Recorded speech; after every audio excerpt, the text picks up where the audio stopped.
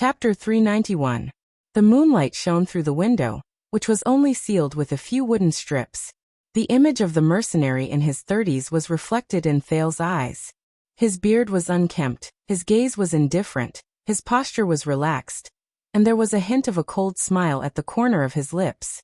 His leather armor was fastened to his upper body, and he did not take it off even when he slept.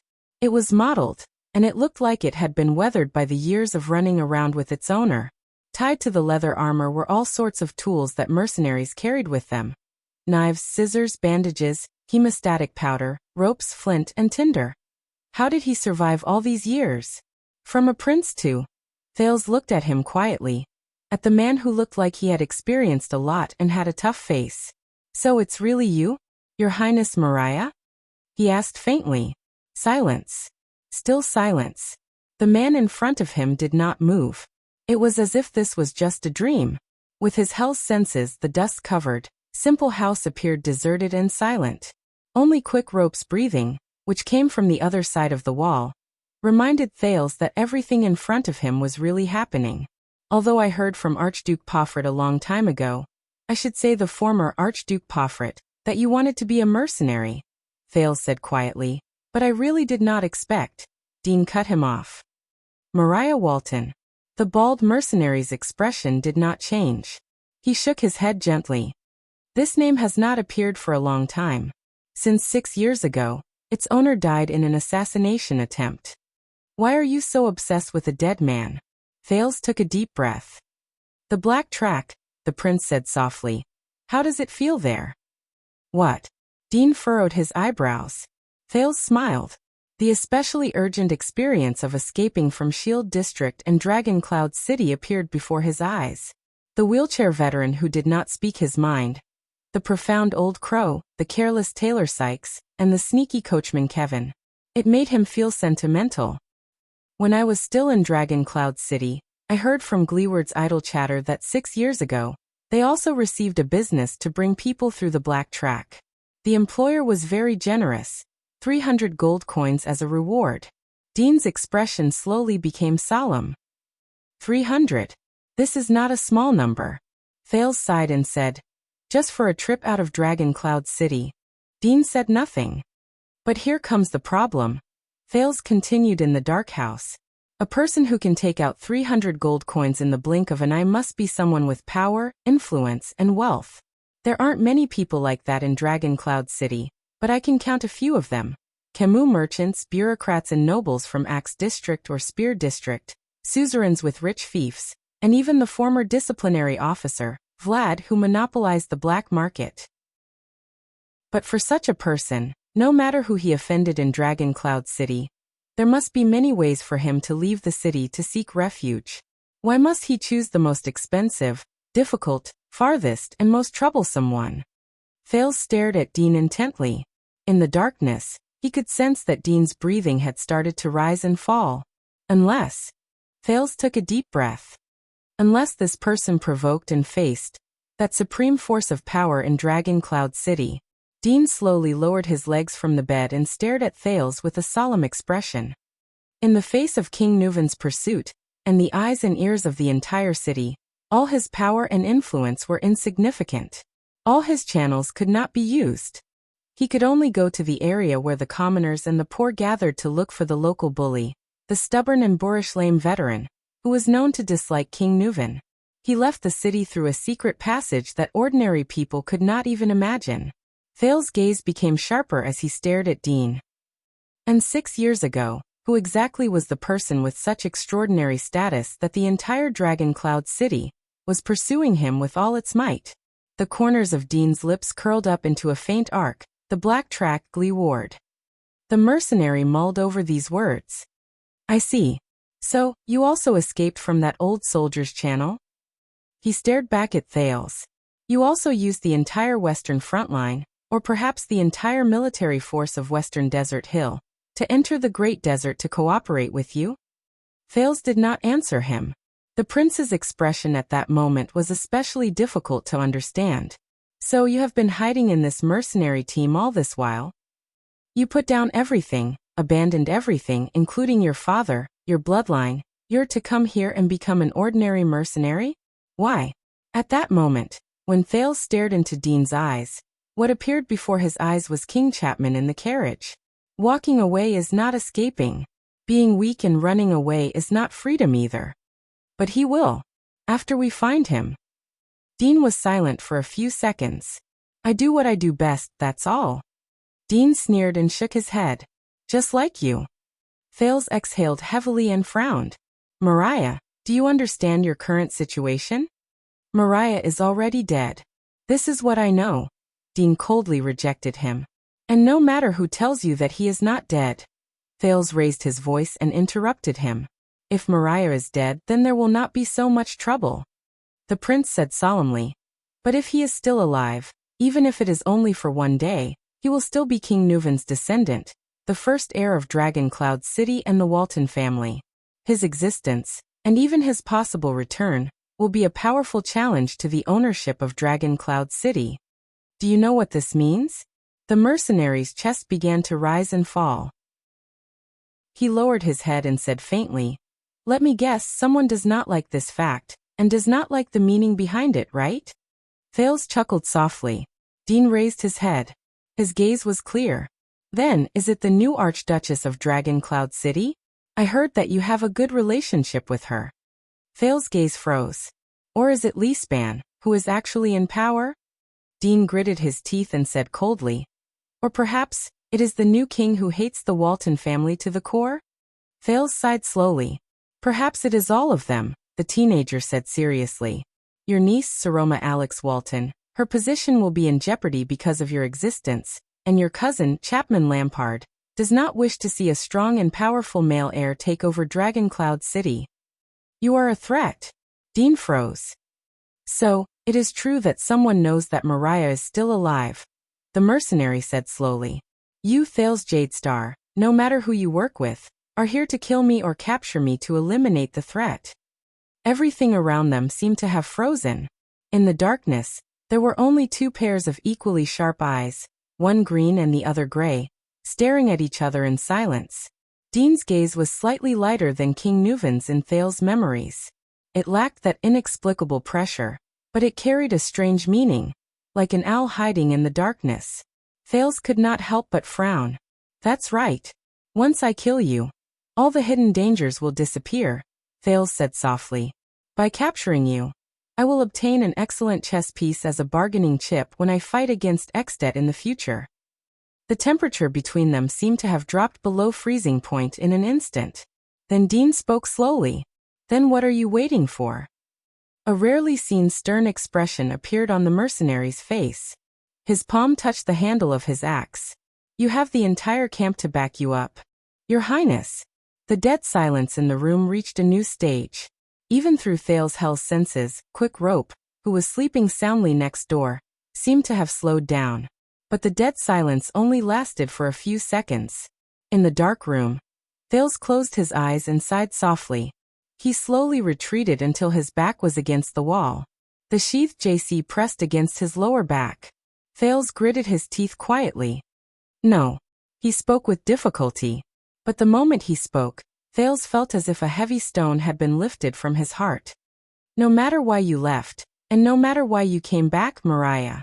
The Prince of Constellation quietly opened his eyes. Go. The bald mercenary, Mariah, was slightly stunned. Go, Mariah. Disappear from our sight, and never come back. Thales said flatly. Mariah stared at him for a long time. His gaze was frozen, and he did not say a word.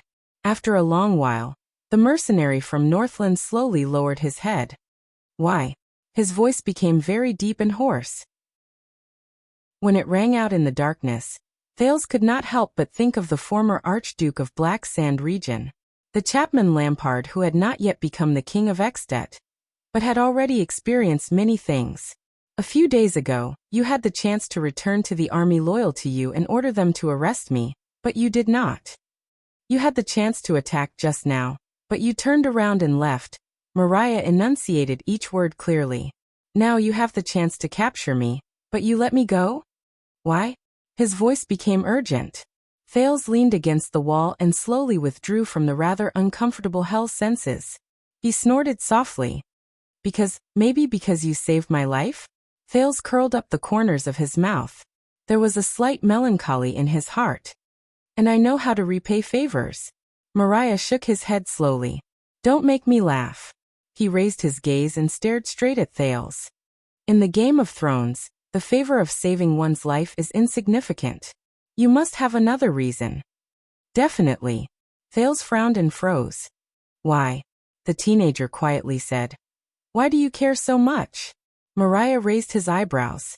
His expression was rather cold under the moonlight. Since you left without a care for anything 6 years ago and abandoned all of Dragoncloud City, Thales continued. Why do you care about my reason 6 years later? Mariah was silent for a while. Left without a care for anything, was it? He smiled a little dazed. Do all those who know that Mariah is still alive think of him like this? It's really sad, Mariah muttered.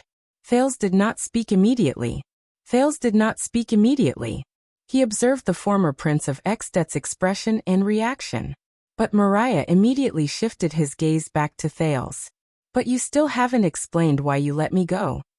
Thales pursed his lips. This man. 6 years ago, I went to Extet because of your death, Mariah. I know everything about you. He sighed softly. I know that you learned martial arts from Nicholas and observed King Nuvan's methods in Heroic Spirit Palace. I know that you were friends with the former Concret Pofrit. I also know that you are tired of political struggles and have dreamed of becoming a mercenary since you were young. Once he said this, Mariah's face was expressionless. But Thales felt inexplicably uneasy. But the arrow was already knocked, and it had to be fired. He suppressed the uneasiness in his heart and continued. I even know that you have a lover of low status, who might be a prostitute. I also know that King Nuvan was extremely dissatisfied with her, and you had a huge fight because of it. Right before you went south as planned. Mariah raised his eyebrows. But I didn't ask you why you abandoned your status as a prince and ran away from home. Thales fixed his gaze on him. Why do you have to ask me why I let you go? I just left, Thales said in a low voice. Isn't it good to live freely outside? Mariah did not speak for a long time. The way he looked at Thales made the latter feel rather uncomfortable. My identity was exposed. Finally, the bald mercenary with an extraordinary background slowly opened his lips and said, And someone knows that Mariah is still alive. So I want to know why you are chasing after me. If you are really that Archduchess friend, then you have no reason to let me go. Unless this is your next trap. His gaze was burning, and he was very vigilant. A hint of uneasiness surged in his heart. Thales frowned and sighed again. The prince who has been wandering alone for 6 years. Because of Lampard. Thales finally made up his mind. He nodded and said, If I kill you, Lampard will have one less problem. He can continue his rule without fear.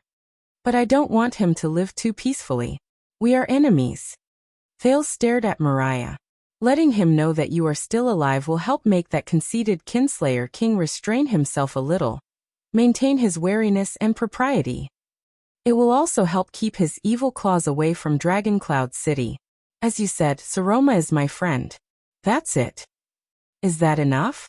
Mariah's gaze changed. He lowered his head. As if he had understood something, he nodded slowly.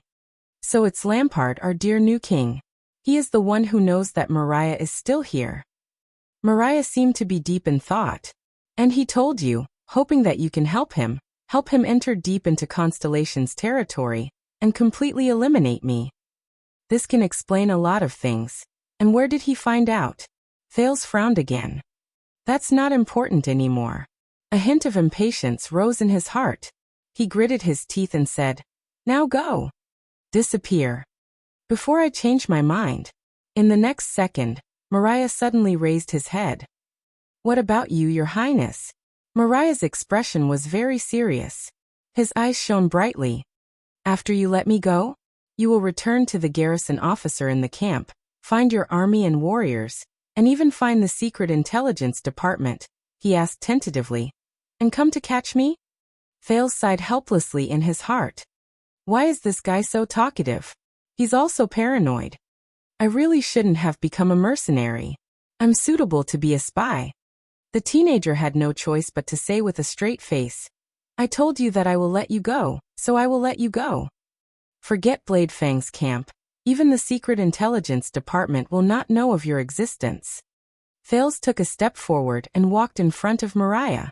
In the most serious tone he said, "And I will keep my promise, Thales Jadestar's promise, the second Prince of Constellation's promise. You are the son of the late King Nuvan, and also a Northlander. You know how much weight these words carry to us." Mariah stared at him for a long time. He shook his head and said slowly, "So you will still go to them and return to Constellation's embrace?"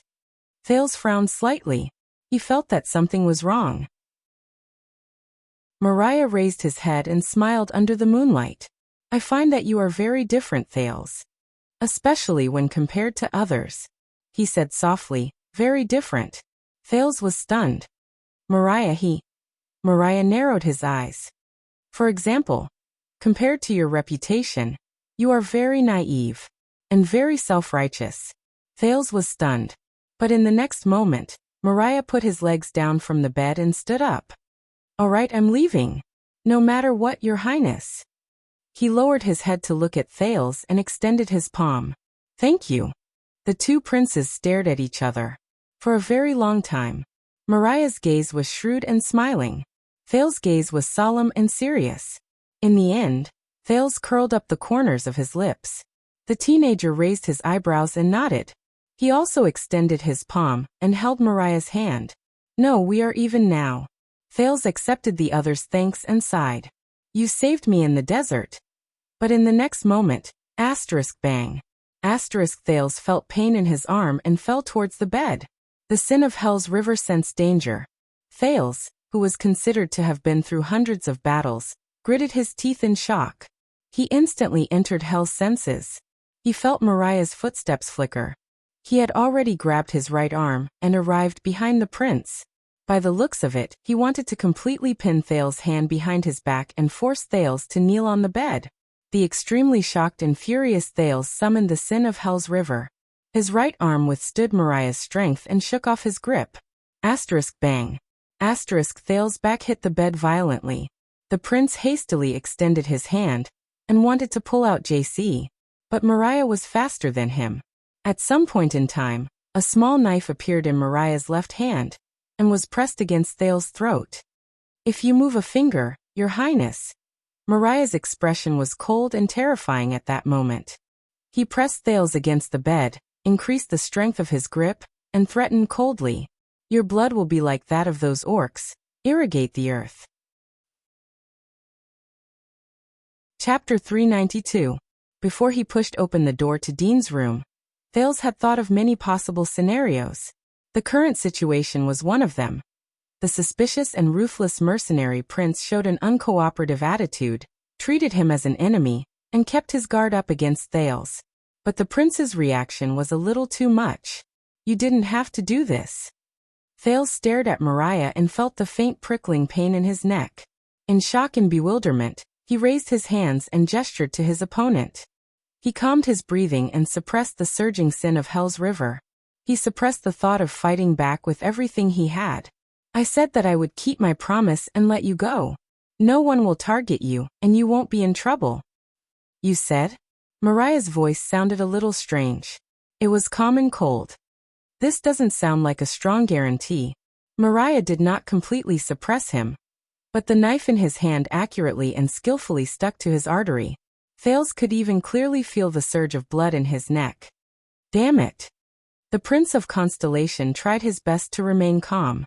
The luggage on his back was pushed against the bed, and it hurt his back. But the former Prince of Extet's paranoia and vigilance made him extremely uneasy. It was as if Mariah had changed into another person. It was as if the former mercenary Dean, who had a cheerful smile and an easygoing personality, had died, and the one who came back to life in him was another cold-blooded and cruel person. Thales even felt a little regretful. Perhaps he should have gone to the army in the first place. Even if he did not have to deal with those annoying officers in the Great Desert, he could at least go to the Constellation Army in the camp, and then come here safely to face Mariah, who might be there. But Thales shook his head in his heart, and chased this thought out of his mind. "No, I can't." What other guarantee do you want, Mariah? My life? If I really wanted to deal with you, whether it was in the great desert or now, I could have gone to my army, with them as my trump card. I could have killed you or let you go with a single word. Thales tried to figure out Mariah's mentality and thoughts. But I didn't, and the reason I did it. Thales gulped, and his neck felt a prickling pain. No matter how I deal with you, Mariah, once I use the army and the power of the kingdom, your identity can no longer be kept a secret. The Prince of Constellation took a deep breath and tried his best to pull his neck back. No matter what I say, even if I give an explicit order to let you go, the Secret Intelligence Department or other people with ulterior motives will notice this mercenary that the prince has his eyes on. They will thoroughly investigate his background, his details, and his secrets until the truth comes to light. Mariah continued to stare at him. His eyes reflected the thin moonlight and shone with a cold light. From his expression, Thales saw a hint of coldness and ridicule. The feeling of unease grew. If the Secret Intelligence Department finds out about your identity, the first heir to Dragon Cloud City who should have died. Thales gritted his teeth. They won't let you go.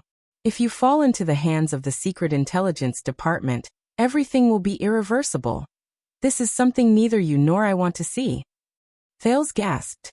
He remembered things that were even deeper and further away. If Mariah fell into the hands of the Secret Intelligence Department, that girl in Dragon Cloud City, then it would only be a matter of time before her identity, her bloodline, and the truth of that night were exposed to the Black Prophet. Thales thought bitterly. At that time, her fate might be 100 times worse than being threatened and controlled by King Chapman. At least Chapman still cared about the legitimacy of his throne and more or less protected the Archduchess' fragile status. As the head of the Secret Intelligence Department, Murat Hansen was not Thales. The old man in black with the cane did not have much of a relationship with the Archduchess. As the creator of Dragon's Blood, the Black Prophet would never care if the poor girl was chopped into pieces or beheaded as long as there was profit to be made. That girl. The girl in the library.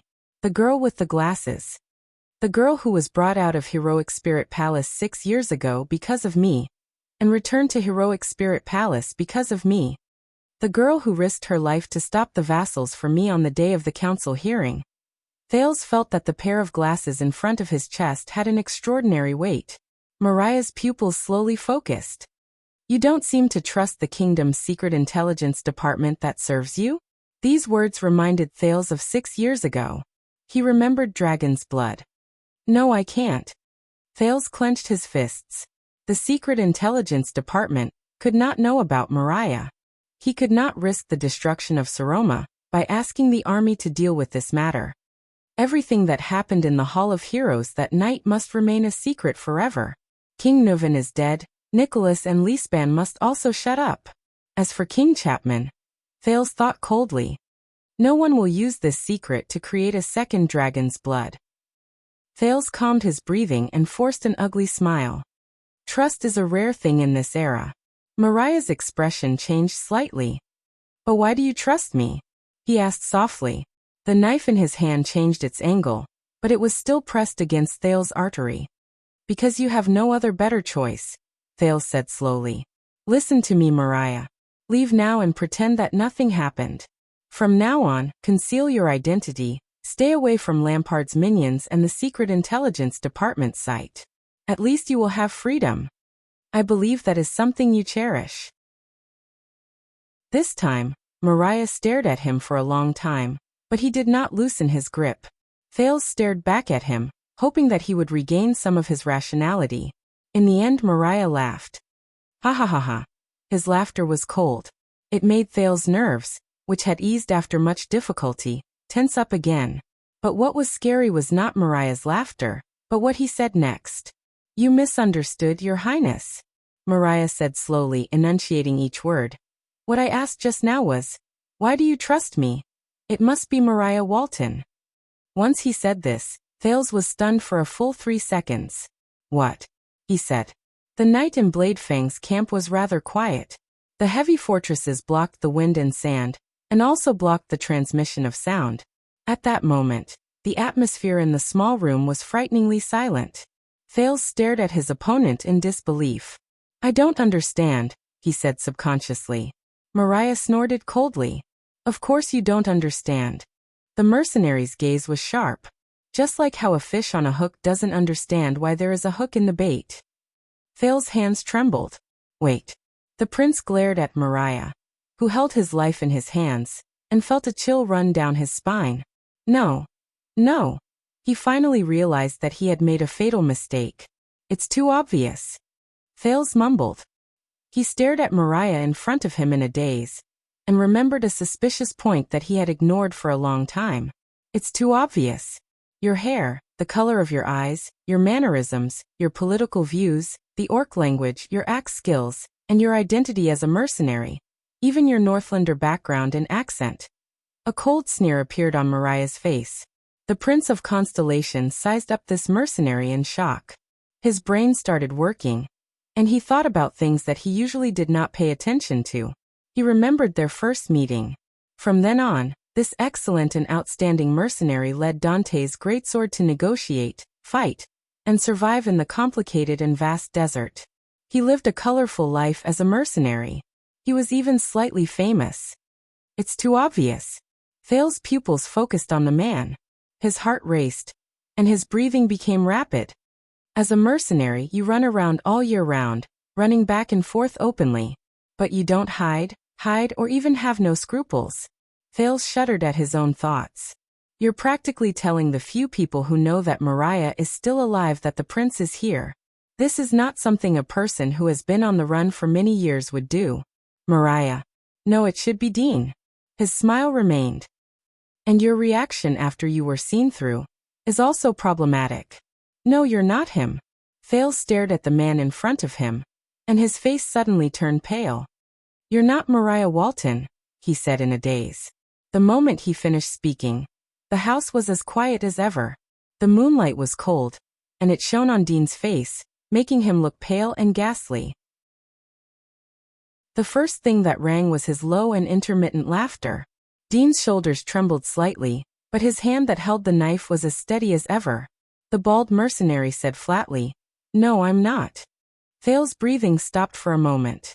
I just didn't expect you to be so interested in Mariah. Dean held the knife in his left hand steadily and said softly, In the original plan, I would have had to spend some effort and pay a price to get you out of the heavily guarded army. Thales took a deep breath. He did not even care that his neck might be in danger if he made too big of a movement. He could no longer care that much. At this moment, his heart was already filled with shock and regret. Why? Thales' chest heaved. Who are you? Dean shook his head and sighed softly. He lowered his body and drew close to Thales' face. He used the knife to suppress the possibility of his target resisting. At first, when I was sent to carry out this mission, I was full of confidence. Only the most talented and capable person can obtain the honor of going deep into the enemy's territory and come into contact with the deepest and most unpleasant secrets. To find the prince who should have been dead for a long time. Thales was stunned. Carry out the mission. Go deep into the enemy's territory. To find the prince who should have been dead for a long time? He is. But as time passed, the search was fruitless day after day. Year after year, there was still no news. Dean's voice was exceptionally cold. It was as if Mariah had vanished from the face of the earth. Whether it was the three kingdoms of the Mystery Sea, Bramble Land, Dragon-Kissed Land, Kemu Union, or the Great Desert, I searched all the places where mercenaries could be found, but I could not find any trace of him. I used every method possible to figure out his psychology, behavior, and goals from all the known information. There was deep hatred in Dean's words. For countless days and nights, I lurked in places filled with spies from the Secret Intelligence Department and Constellation's forces. I carefully hid myself and racked my brains to find Mariah. Nothing. Dean gritted his teeth. There were no clues at all. I was in despair. Thales' breathing trembled. With the sin of Hell's River, the prince forced himself to calm down and reconsider his current situation. So, Thales furrowed his brows tightly. So you just... Dean looked at the incredulous Thales with a smile on his face, as if he was enjoying the pleasure of this moment. So, when I was at my wit's end, I turned myself into Mariah. The mercenary gritted his teeth. I imitated his appearance, copied his words and actions, learned his mannerisms, and even his thoughts and personality. A prince? A Northlander? Learned the orc language? A student of the Star Killer? A mercenary? A whore who liked the lower classes.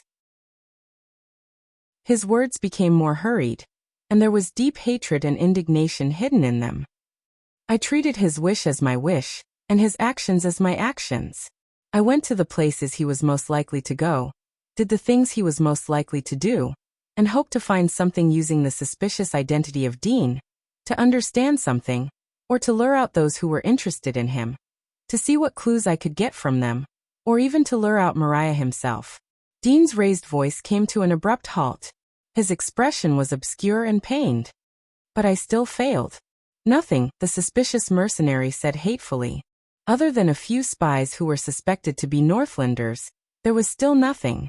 During these 5 years, I was like a headless fly, a blind cheetah and a stiff sand snake. I struggled in pain and hopelessness in all the places where Mariah might appear. Meng Chao said in a low voice.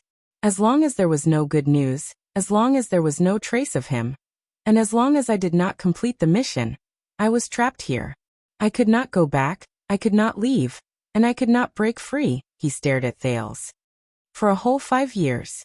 Do you understand? Thales slowly calmed down. So everything is clear now. The person in front of me is.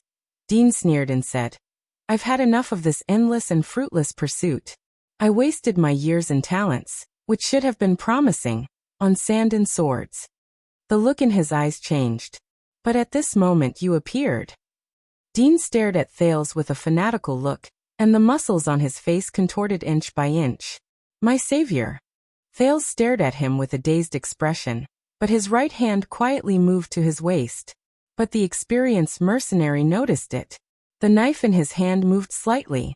Thales had to raise his head to prevent it from cutting into his artery. At the same time, he sighed and lowered his right hand. So you've been eyeing me since the moment we met, the prince said in annoyance. He only snorted coldly and shook his head. At first, I wasn't sure who you were, especially when we first met Constellation's army. You never revealed your identity. Even after we arrived at Bladefang's camp, you didn't show any signs of wanting to look for reinforcements. This made me even more suspicious. Maybe you're not who I think you are? Dean did not care about Thales' petty tricks. I had no choice but to suppress the urge to attack time and time again. My probing had to be done at the right time. I was hiding here, isolated and without help. If I was the slightest bit careless, I would be doomed eternally and drowned in the Secret Intelligence Department and Constellation's army, who would come after hearing the news. Until tonight. The house was still quiet, but the atmosphere was completely different. The cold-faced man suppressed Thales, turning the first night the mercenaries returned home into a night full of conspiracies and dangerous conflicts. You are a spy, a scout, a secret agent, or something else, Thales said indignantly. You are not here for me. Dean raised his eyebrows. No. He shook his head, feeling rather satisfied. Escaped Thales, you are a pleasant surprise. Perhaps you are not my first target, and you are not the mission I have been hiding here for, but there is no doubt that you are a ticket. You are my special permit to jump out of this bottomless quagmire. Thales closed his eyes and exhaled in pain. Haha, now it seems that King Chapman and you both know about Mariah. He will not be satisfied, Dean said in a low voice. But I caught you. At least this makes sense. I can finally leave this place. Thales thought of something. Wait. He opened his eyes and with the knife on his neck, he spoke with difficulty. Her? Thales asked in surprise. Did you say her? Yes, my dear Prince Thales. Dean nodded slightly, and a cold smile appeared at the corners of his lips.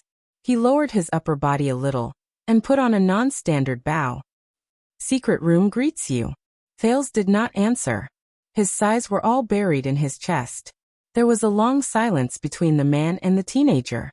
After a long while Thales exhaled. What do you plan to do? Knock me out and take me away? Where do you want to go? Don't forget that this is Bladefang's camp. Are you going to take me west and north to the desert filled with Constellation's army? Or are you going east and south to enter Constellation's territory? Dean shook his head. The situation here is indeed not good, but there will always be a way. Thales snickered. So not only are you not Mariah, but you are also a spy sent to search for Mariah. He frowned slightly. But my dear Dean, do you really think that I would be so stupid as to risk my life and come at night to confront you without any confidence? Dean's smile froze. Have you not thought about it carefully? Thales said softly. How did we meet? Dean was slightly stunned. But at this moment, something unexpected interrupted the confrontation between the two of them. Asterisk thud. Asterisk there was a soft sound.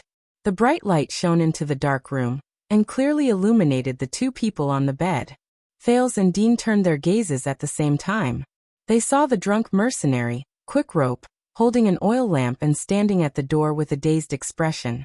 He was still in the position of pushing the door open. Both of them were stunned. Quickrope yawned loudly. His eyes were still drowsy. I'm sorry, Dean. I didn't want to wake you up. I just wanted to take a dump in the middle of the night, and came to get something to wipe my butt. Quickrope mumbled. Those bottles of alcohol are killing me. A second later he saw Thales, who was suppressed by Dean on the bed, and he was instantly dumbfounded. His mouth was even bigger than an egg. Under the duo's incredulous gazes, Quickrope quickly covered his eyes. He stuttered and said in a panicked tone, Don't worry, I didn't see anything. I mean, you can continue. I swear I won't say anything to Louisa. Quickrope covered his eyes tightly and stepped into the room carefully, as if he was afraid of disturbing something. He touched a broken cabinet beside the bed. So where did you put the things? The two people who were in a tense confrontation on the bed finally reacted. They fought to speak. Quickrope, it's not what you see. Dean frowned as he pressed Quickrope down. Why is very suspicious. I suspect he might be. No, Quickrope, I'm Prince Thales, he's a Northland spy. Thales, who was pressed under Quickrope, said with great difficulty, Hurry up and find the camps. Dean exerted a little force on the knife in his hand, and Thales' words were stuck in his throat. Quickrope covered his eyes and moved slowly to the cabinet. Wow, role-playing? Interrogating the prince? The mercenary smiled awkwardly. You guys sure have a lot of tricks. Chapter 393. Asterisk crackle.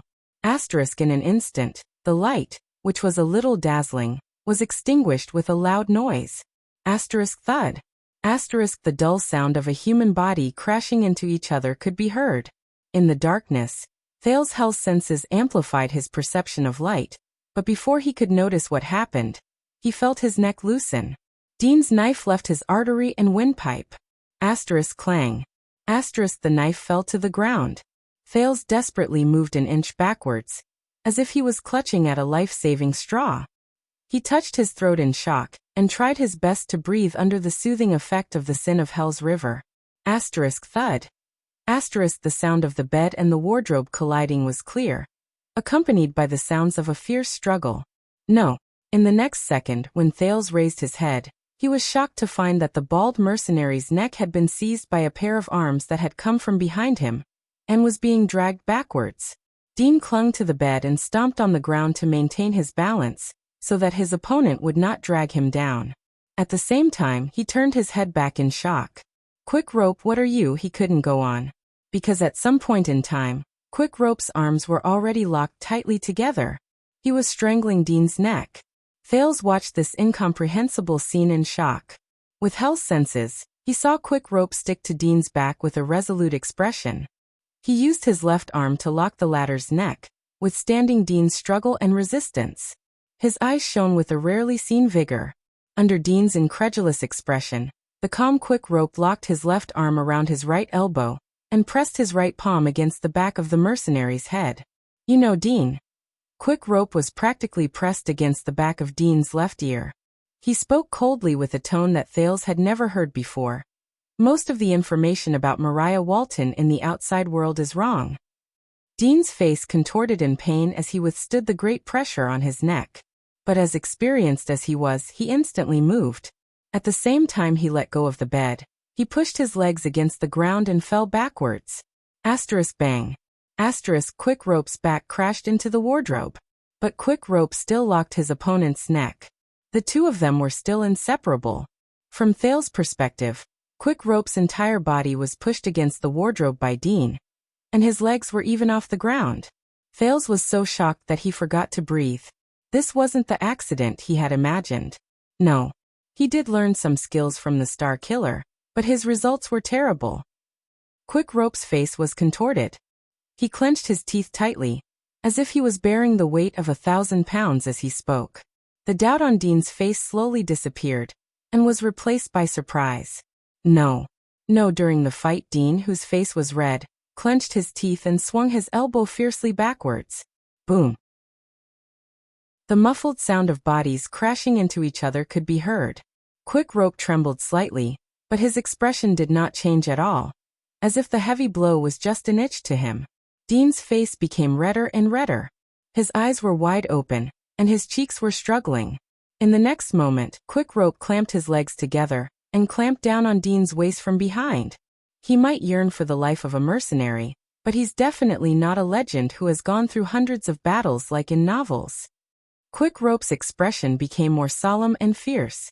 His arms, which were locked around Dean's neck, trembled slightly. They were like taut bowstrings, and he could vaguely see the great strength in them. Thales watched the scene in disbelief. He had long since held JC's dagger in his hand, but the two people who were fighting against each other and his chaotic thoughts made it difficult for him to make a decision. The tip of the dagger kept swaying between the two people who were swaying violently. He might have received a lot of education, but his orc language is terrible, and he doesn't know how to scheme. Quick Rope still clenched his teeth and locked Dean's head and neck. His right palm moved forward, and his left arm moved backward. As he pushed and pulled, he maintained a strong pressure on the mercenary's neck. On the other side, the bald mercenary's struggles became weaker and weaker. His elbows struck and scratched backwards in vain. They rubbed and collided violently between the wardrobe and the human body. His legs exerted force a few times, and he slammed the enemy on his back against the wardrobe. But these methods did not affect Quick Rope's resolute gaze and his killing moves. A few seconds passed. The anger and hatred in Dean's eyes gradually disappeared, and were replaced by fear. And Quick Rope did not let go. He did not. His expression was still firm, and he held on to his opponent's vitals. It was as if he was holding on to a lover who would never let go. It was as if he was holding on to the end of the world. And her, the woman he likes. Quick Rope lowered his head and said laboriously. His tone was filled with pain. As if he had realized something, Dean raised his head in fear at the last moment and looked at Thales, who held the dagger in front of him. At the same time, Quick Rope also raised his eyes and looked at the Prince of Constellation. Thales was under the gaze of two pairs of eyes. One of them was filled with incomprehensible regret, and the other was filled with grief, apathy, and determination. Finally, after a fierce struggle, a terrifying, muffled sound spread in the room. Crack. Dean's expression froze at that moment. His hands fell limply to his sides, and his legs slowly went limp. With Quick Rope on his back, he slowly slid down from the wardrobe. The victor had been decided. For a time, there were only two breaths left in the room. One was cautious, and the other had just survived a disaster. That woman. Quick Rope lowered his head and hid his expression in the shadows. She's not a whore.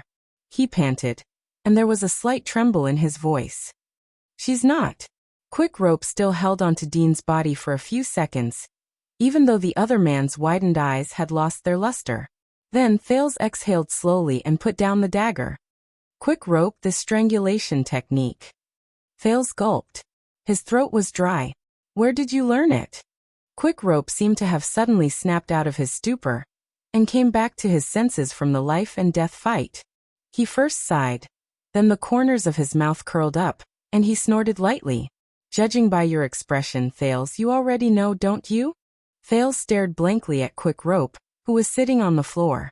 He watched as he slowly let go of his arms and legs, and broke free from Dean, who was no longer breathing. A shocking answer rose in his heart. No. War is the art of deceiving the enemy. Thales mumbled to himself. Not long ago, at the southern border of Ekstedt, at the land of barren rocks in the city of faraway prayers, he saw a rare, exciting, and unforgettable thrilling battle. The Star Killer against the Raven of Death. At that time, in the darkness, Quick Rope forced out a soundless laugh. What you used just now was the inextinguishable Flame Terren's favorite strangulation technique. Thales stared in disbelief at Quick Rope, who was slowly getting up. He watched as he swayed and held onto the cabinet. It was only used by the White Blade Guards of Dragon Cloud City during King Nuven's era. Inheritance. Thales tightened his grip on the dagger in his hand. His gaze was locked on Quick Rope's body, the cheerful, happy, greedy new mercenary who never forgot to promote his small business. Thales' tone was bitter. In the next moment, Quick Rope stretched his limbs and took a few deep breaths, as if he had been freed from the tense and sorrowful state of the battle just now. It's time to reintroduce myself, Thales. With the bright smile he wore when they first met in the Great Desert, he extended his right hand to Thales. The Prince of Constellation looked at the other man's palm hesitantly, and took a step back. With indescribable emotions, Thales sized up the person in front of him. This young man, who looked to be less than 30 years old, had freckles all over his face, red hair, and a Camian accent. Regardless of his appearance, behavior, or any other angle, he first awkwardly retracted his palm and wiped it on his body as if he was trying to dispel his mockery. Then he smiled and said, "Maria Bertram Nuven Walton, also known as Quick Rope." At that moment, absolute silence ruled the room. Dean lay quietly on the floor. Quick Rope smiled without saying a word. Thales froze on the spot. For a few seconds, only the moonlight cared about this small world. Thales stared at the man in front of him in a daze. This was the first man he saw after he woke up in the Great Desert. Quick Rope, Maria, and Dean from the secret room. How could this be? The doubts and puzzlement in his heart did not diminish. In fact, they became even more conflicted, mixed together, and chaotic. "You know," Quick Rope snorted softly and poked the body on the floor. "When I was helping an unscrupulous owner of an aphrodisiac run his wares, I heard him say that there was a group of powerful mercenaries around the 3 kingdoms of the Mystery Sea. One of them was quite knowledgeable and had unique skills. By the looks of it, he might be a Northlander of noble birth." Quick Rope shrugged and looked at Dean's lifeless eyes. He sighed softly with a subtle emotion. To a certain extent, his strategy was right. It's just that he suffered a loss in information. There was still silence. In the next second, Quick Rope patted his butt and stepped over Dean's body. His smile was bright and cheerful, as if he was not the one who ruthlessly killed Thales just now and mourned in silence. In the face of the acquaintance who had just helped him out of trouble, Thales vigilantly took a step back. His gaze swept past Dean on the floor. "By the way, I'm going to take a dump." With the help of the moonlight, Quick Rope turned around and took out a roll of rough hemp rope and leaf paper from the cabinet. His smile remained, as if he did not care about Thales' reaction. He happily handed over a roll of hemp rope. "Don't worry, you don't have to queue up. There are 2 pits." But Thales stared at him with a complicated expression. He did not speak. JC was still in his hands. No one knew how the Prince of Constellation felt at that moment. In the silence, Quick Rope seemed to have finally realized the atmosphere in front of him. He sheepishly took back the hemp rope.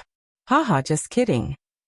Quick Rope exhaled and stuffed the hemp rope and leaf paper back into the cabinet in resignation. He raised the low-quality oil lamp, which had been extinguished for a long time. "Smile, Thales, smile." In the suffocating silence, the Prince of Constellation finally retracted his gaze and spoke with great difficulty. "Why?" Thales felt as if he could hear the friction in his throat due to dryness. "Why?" But Quick Rope interrupted him. He still laughed cheerfully and simply, as if he could solve all the problems he encountered. "Why? Because he, Quick Rope, the real former Prince of Ekstedt, King Nuven's son Maria Walton, flashed his white teeth at Thales, who was immersed in an inexplicable emotion. "Because life is heavy enough, Thales. Thales, especially for you and me." Quick Rope wore a bright smile that made people think. You have to smile. Only then can you make it lighter. Chapter 394. Don't worry, the others in the team won't be back tonight because of various things. Quick Rope lay on the bed casually and swung his wrist, which was sore from the intense fight just now. If I had to guess, Dean deliberately lured them away, and his target was you. A broken animal oil lamp illuminated the mercenary's hut. Dean's body had long been covered with a rough cloth, and he lay quietly on the ground. Thales sat cross-legged on the ground, leaning against the corner of the wall. He watched Quick Rope, who was lying comfortably on the bed, warily. After a long while, Thales, who had finally sorted out his thoughts, spoke softly. "What's going on? Why are you here? What's going on?" Quick Rope put his hands behind his head and stared at the mottled ceiling. "It's what you see. I always thought that aside from some old people in Dragon Cloud City, no one would know that I'm still alive." Quick Rope gestured at the body covered with the rough cloth with his chin. "Until this guy appeared." His tone was still relaxed, as if he was on a sunny day without any haze. "The secret room is always pervasive, right? My father and Soria don't like Madame Calshon, so I kept my distance from her." Thales glanced at Dean on the ground. He subconsciously clenched his fists. "I don't understand." He turned to Quick Rope and asked the biggest question he had. "Your hair color, your Camian accent, and your age." Quick Rope snickered. "Did you know that Camu Union is a magical place? There are all kinds of cities, all kinds of races, and all kinds of strange customs." The former prince sighed. "And on the sea route they opened, the Sante archipelago in the southwest of the peninsula produces a magical dye. The local tribes use it to dye their hair, and even apply makeup, and it won't fade for a month. I only need to worry about the roots of my hair." Thales watched as Quick Rope ran his fingers through his red hair and frowned. "As for the accent and age, perhaps you haven't noticed it yourself, Prince of Constellation." Quick Rope turned his head sideways and smiled at Thales. "But to me, you've been in the north for 6 years, and now you have a Northland accent, and you don't look like a simple 14-year-old boy." He arched his shoulders. Thales lowered his head in silence. "Are they all fake?" the Prince of Constellation asked in a bad mood. Since the beginning of the Great Desert, the Quick Rope who told jokes, the Quick Rope who fooled around with the others, the Quick Rope who fought for the rights of his dead companions, and even the Quick Rope who couldn't write. "You've been acting all along?" Quick Rope's expression became gloomy. "No," he said expressionlessly, resting his head on his hands. "It's not all fake. You know, when a pampered and disheartened prince walks out of the castle, the first thing he discovers is that the outside world is not as beautiful as he thought." The poor quality light slowly dimmed, and the room became dark again. Thales did not move. As a result, on the first afternoon that stupid prince arrived in Camu Union, the city of 1,000 sails, Valir Gang, he was cheated out of what little savings he had left. By the way, the 300 gold coins to cross the Black Track was ridiculously expensive. He had no choice but to sell himself to a long-distance ship to embark on a maiden voyage that he had never dreamed of, opening an unprecedented chapter in his life. Quick Rope said in a daze. In these 6 years he abandoned a lot, but he also learned a lot. When he said this, Quick Rope snorted softly.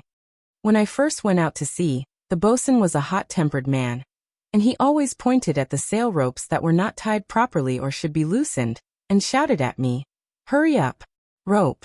His tone was filled with emotion. "Just like that, I got the first nickname in my life." Thales still leaned against the corner of the wall with a solemn expression. Then, Quick Rope's next sentence traveled into his ears with a slightly downcast tone. "And not some bullsh asterisk T-born king." Thales furrowed his brows. He suddenly thought of King Nuvan, but he realized that no matter what, it was difficult to connect him with the optimistic and open-minded Quick Rope, who was strangely complicated. "What kind of nickname will you get, Thales? Have you thought about it?" Quick Rope suddenly asked with great interest. "King of adventurers? King of hostages?" Thales snapped out of his daze and sighed softly. "Mariah. Ah, I got it." In the darkness, Quick Rope's voice rose and fell slightly, and there was a hint of smugness in it. "King of misfortune."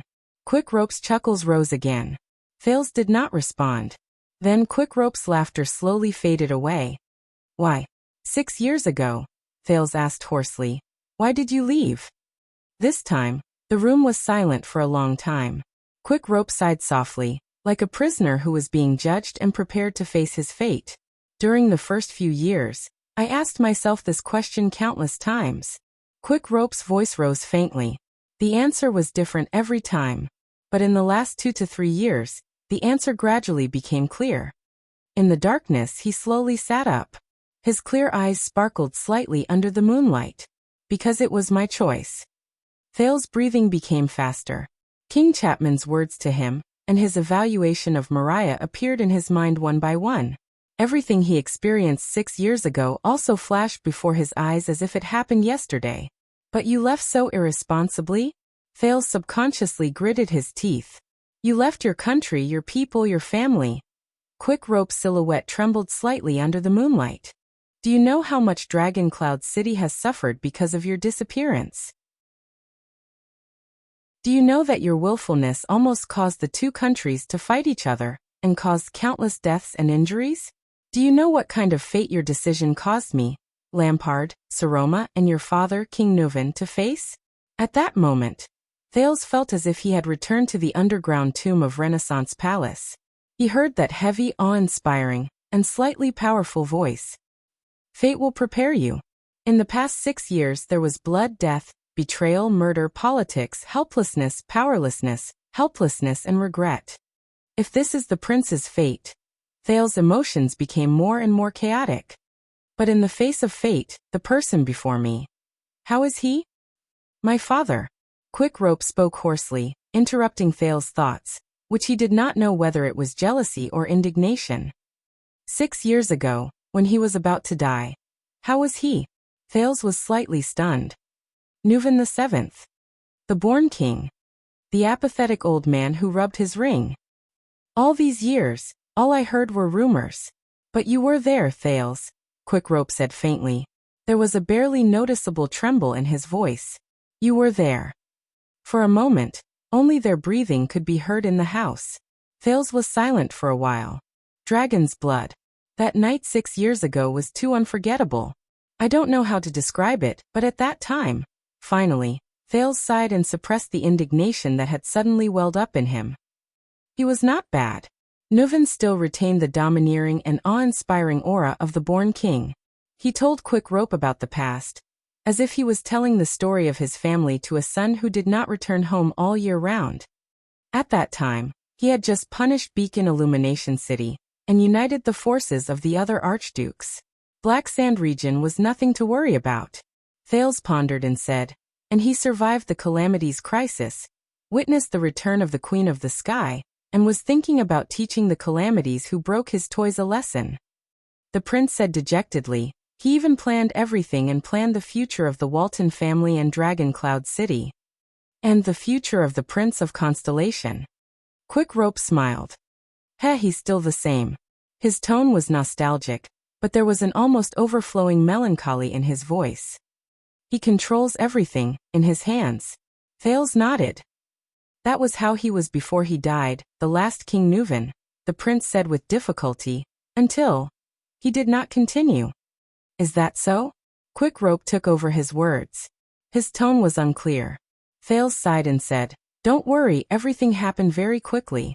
In an instant, he passed away without feeling any pain. There were 2 seconds of silence. Is that so? Quick Rope leaned against the wall and hugged his knees tightly. What about Dragon Cloud City? Thale's breathing froze for a moment. Really? The prince asked with faint resentment. You're asking me?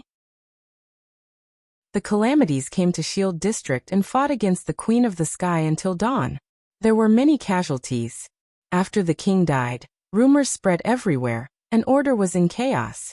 The army of Black Sand region entered the city at night, and met with Lisbon soldiers.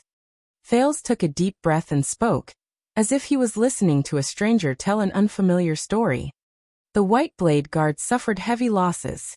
Nicholas led the last of his men and fought back desperately. Thales' tone became more and more anxious. Lampard occupied Heroic Spirit Palace for a time. The 5 archdukes held each other's future and lives in the Hall of Heroes. Their hands were on the hilts of their swords, and it was a battle of life and death. Archduke Rockne and Archduke Alcius even drew their weapons and planned to fight to the death against Lampard. Caslin Merk. Countless people died in that damned tug-of-war. With every word he said, Quick Rope's shadow trembled. In the end, Alex Walton inherited the throne with great difficulty under heavy pressure and under their malicious gazes. In the end, Thales widened his eyes and stared at the figure on the bed. Under countless hateful gazes, Chapman Lampard wore a blood-stained crown, stepped on countless corpses, and was crowned king. He was Chapman the First. Quick Rope exhaled heavily.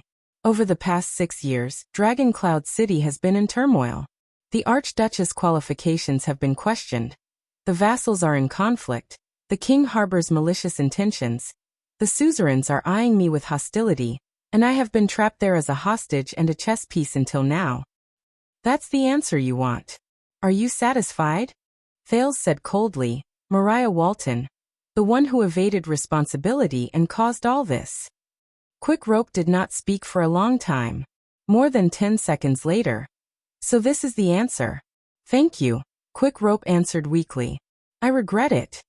Thales frowned. You regret it? The Prince of Constellation sneered. That's your kingdom, your city, your hometown. And you regret it?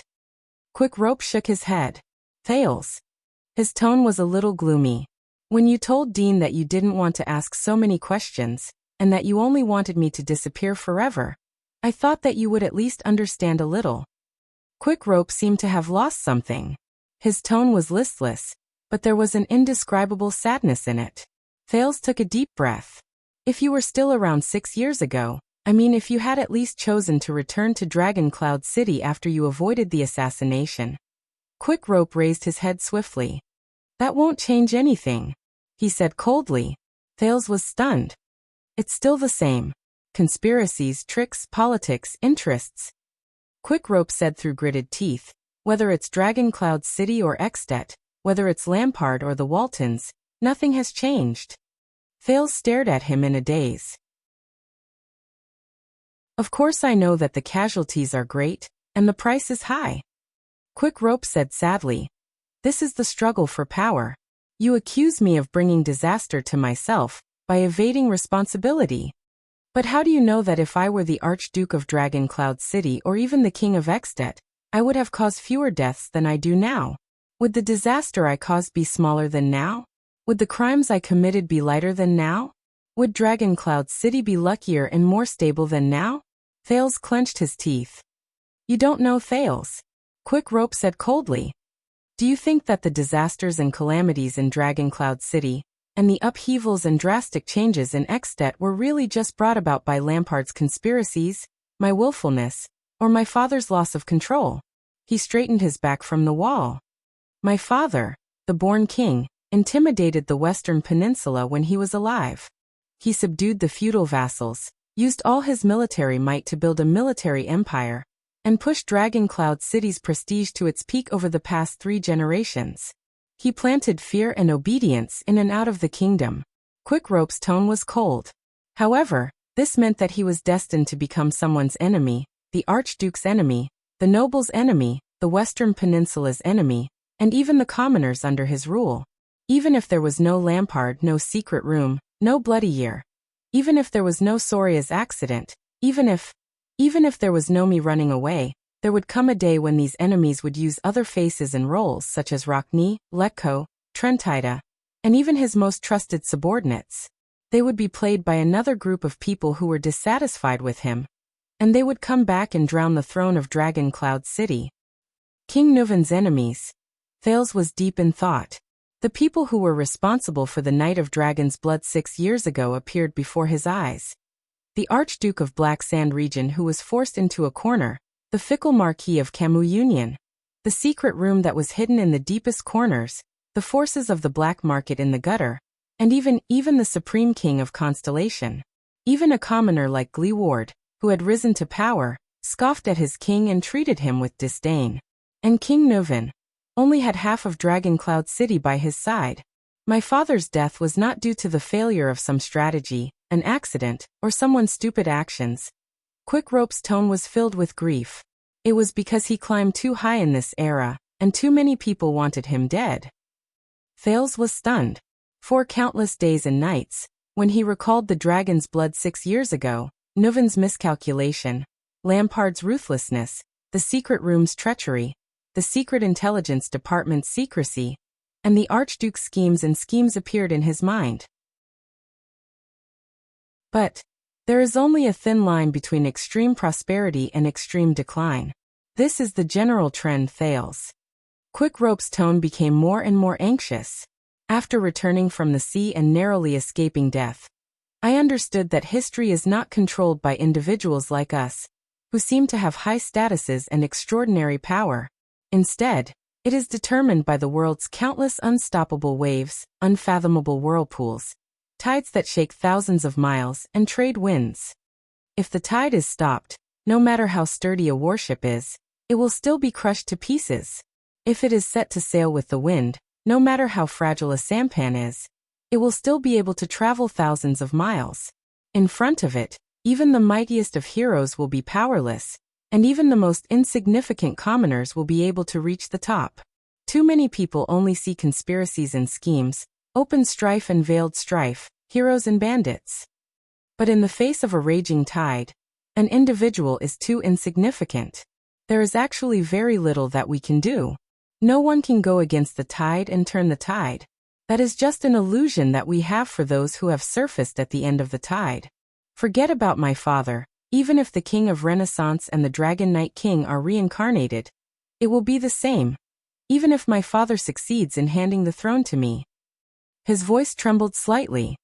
I can see it very clearly. No matter who sits on the throne, Dragoncloud City is destined to decline after reaching its peak. No matter who leads the kingdom of the Great Dragon, Exdet will also have its ups and downs.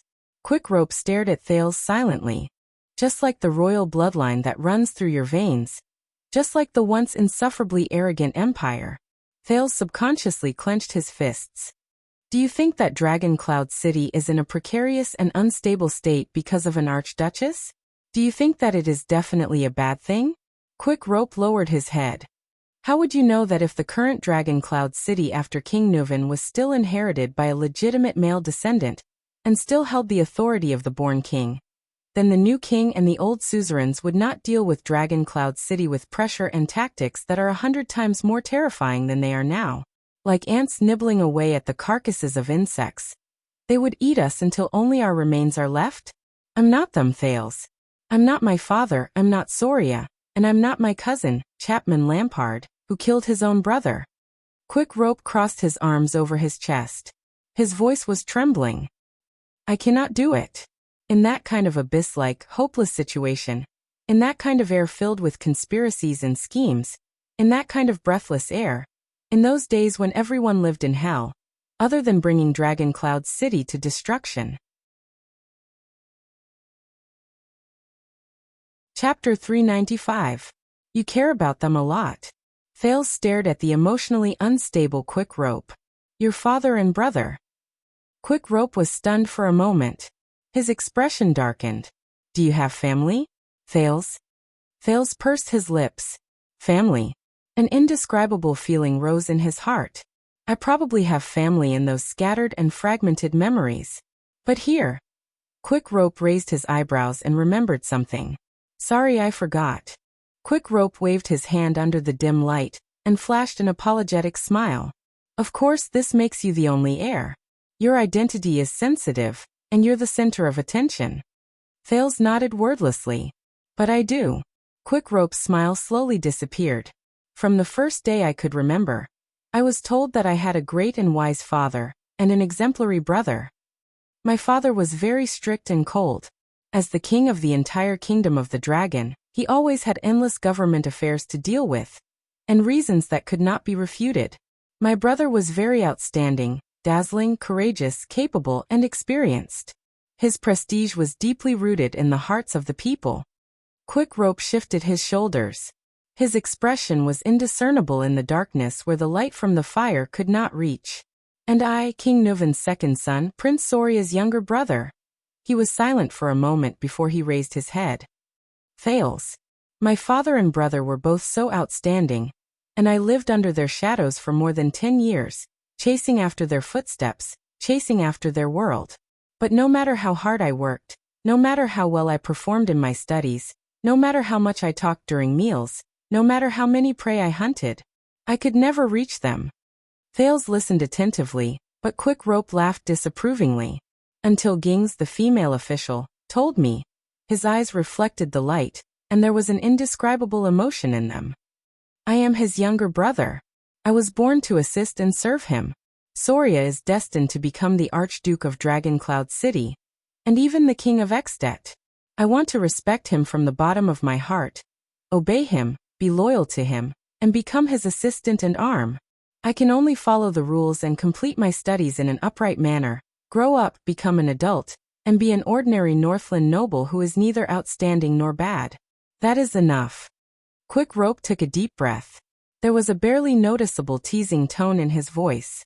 After I become an adult, as the younger brother of the future king, I will have my own small piece of land. I will be given the title of a baron, or even a viscount. I will have my own family name and my own family. I will bask in the glory of the dragon spear branch.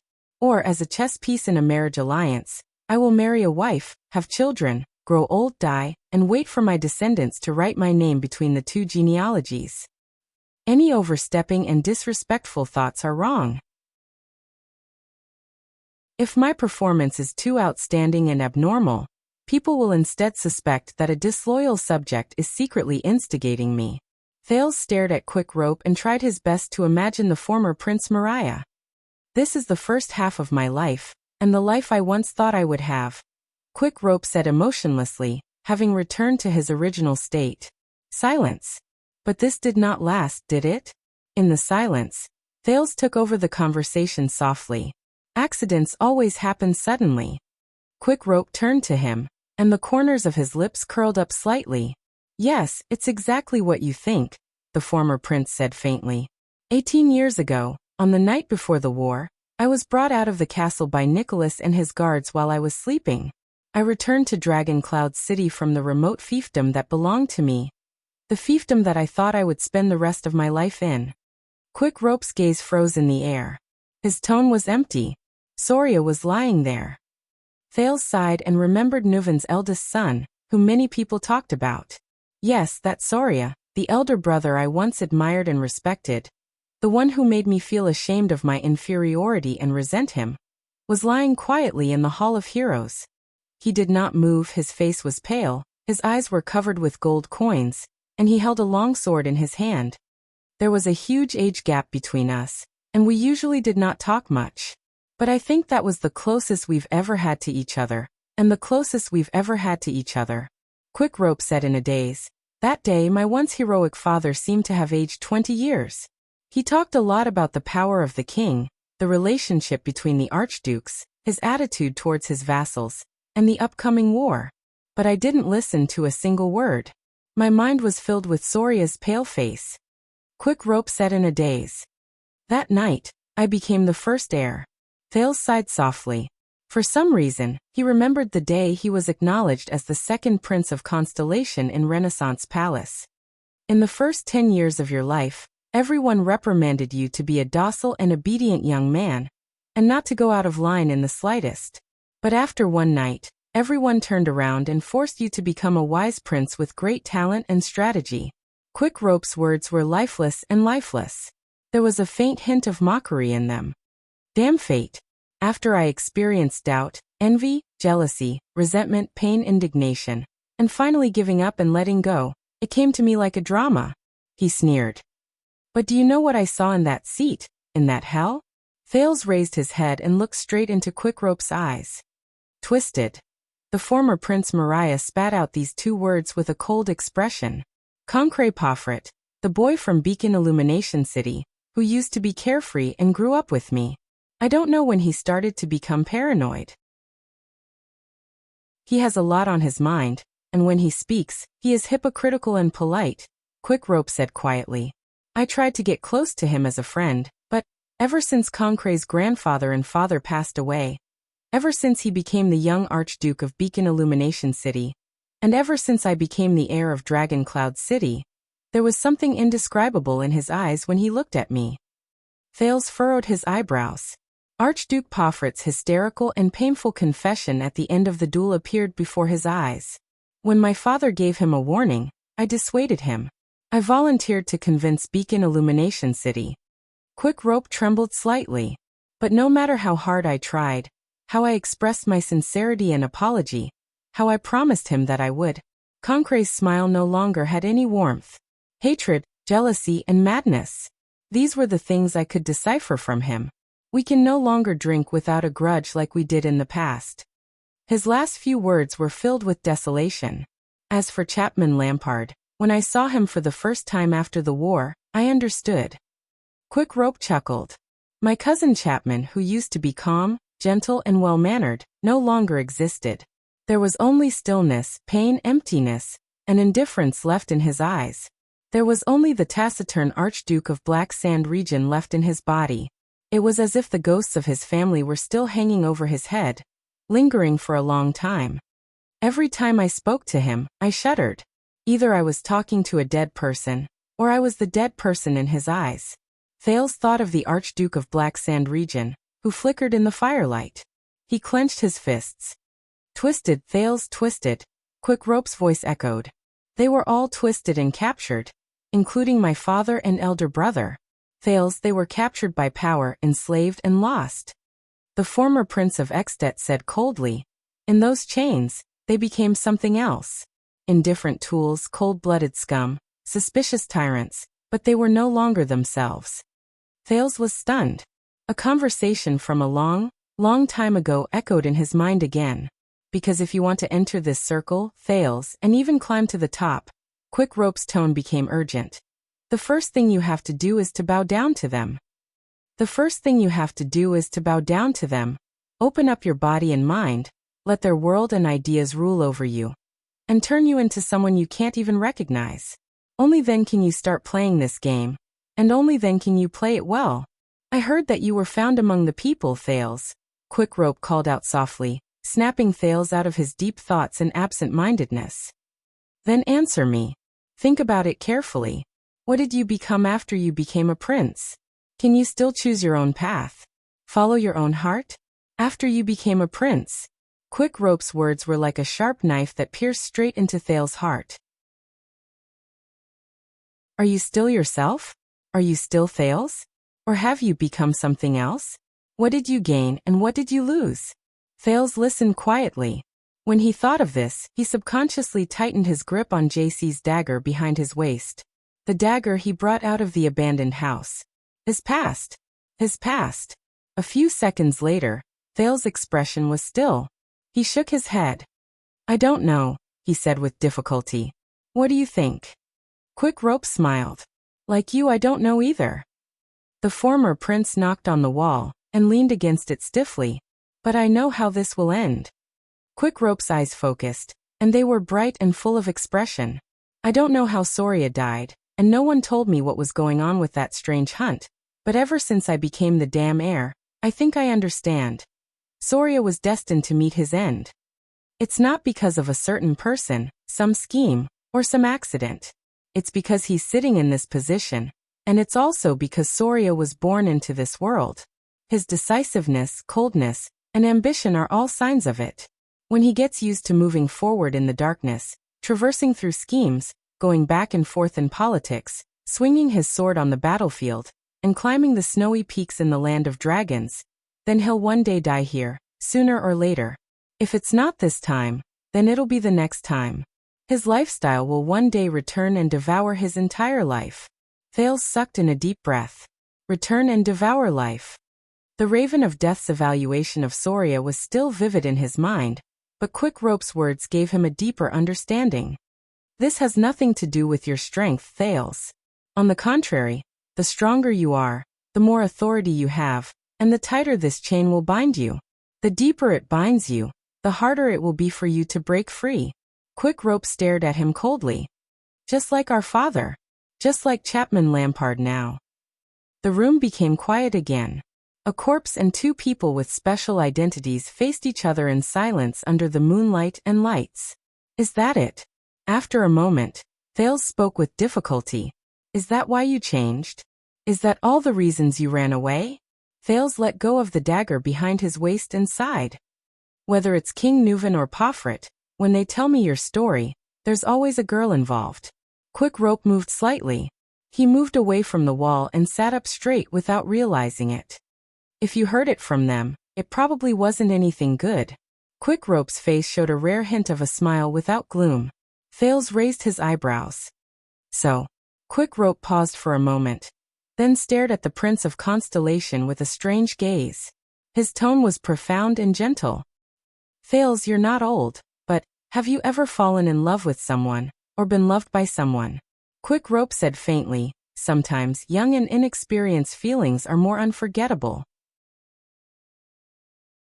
Thales was about to shake his head, but at that moment he remembered a voice. It was a gentle and pleasant female voice that only appeared in the fragments. His body stiffened, and he stopped himself from shaking his head. Every time it appeared, it would make him tremble and feel pain, even though he did not know it. That voice, he could never remember its owner's name. Her? Thales shuddered slightly. Maybe. Thales said subconsciously and nodded in his daze. Maybe there is. Her. The moonlight shone on the room, as if it was gently caressing the two silent people. Quick Rope stared at the prince for a long time before he finally revealed a faint smile. How nice. Quick Rope crossed his arms and retracted his gaze from Thales to look at the moonlight outside the broken window. Regardless of whether someone cares about me or someone cares about me, he said faintly. Chapter 396. Bladefang's camp was under curfew, and only the faintly discernible sound of the wind could be heard on the streets. The two people in the small house looked at each other in silence. After I saw the tragedy of Black Sand region, and after I returned from Beacon Illumination City, I returned to my old fief and locked myself up in the days when I was at my most dejected, dispirited, defeated, annoyed, and in constant conflict with my father. Quick Rope stared at the flickering lights gloomily. In the wilderness of a remote country, I met Dana. When he heard the unfamiliar name, Thales could not help but frown. Dana. Quick Rope still looked absent-minded. On the surface, she was just an ordinary shepherdess. That afternoon, I impatiently told her that I was a relative of the disciplinary officer nearby, that it was an accident that I broke into the sheep pen she guarded, and that it was impossible for me to steal her sheep. Her eyes immediately lit up, and she demanded 20 silver coins from me for scaring one of her milk sheep. Quick Rope was immersed in the memories of the past. He snickered. She lost a female sheep with milk, and turned around to extort a fat, rich sheep. Why not? That's how we met the domineering shepherdess and the sheep thief who gave up on himself. Thales watched Quick Rope's expression, and found that his gaze was incredibly gentle. He could not help but ask, "What's so special about her?" Quick Rope raised his head and curled up the corners of his lips. Oh, Dana was the most special. Quick Rope looked like a normal person who was showing off his virtuous wife to his neighbor. His expression was amused, and his tone was smug, especially after she was raised by a boorish old dwarf. She was always smiling, lively and unrestrained, even after her adoptive father passed away. Even by the Northlanders' standards, she was very unreserved. Her dwarf adoptive father taught her how to herd sheep by swinging a hammer. God, it really hurt when she hit me with her shepherd's staff. Mariah, who had changed his name, was still smiling. Thales could read Quick Rope's unique relaxation from his grumbling. Obviously, he did not hate Dana's staff as much as he said. Dana has two jobs. One is shepherding the sheep and milking the cows, and the other is helping out in the tavern. She's a smart girl. When he talked about the girl, Quick Rope beamed with delight. She once waved her staff and chased away 5 or 6 sheep thieves. She also beat up the village chief, who had a lustful heart, until he was scared out of his wits. She also used flowery words to coax the customers who tried to take advantage of her into emptying their wallets. She also knew how to use tricks to tease the tavern owner, who deducted her wages. She also fought back against the owner's daughter who bullied her. As he listened to her, Thales lowered his head and pictured this unusual shepherd girl in his mind. She was shrewd, cheerful, and the way she waved her staff was like a fierce and adorable wolf cub. She used her forelimbs to protect her food while she bared her fangs and brandished her claws at the people around her. She often counted the coins hidden under the bed with her eyes glittering, but she was not like the other girls in the village who only wanted to save their dowry and live the rest of their lives on a man who was willing to marry her. She did not dress up in the most glamorous way, hoping to become the mistress of a certain big shot. Because she always believed that her life would not be bound by anything. Quick Rope's eyes dimmed. She was the exact opposite of me. He stared at the lights with an infatuated look. She believed that one day, she would save enough money and board a carriage that would head out of the village. She would arrive at the port of Elafir City, by a ship, and become a female navigator who explored the world. She would travel around the world, and spend her life's brilliance amidst the stormy waves and mirages. A female navigator. Thales remembered something and subconsciously looked at Quick Rope. But she did not know that other than passengers, the sailing ships did not accept women. They thought that women on the sea were ominous. Quick Rope lowered his gaze, but the corners of his lips were still raised. An old sailor told me that it was said that the sea shepherd maiden did not like the same sex. Thales did not speak. I do not know if it was love, or if it was just an inexperienced fondness, but at least when I lay beside Diana, smelled the scent of goat milk on her body, looked at her cheerful and lively smile, and even tasted the softness of her lips, I could forget a lot of unhappy things. Quick Rope said in a daze. In front of her, I was Mariah, not the heir of the Walking Dead. I could speak my truest desires and thoughts aloud. I did not have to tell her that my desire to travel around the world was a dream of becoming a mercenary, to show that I was a tough Northland warrior. Quick Rope stopped, as if he was savoring his emotions at that moment. The moonlight was shrouded by clouds. The low-quality lamp oil slowly ran out, and the simple house made of clay became darker. But no one wanted to turn on the lights again. What happened after that? Thales asked in the darkness. Quick Rope sucked in a breath and changed his posture. He seemed to have just snapped out of his daze and continued his story. Just like that, I went back and forth between Dragon Cloud City and my fief. I witnessed the darkness and distortions of power, and at the same time, I felt Diana's happiness and gentleness. For Diana and her dream of traveling around the world, I tried to go against my will and cater to my father's requests, but I resisted his urging me to get married. I racked my brains again and again to convince him that the future Archduke of Dragon Cloud City must have a wife who was in line with his political interests, so I could not be hasty. My father was actually very pleased. He thought that I was enlightened and knew how to weigh the pros and cons for Dragon Cloud City. Even though he did not know the reason why I suddenly pulled myself together, he did not care about it. He probably thought that disciplining me was the same as disciplining Soria. Quick Rope snorted. There was a faint hint of sadness in his laughter. But of course this could not last. My father still found a good candidate for a wife for me. He asked me to try to amend the Fortress Treaty, even though she and her family were in enemy countries. Fortress Treaty. Enemy countries. At that moment, Thales suddenly raised his head. He could not hide the surprise on his face. So the diplomatic mission you took 6 years ago? Quick Rope nodded and sighed quietly. Yes, 6 years ago, according to the plan after the treaty was amended, Dragon Cloud City was to propose marriage to Duke Arun's only daughter, the Lampard family's mortal enemy, who was a noble of the empire. He shook his head in disgust. Even though Exdet had just hanged the old Duke Arund in Cold Castle more than 10 years ago. Thales furrowed his eyebrows. Miranda? How is that possible? Quick Rope sighed. Whether it was the marriage proposal or the treaty, they were just means.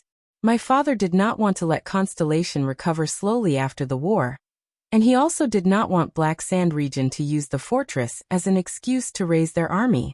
He wanted to test King Kessel and the Arun family, and at the same time, strike Black Sand region. The reactions of these three would tell us what to do next. So this is the purpose of your diplomatic mission, Thales said in a daze. To prepare for the next war or negotiation, whether it be Constellation or Black Sand region. New Star and Dragon's Blood. He tightened his arms. Quick Rope snorted softly. There was a hint of sarcasm in his tone. Yes, whether it was to rope in your northern territory, divide Constellation, amend the treaty to obtain benefits, suppress Black Sand region, or at the same time accumulate prestige for me in the future king's selection. My father was always so thorough in his plans. He killed many birds with one stone. He could play a simple matter in so many ways, and the meaning was far-reaching. When King Nuvan was mentioned, Quickrope's mood became much lower. Don't play against him on the same chessboard, Thales, because you don't know how deep his methods are in this game, and how many cards he has up his sleeves. Quickrope's expression was indifferent. And those who are toyed with by my father and don't know it are extremely sad. Don't play against him on the same chessboard. Those who are toyed with by my father and don't know it. Thales' breathing quickened. He remembered the conversation he had with King Chapman in the carriage. When they talked about King Nuvan, both he and Chapman could sense a hint of respect and chilliness in each other's eyes that came from the bottom of their hearts. Who would have thought that a person who had been dead for many years could still make them so miserable? Quickrope's tone was filled with complicated melancholy. I guess Chapman and Concret finally realized this after countless failures against the king. Don't play games with King Nuvan. Both of them were silent for a while. What happened next is probably the model for many night novels and bardic poems. Quickrope forced a smile. My father finally found out that his son and heir was actually infatuated with a shepherdess from the countryside. And because of this, he resisted his mission. Thales raised his eyebrows. I guess the born king wasn't too happy. Not too happy. Quickrope sneered. There was faint resentment in his tone. Your choice of words is too polite, Thales. And then? Thales asked. Quickrope paused for a moment. From this moment onwards, his silhouette in the darkness became bleak and desolate. My father sent someone to my fief, Thales. Quickrope said dejectedly. He found Diana. He found her. There was a long silence. After a long while, Thales finally opened his mouth and asked with great difficulty. What happened? Quickrope did not seem to have the motivation and desire to continue speaking, but he still spoke again. This time, his voice was hoarse. Diana died. The person who spoke was like a walking corpse. He did not move, and there was no sign of life. On the day I heard the news and rushed back to my fief. Thales held his breath. Quickrope said dryly, as if he was narrating someone else's story. I pushed the white blade guards away like a madman, but I could only find her body in the sheep pen, which had been cold for a long time. There was still a smile on her face. She was poisoned to death. Quickrope's voice trembled. There was fear and remorse in his voice as he sobbed. They told me that she committed suicide by taking poison, but, Thales, poisoned to death. At that moment, Thales remembered that night in Heroic Spirit Palace. He remembered King Nuvan's exquisite ring. Triumph. He remembered the girl he used to be, Alex. Thales immediately shuddered. The Prince of Constellation held back his words. Only Quickrope's pained panting could be heard in the house. Finally, Quickrope calmed down. Chains. Thales snapped out of his daze. What? The chains of power, Thales. At some point in time, Quickrope's voice became faintly resolute. That night, I stared at Diana's body in a daze, just like how I stared at Soria's body. I suddenly understood that I never broke free from it. Thales listened quietly, but what appeared in his mind was the underground tomb and Renaissance palace, and the stone jars and urns of various sizes. Raymond Pass in Black Sand region. Ghost Prince Tower in Blade Fang's camp. Asterisk thud. Asterisk Quickrope leaned back, and the back of his head hit the wall heavily. From the moment I was born, I was shackled like this. Regardless of whether it wanted me to restrain myself, be content with the status quo, and be an obedient and harmless viscount, or urge me to change my path and become an ambitious king who intimidates the people, I never escaped. He gritted his teeth and said, I'm deceiving myself as I'm being pulled by it one after the other, one after the other. I finally understand. Quickrope came to the edge of the bed.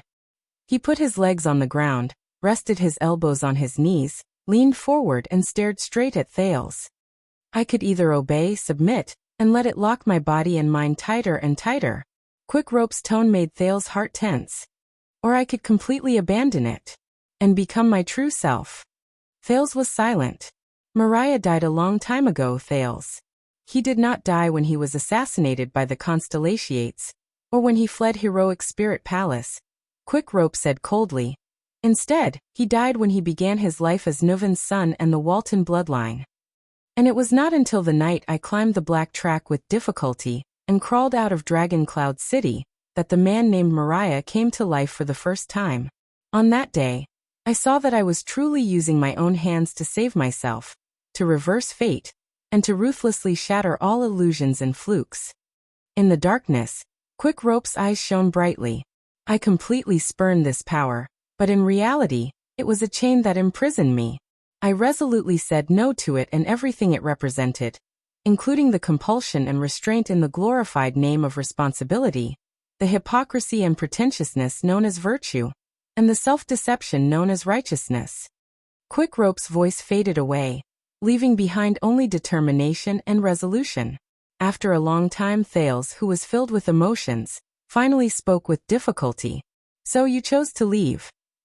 Thales sighed and said, no matter what kind of infamy you might have to bear. A coward, or a shirker. Quick Rope laughed disapprovingly. You can think whatever you want, but Thales' next sentence caused Quick Rope to be slightly stunned. Perhaps sometimes, compared to obeying the world's gaze and walking down the path that others expect, this requires more courage. There was a hint of emotion in Thales' tone. Perhaps. Quick Rope's gaze on him slowly changed. It was no longer that faintly discernible playfulness, but seriousness. The moonlight peeked through the clouds again, and its silver glow shone down. The two princes stared at each other quietly. Thales sensed the determination and resolution in Quick Rope's eyes, as well as the faint hesitation and bewilderment. Thales could not help but ask, but how did you do it, Mo Quick Rope? How did you never turn back? Can you really let go of those things so easily?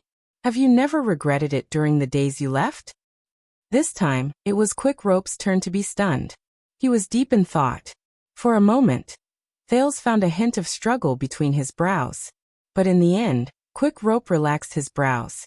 6 years ago, when I came back alive from the sea and heard about the upheaval in Extet and the death of my father, I was also shocked, despaired, and regretted it. But as I said, Quick Rope let out a long, deep sigh. My father's fate was set, regardless of whether I was there or not. As for Dragon Cloud City and Extet, if I'm there, they might become better, but they might also become worse. But I don't think they will become better or worse just because of me. At that moment, Quick Rope was like an old sailor who had experienced too many storms and waves. He was telling a story around the stove at dusk on the day he returned from his last voyage.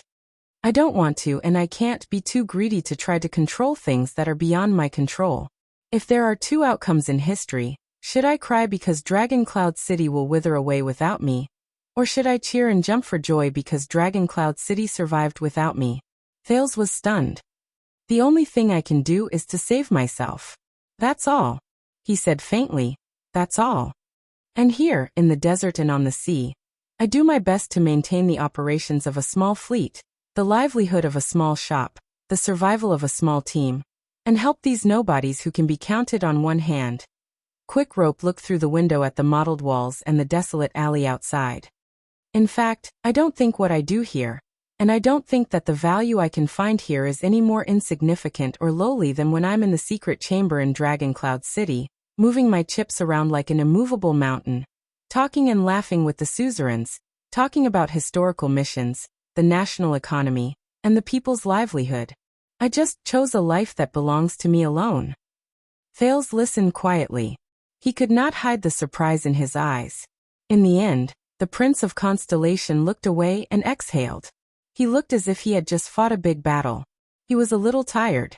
I'm sorry, Quick Rope. Thales leaned against the wall and relaxed. He smiled faintly. Just now, I said some inappropriate and self-righteous things to criticize you. You know, when I suddenly met the culprit who made you a hostage in a foreign country for 6 years. Thales spread his hands. Quick Rope looked up. There was a smile in his eyes. I understand. So you've calmed down? Is the interrogation over? The two of them looked at each other and smiled. The once unfamiliar hostility slowly disappeared. Yes, I understand.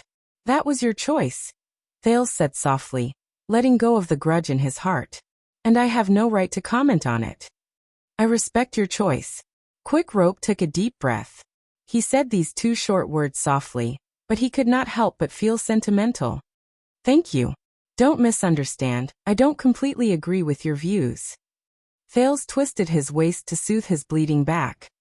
Especially when it comes to the operation of history, or your opinion on responsibility. Quick Rope blinked. But you said that you respect my choice. This is far more valuable than completely agreeing. Quick Rope quietly watched Thales' silhouette in the dark. He smiled. Thank you. Thales raised his eyebrows. All right, I accept. He snorted softly. But Quick Rope shook his head. No. This thank you is for Alex. At that moment, Thales froze. Quick Rope looked at Thales seriously. In your story about Dragon Cloud City, you talked about so many things that can be considered secrets. The duel, the calamity, Ruba, and the coronation. You seem to have witnessed it with your own eyes, but you didn't mention yourself. Either you're purely boasting, like a street vendor who hears hearsay. He narrowed his eyes. Or you were in it at that time, Thales Jadestar. So, thank you for helping her, the current Archduchess of Dragon Cloud City, on that seemingly terrifying night. Thales exhaled heavily. Thales frowned and said, Did you just say that your grades in politics class are very bad? Quick Rope shrugged and smiled again. Of course I can't compare to a certain someone who slaughtered everyone in the national conference. No. Thales shook his head. Without waiting for him to speak, he answered his own question. I was thinking, Quick Rope, that you might be very smart. Smarter than most of the nobles who seem to be shrewd and intelligent. Thales sighed. It's just that your teacher didn't notice. Quick Rope's smile froze a little. He sneered and continued with the topic just now. I know what that girl's personality is like, Quick Rope said faintly.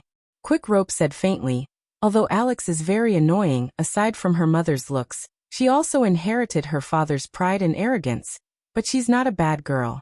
It's just that she was a little arrogant during her childhood when she was undisciplined. Thales felt as if his heart was being squeezed. Alex. As he listened to Quick Rope talk about the girl in his memory, his heart felt empty. What appeared in his eyes was the painful convulsions before her death. No. Thales thought in a daze, as if his soul had left his body. No. Mariah. I don't know. I don't know. I'm very relieved to have you watching over her. Quick Rope snorted and laughed. So thank you, Thales. Thank you for doing so much for her, whether it's what I know or what I don't know.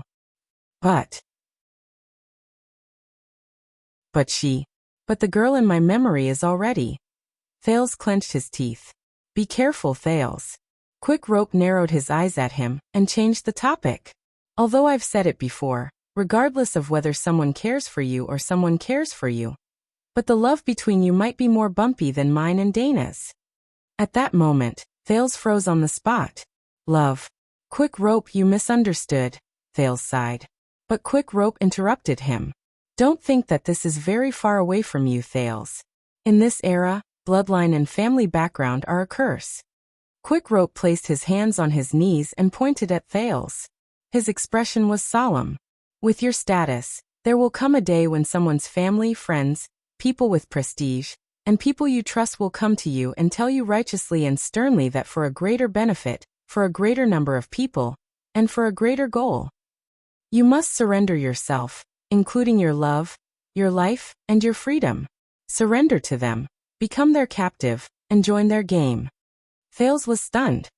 And your choice will determine what kind of person you are. Quick Rope stared at Thales, making the latter rather uneasy. Quick Rope's expression did not change. But no matter what you choose, no matter what you sacrifice or leave behind, you have to make sure that this is your own choice, Thales. Don't let others decide for you. The former Prince of Extet's gaze tensed. Never. Thales stared at him in a daze. At that moment, all sorts of feelings welled up in his heart. His entire mind was filled with pity for Alex, guilt for deceiving Mariah, worry for little rascal's future, lament for the chains of power, and not knowing whether to laugh or cry at the misunderstanding. It was incredibly complicated. He had nothing to say. As for me, don't worry. Quick Rope raised his eyebrows. His smile was sincere and simple. Once I get rid of Dean, I will go far away. I won't return to Dragon Cloud City, and I won't show myself. I won't cause trouble for my niece. Of course, I won't cause trouble for you either. This is my promise, the promise of a Northlander. The light was too dim, and he did not notice that Thale's expression was not quite right. He said seriously, "If you really love her, Thales, you and Alex, then you will have my blessings, even though you cannot publicize Mariah Walton's blessings. Separation is only temporary. I hope that you will meet again soon, and that you will eventually be a family. I wish that. Alex and I. Meet again soon? Where will we meet again?" The teenager's face twitched slightly. He did not know whether he should expose or refuse. In the end, he sighed and said nothing. In the face of the hopeful Quick Rope, the Prince of Constellation forced an ugly and awkward smile.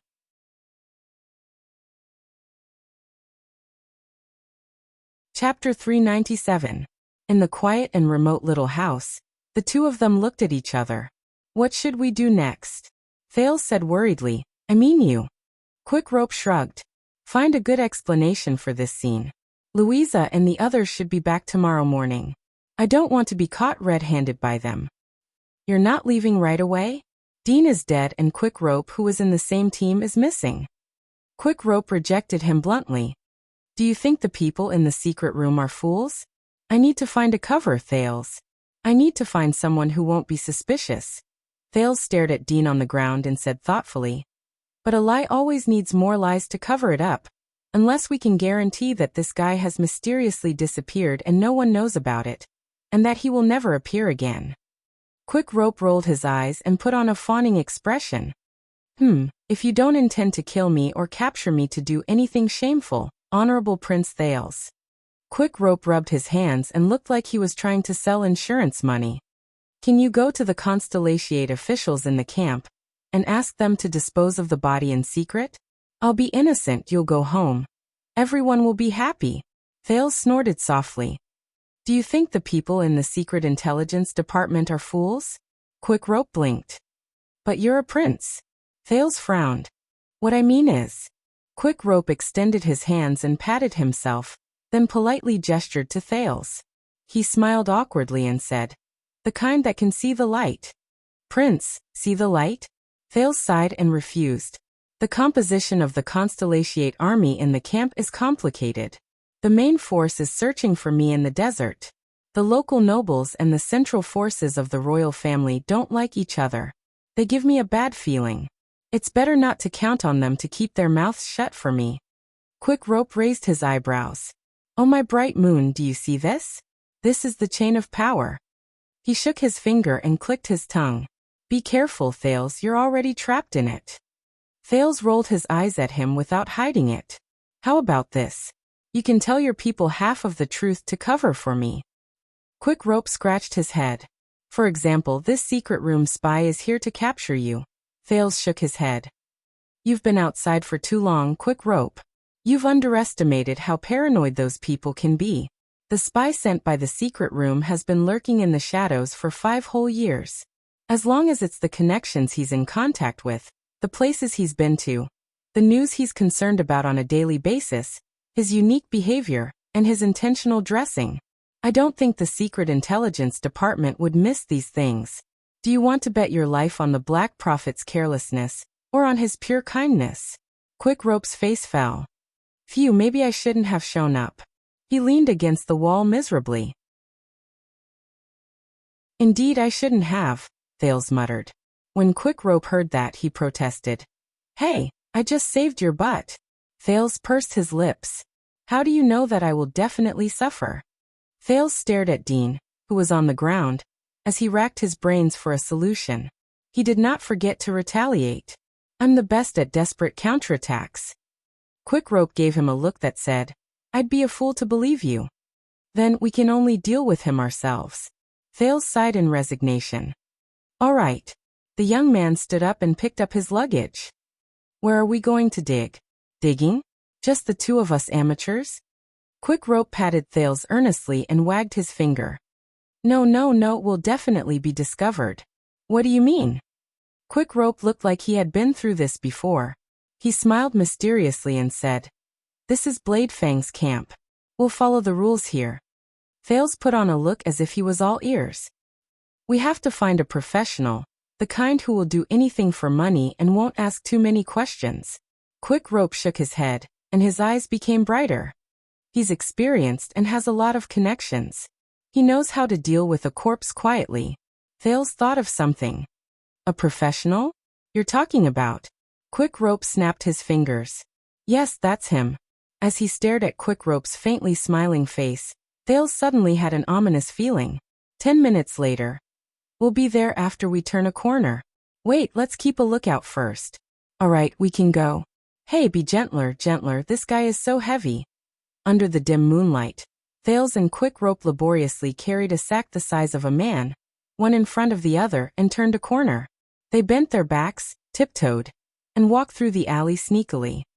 Visiting him at this hour? Are you sure it's a good idea? Thales panted. They arrived in front of an inconspicuous wooden door. Quick Rope gritted his teeth and nodded. Don't worry, Tampa is definitely at home. Put it down first. You know, my home is booked tonight.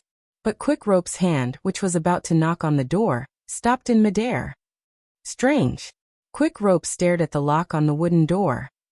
The lock is outside. Tampa didn't come back? Ha, you're really reliable. Thales put down the sack laboriously and beat his numb shoulders as he said sarcastically. Next, we can only. What are you doing? He was stunned by Quick Rope's actions. At some point in time, Quick Rope already had 3 iron rods in his mouth. He still had 2 of them in his hands, and he was fiddling with the lock on the door. Picking the lock. Quick Rope said in a muffled voice, We can't just hide outside like this. We might as well go in and wait for him. That's not what I meant. Thales lowered his voice and said anxiously, Are you sure you won't be treated as a thief and beaten up? Calm down, calm down. Quick Rope was calm and composed. You don't know the rules of the world. When it comes to this kind of business, you have your own ways. As long as you have enough money, you don't have to care too much about the other details. When he saw that the lock in his hand did not budge, he calmly switched to another iron rod. Thales frowned. Wait, where did you learn how to pick locks? You know, when I first arrived in Kemu Union, life was not easy. Quick Rope snorted softly and switched to a second iron rod. I had to learn another skill. Thales widened his eyes. A skill? If your father knew that his son was a thief in Kemu Union. He said in disbelief. I'm sorry, I embarrassed Raikuru and Chara by being a thief. Quick Rope said sarcastically without any apologies. He impatiently switched to the third iron rod. But seriously, damn it, Tampa must have gotten a new lock. This thing is even tighter than a virgin. What was I talking about? Annoyed, he clumsily shook the unmovable lock. In the end, he had no choice but to switch to the first iron rod. Do you really know how to pick locks? Thales looked at him doubtfully. You don't understand, but I've been on the streets before. Quick Rope said nonchalantly. His hands did not stop moving, but cold sweat began to break out on his forehead. You have to know that not just anyone can become a thief. Thales sighed. He could not bear to watch any longer. In the next second, the Prince of Constellation snatched the iron rod and lock from Quick Rope's hands and pushed him to the side. Hey, don't mess around. Quick Rope glared at Thales and protested in dissatisfaction. Picking locks is a technical skill. Not everyone knows how to. During the time he spoke, click. There was a barely audible sound of the mechanism. Quick Rope froze for a moment. Thales exhaled in satisfaction. He turned around and casually tossed the item in his hand. Quick Rope caught the item Thales threw in a flurry, and he was immediately stunned. Clang. The iron rod in his mouth fell to the ground. Quick Rope stared at the item in his hand in a daze. His mouth was so wide that an egg could be stuffed in it. Impossible. His voice was laced with an aggrieved sob. It was a 2 iron rod stuck in it, something that had already been opened. The lock. 3 seconds later. Why, Quick Rope held the lock. His face was filled with grief and indignation, as if he had been deceived. He said in a trembling voice, "Why are you so skilled?" The Prince of Constellation shrugged indifferently and opened the wooden door with a relaxed expression. "Come on." Thales pointed at the lock in a nonchalant manner. Picking locks is something like, everyone knows how to do it. Quick Rope froze. Once he finished speaking, the prince, who was trying his best to hold back his laughter, bent down to worry about the sack. Quick Rope was left alone, staring at the lock in his hand in disbelief. He wanted to cry, but no tears came out. His emotions were complicated. He looked at the lock, then at Thales' back. "Maybe no, definitely. I must have pried it loose first," he said dryly. "Yes, that must be it. It must be." When he thought of this, Quick Rope's mood became much better. If that's the case. Quick Rope smiled and thought contentedly, "My skills have improved. In the past, this kind of lock can't be opened." But just as the two princes bent down and were about to lift the sack, two light swords silently extended from the darkness behind the door, and were placed on Thales and Quick Rope's necks. Both of them were shocked. "Look, what kind of guest did we have?" A face appeared in the house, but it was not Tampa's. It was an unfamiliar young woman. She wore dark red leather armor, and her hair was braided around her forehead. She held two swords at the same time, one on the left and the other on the right. There was a faint smile on her face. "Two lousy thieves."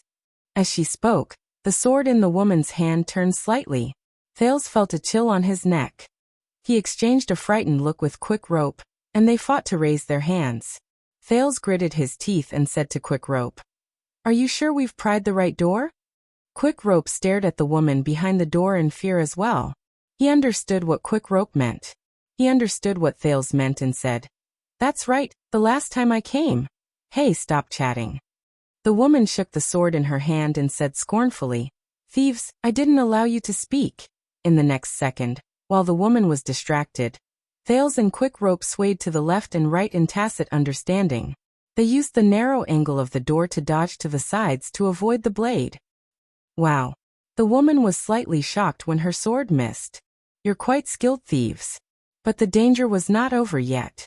Thales heard footsteps from his left and right through his hell senses. Again he froze. At some point in time, two unfamiliar men stood behind them expressionlessly. One of them was burly, and the other was lean. But both of them raised their swords and placed them against Thales and Quick Rope's lower backs. Thales and Quick Rope had to raise their hands again. These three people. Sweat broke out on Thales' forehead. With his hell senses, he could sense that the three people exuded a cold aura. Their hands that held their swords were steady and powerful. Their muscles were tense and relaxed, and their breathing was rhythmic. The power of eradication in their bodies surged ceaselessly. They were obviously skilled fighters. Thales glared at Quick Rope indignantly. "What's going on?" Quick Rope rolled his eyes in resignation. "I don't know either." "They're just two thieves," one of the unfamiliar swordsmen behind them said coldly. "Tampa really knows how to exaggerate." The woman in the dark red dress smiled faintly and raised her swords. "Then hurry up."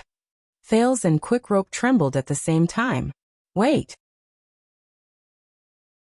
Quick Rope blurted out in a moment of panic. "You must be the bodyguards Tampa hired, right?" We're here to. I'm here to discuss business with him." Thales quickly finished his sentence. The woman's sword stopped moving. "To talk business with Tampa?" She frowned.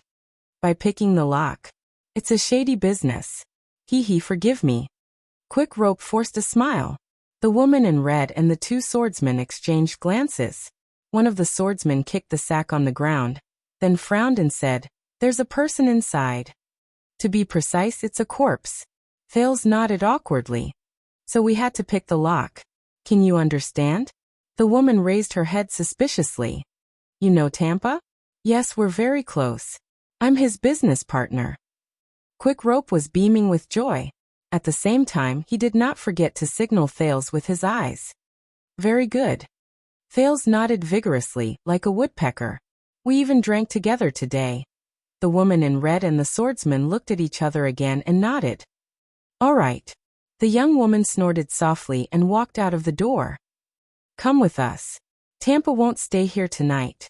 Thales and Quick Rope breathed a sigh of relief. But the swordsmen behind them did not hold back. They still used the tips of their swords to force the two of them to follow. Carry your goods, one of the swordsmen said coldly. Be gentle, don't play tricks. You don't want to alarm the patrols, right? Thales and Quick Rope looked at each other helplessly. They could feel the tip of the sword pressed against their waists, but they could only obediently do as they were told. Under the watchful eyes of the four swords, the two of them carried the sack while trembling with fear.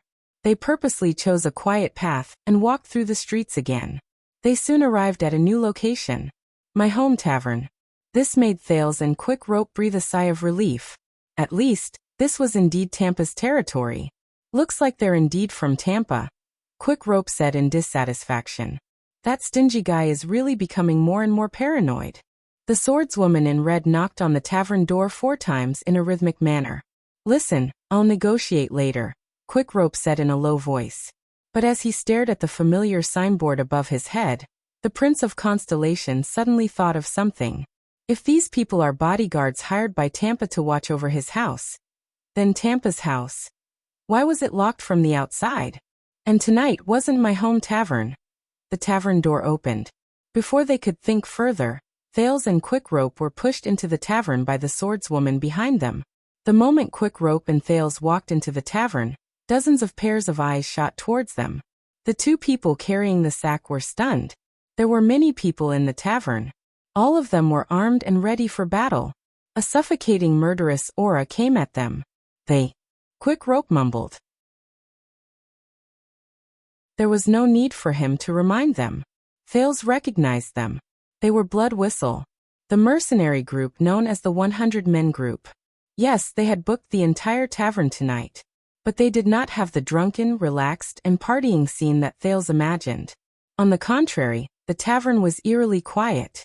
Even the whispers of these mercenaries were low-key and quiet, showing that they were well-trained. Thales' heart was filled with unease. What is going on? What happened to the tavern? Where's Tampa? Let's go inside. The swordswoman in red turned her head and said, Tampa is inside, discussing business with our boss. The mercenaries of Blood Whistle were either sitting or standing.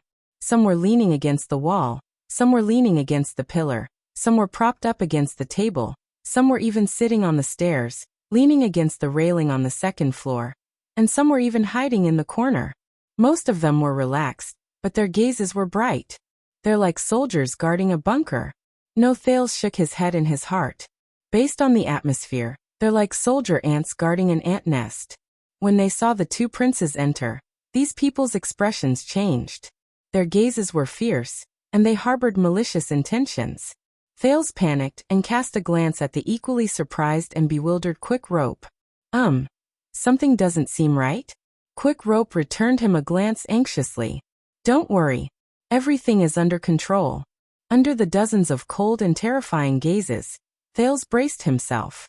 He carried the sack, ignored the malicious smile of the fierce man on his left, and followed the swordswoman forward.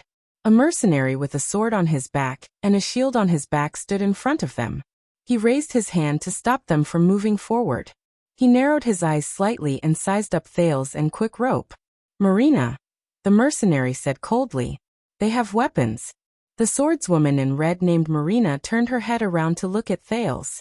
She looked at the daggers, machetes, and crossbows on their bodies, then laughed involuntarily. Why, Sean, do you think the boss and the others will be afraid of this? As Marina laughed, many of the mercenaries who were sizing up Thales also laughed. But compared to Dante's greatsword and the friendly and casual atmosphere, Thales could only feel waves of murderous intent and coldness from the people of Blood Whistle. These people. Thales looked around with an unpleasant expression. He felt that he had fallen into another pit. It was filled with muddy water. Sean, the mercenary who blocked the way, laughed. He seemed to be amused by the joke as well. He patted Marina's shoulder and made way for them. Thales and Quick Rope walked into the center of the tavern anxiously with the sack on their shoulders. Here, the mercenaries maintained their distance, and they were scattered rather sparsely. Only 4 people sat at an empty table in the middle. Thales recognized the man with the scar on his neck at first glance. Tampa. Quick Rope's expression relaxed, and the sack rolled down from his shoulder. He endured the strange atmosphere around him. Hey, I was wondering why I couldn't find you. But Thales noticed that Tampa's expression was extremely unpleasant at that moment, and his sitting posture was stiff. Quick Rope? And you? The tavern owner frowned and looked at the two people who came in incredulously. Of course it's us. I say you're really. Quick Rope's expression was stiff, and his voice slowly became softer. Am I interrupting something? Tampa did not answer him, but his expression became even more unpleasant. The other three people at the empty table turned their heads around. A thought appeared in Thales' mind. He recognized the people in front of him. Ricky, who had a smile on his face, the indifferent middle-aged Northlander, and the masked swordsman who had seen the vicissitudes of life. It's them. The first three people from Blood Whistle who came to the tavern and booked a table. I only met these two people just now. Marina put her swords back into the scabbards at her waist, and pursed her lips at Ricky. They were obviously picking the lock, but they said they wanted to do business with him. Ricky nodded. His gaze moved back and forth between Thales and Quick Rope. His gaze made Thales feel terrified, as if he had been seen through from the inside out. Thank you, Marina, he said politely. You've been a great help. Marina nodded in understanding and retreated to the side. I recognize you. Ricky sized up the two of them and chuckled softly. Dante's great sword. And you're new to it. Thales and Quick Rope forced a mournful smile. Listen, Tampa. Quick Rope was the first to speak, and he looked like a simple-minded fool. We're done with the business you asked me to do, and we're here tonight to report. He kicked the sack under his feet. At the empty table, Tampa had a strange expression on his face. Ricky turned to Tampa. The tavern owner's face twitched and he coughed. All right, I got it. Listen, Quick Rope, you go back first. I'll find time to talk business with you tomorrow. I can tell. A thought appeared in Quick Rope's mind. You're a little busy right now. It's fine, we can talk tomorrow. Marina giggled by the side. Ricky was deep in thought. Thales nudged Quick Rope gently. The two of them bent down in tacit understanding, ready to pick up the sack. But Thales had only bent down halfway when a boot stopped on the sack in front of his chest. Listen to your mother and stand still, thieves. Marina sat on a chair by the side, raised her slender thighs, and hooked them against Thales' chest with a smile. Thales and Quick Rope glanced at the two swords at Marina's waist, then at the mercenaries around them from the corner of their eyes. They could only straighten their backs in embarrassment. This is bad. It looks like it won't be easy to get away. Ricky, the leader of the mercenaries, spoke. Oh, so they're the backup you claim to be? Your reliable security consultant? Thales frowned. Ricky sighed and lowered his arm. You're so humorous, Tampa. Tampa looked like he had met an unlucky victim, and he covered his face in pain. Quick Rope put on a baffled expression, then forced a smile. Actually, Thales coughed, and his words were stuck in his mouth. All right, the teenager said slowly. He looked at Tampa, then at Ricky. He raised his hands to show that he was harmless while he said carefully, I know, sirs, that we might not have come at the right time. But honestly, I don't understand and I don't want to know what's going on with you right now, so no matter where you are. Tampa's face became more and more dispirited. He coughed loudly, and his tone was unfriendly. Then get lost. Thales and Quick Rope followed his advice, and bent down for the second time to pick up the sack that was out of their reach. But they stopped in the middle of the journey. At some point in time, Marina's sword was placed horizontally in front of their chests. Ah! The delicate and pretty woman opened her mouth playfully, waved the sword in her hand, and clicked her tongue maliciously. If you don't listen to your mother, you'll be spanked. Thales and Quick Rope straightened their backs again with unpleasant expressions on their faces. Ricky sighed, raised his head, and smiled. You really don't understand the situation, but it's okay, I'll tell you. The situation is very simple. Ricky flashed a friendly smile at the two, then pointed at Tampa and said softly, We Blood Whistle are in Tampa's tavern.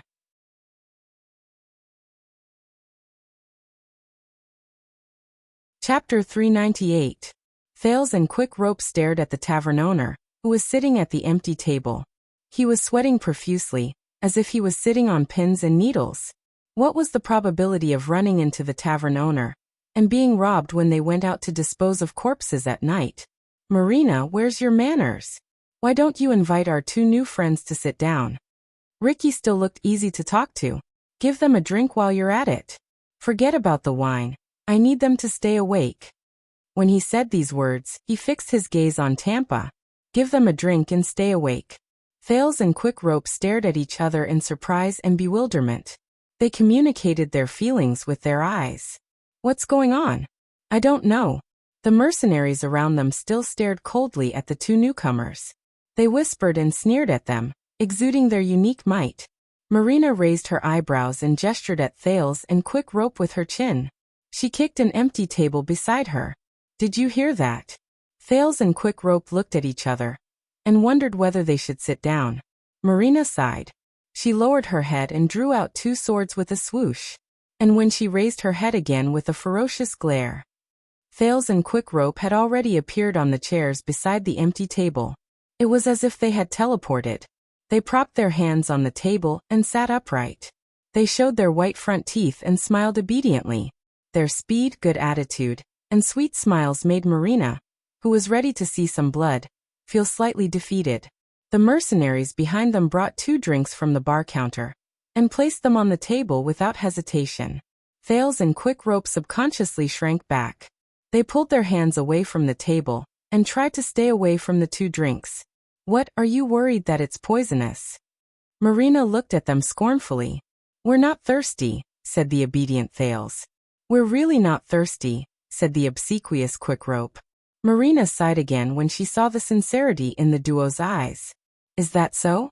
Why do I feel like? She raised the sword in her hand, and the two mercenaries behind her quietly took a step forward. You'd rather leave your hands empty so that it's easier for you to hold your weapons at any time. Right after he finished speaking, Thales and Quick Rope stretched out their hands in unison. They extended and retracted their hands and swiftly picked up their wine glasses. Both of them raised their heads at the same time and revealed friendly smiles. No, you flatter me. His movements were smooth and fluid. Marina's eyebrows twitched as she looked at the two giggling people. She snorted in disdain and put away her weapon. On the other side, the leader of the mercenaries, Ricky, looked at their expressions and sighed softly. Judging from the expressions of these two new guests, I'm guessing that you were just bluffing earlier, Tampa? Tampa, the main character who was hijacked, coughed with an unpleasant expression. Listen up, the camp won't just sit back and watch. Ricky, who was watching the two new customers with interest, shifted his gaze back to the owner. They're busy killing everyone in the desert, and this is just a personal grudge, Ricky said with a smile. So they really won't care. Tampa's expression became more and more stiff. You know that you're destroying Blood Whistle's reputation. No employer or referral will be willing to hire someone with a criminal record. Reputation? Ricky said nonchalantly. Don't you know that this is a one-time deal? We're prepared to leave Bladefang's camp and even quit this business. Thales, who held his wine glass tightly, looked around at the mercenaries in the tavern. Their silence added an inexplicable sense of tension to the atmosphere. A one-time deal. These words made Thales extremely uneasy. It meant that this group of people did not care about the possible consequences. Then he and Quick Rope, the two people who were dragged into this for no reason. What should they do to get out safely? I have no grudge against Blood Whistle. Tampa slammed the table, gritted his teeth, and pointed at Ricky. Hey, before this, your people were the ones who were blind and touched the big shot's cheese. That's why they were captured by the camp. I've already tried my best to plead for you. While Tampa defended himself, the middle-aged man named Klein beside Ricky shook his head and could not help but laugh. He said to the masked man, Are you blind? Shut up, was masked man's blunt reply. Thales watched their interaction quietly. According to Ricky's introduction today, Klein was a swordsman from Northland, and masked man had a dangerous identity. They had just joined Blood Whistle. But judging by their current behavior, they did not feel distant from each other like when they first joined the team. Just like Quick Rope and Dante's greatsword. It was as if they had known each other for a long time. These two people had just arrived, and they sat at the same table as the leader of the team. The other mercenaries in the tavern, including the seemingly experienced Marina, actually did not have any opinion about this. There's something wrong. Thales made a mental note of his suspicions. This so-called mercenary team. It's not that simple. If you blame this on me, or want to earn a fortune before you leave, then you're looking at the wrong people. Tampa continued to defend himself. But Ricky held up a finger, silencing all three of them. This has nothing to do with business, and it has nothing to do with grudges, old friend, he said faintly. Tampa froze for a moment. Then what do you want? Mercenaries? Ricky's lips curled up. What we want might be a little much. A hint of shrewdness and prudence appeared in his eyes. But first, you can answer a question for us. Tampa frowned. When he saw this scene and how Ricky did not hide his question from them, Thales immediately felt that something was wrong. Ricky's expression became serious. About 20 years ago, there was a mercenary team called the 9 Powerhouses. There's a mercenary team called the 9 Giants that is active around the desert. You know about it, right? Just today, I heard you talking about it with that young man. Ricky pointed at Thales. Everyone's gazes made the latter's smile numb. 9 Powerhouses? What's that? Tampa talked about this thing? Tampa looked at Ricky suspiciously. So, Ricky nodded. The leader of that team is a young man with pretty good skills. He's about 40 or 50 years old now. Ricky placed one hand on the table and slowly rubbed his fingers, as if he was recalling something. His swordsmanship is very special. His offense and defense are independent, and his skills are a mixture of many different styles. But when he connects them, it is smooth and natural. When he fights against his enemies, he often surprises them and catches them off guard. Thales noticed that a few of the silent mercenaries in the distance had tense expressions on their faces. On the other side of the table, Masked Man suddenly spoke. Even when he faces powerful enemies or even attacks from all sides, he can withstand the pressure and not be at a disadvantage. His voice was old. Ricky nodded slightly and looked into the distance. His gaze was profound. Exactly. He turned to Tampa. Who is he? Tampa was stunned for a moment. Just because of this? This is very important. You are the owner of this place. You should understand him, Ricky said quietly. Tampa took a deep breath. This is a little too long ago. 20 years ago, the 9 Powerhouses. At that time, I was just an idiot who lived a hard life, he shrugged. How could I possibly know? Ricky blinked and nodded amicably. You might not be old enough, but the leader of the mercenaries leaned forward, and a confident expression appeared on his face. This is my home. Tampa looked baffled. So what? This is a tavern, not the secret intelligence department. Ricky snorted coldly. You know you have a pretty good signboard. Tampa froze a little. More than 200 years ago, the first Supreme Queen in Constellation's history appeared. Erica Jadestar, who succeeded to the throne and was crowned as the Crown Princess, once defeated the Extensions so badly that they retreated in panic. They even had to shrink their borders and give up on Cold Castle. This is the origin of that joke. Constellation can only defeat Extet under the leadership of women and children. Regardless of whether it is Sumer I who died at the tender age of 12, Queen Asola who personally went into battle, or the Empress Dowager Iron Spike, Queen Erica, or the Fortress Flower. As he listened to Ricky's words, Masked Man snorted in disdain. Erica the Conqueror of the North. Thales had heard of this history before. Of course, it was from the perspective of the Northlanders who were filled with righteous indignation. It was said that Princess Erica was dissolute and had endless desires. Before she was crowned, it was difficult for her to marry because of her terrible reputation, and the fact that her biological father was an illegitimate child whose father was a mystery. For the sake of power, she did not hesitate to use her beauty and body to seduce her enemies and instigate them to support her crown. She even seduced Sid Schuster in a sinister and despicable manner. The wise common-elected king of Extet sternly rejected the queen's flashy beauty and ugly heart. He said no. Thales History Book Note 4. Despite sticking to the interests and integrity of the Northlanders, he was captured by the enraged Whore Queen. He was captured across provinces from Fort Final to Eternal Star City. Thales History Book Note 13. Unfortunately, he fell into her clutches. His body was honest. Thales History Book Note 15. He was locked in the castle, imprisoned all year round, tortured every night, and humiliated. Every time Little Rascal saw this, she would ask Thales out of curiosity why he smiled so strangely. At the same time, the despicable and shameless Constellations gathered their troops in secret and seized the opportunity to launch a sneak attack. The Extensions, who were worried about the king's safety, why is he not dead yet? Thales History Book Note 24. Who were leaderless and disunited, resisted tenaciously. They fought bravely and built an unyielding line of defense in front of Cold Castle. Then they lost Cold Castle. Thales History Book Note 37. In the end, they crushed Constellation's Whore Queen's plot to enslave Northland. Incidentally, the history book filled with Thales' nonsensical words and personal notes was eventually discovered by Gings, the female official. As the Archduchess Guard, Lord Nicholas was filled with emotion after he read it. Impressed, he decided to let it join the firewood in the fireplace and contribute to the warmth of heroic Spirit Palace during the cold winter. Thales shook his head and pulled his attention back to what was in front of him. Ricky continued. But Erica's later years were not very happy. The conqueror of the North was usurped by her younger brother, and she had no choice but to go into exile in the Western Desert. She died of depression after being besieged day after day and being betrayed endlessly. The forces loyal to Queen Erica fled to Bladefang's Dune. With the tacit consent of the Duke of Western Desert, they were not willing to serve the cruel Red King and join his repeated conquests and suppression of rebellions.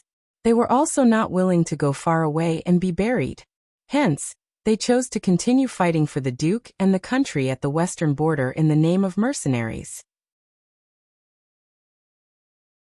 Ricky pointed at the door and said with a smile, "This is Queen Erica's last wine goblet."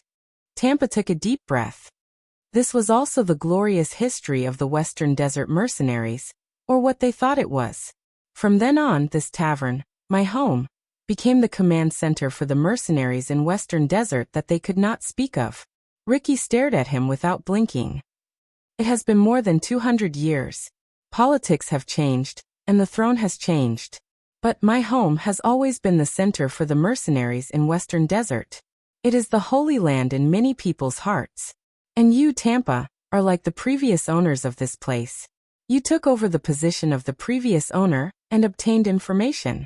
You wander between the black and white, and you act as a middleman in this holy land of mercenaries.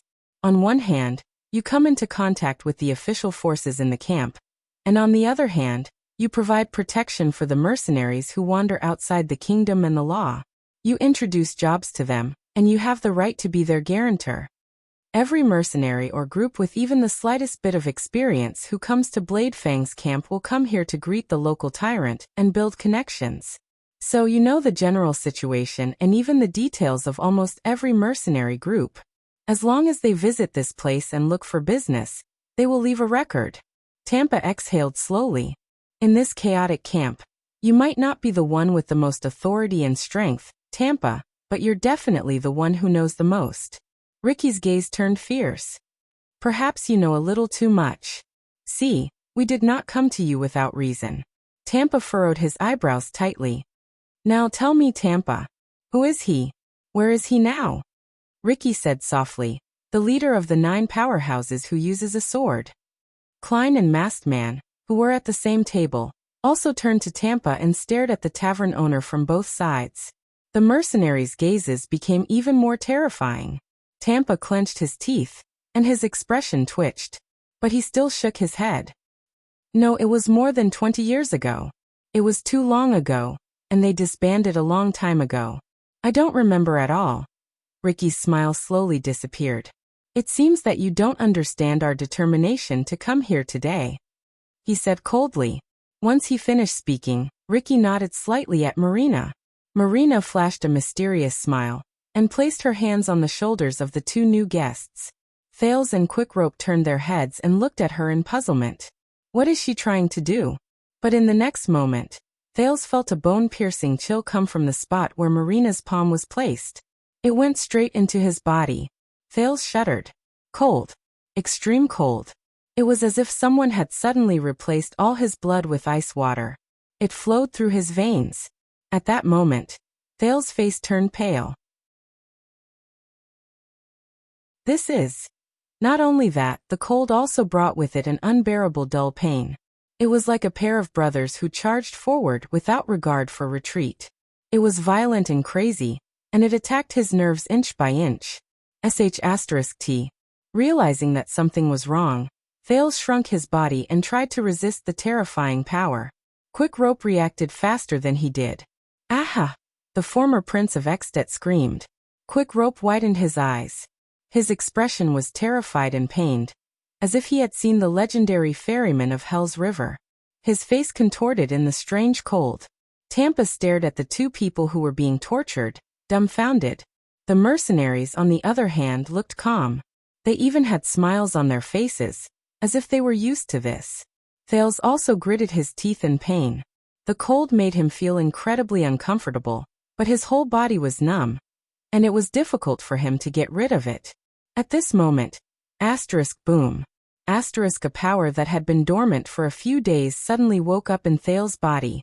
The sin of Hell's River was like a beast that had been released from its cage, or a flood that had broken through a dam. It reacted with explosive speed and rhythm and filled Thales' body. It charged towards the violent and cold power. What's wrong? Thales did not have time to react. In the span of a breath, the sin of Hell's River met that power. Immediately, Thales could not stop himself from trembling. But it was not because of the cold and the torment of the dull pain. In fact, the feeling that the power gave him slowly disappeared, regardless of whether it was cold or pain. But the other monster attacked without hesitation. The sin of Hell's River surged and filled his whole body inch by inch, like an enraged beast. It rose and fell violently, and the speed at which it moved was second only to the few times he was on the verge of death. Thales was shocked. What's going on? That was not all. The sin of Hell's River was like a bewitching potion that quietly climbed into his heart. Hell's senses were activated on their own without him needing to summon them. His eyes subconsciously focused on Marina's vitals. Her eyes, throat, chest, armpits, lower abdomen. That was not all. Thales saw a lot of things. The other party's power of eradication surged madly and gathered in Marina's hands and arms. It slowed down the fatigue of her muscles and nerves, and strengthened the senses on her skin, so that she could predict her opponent's next attack.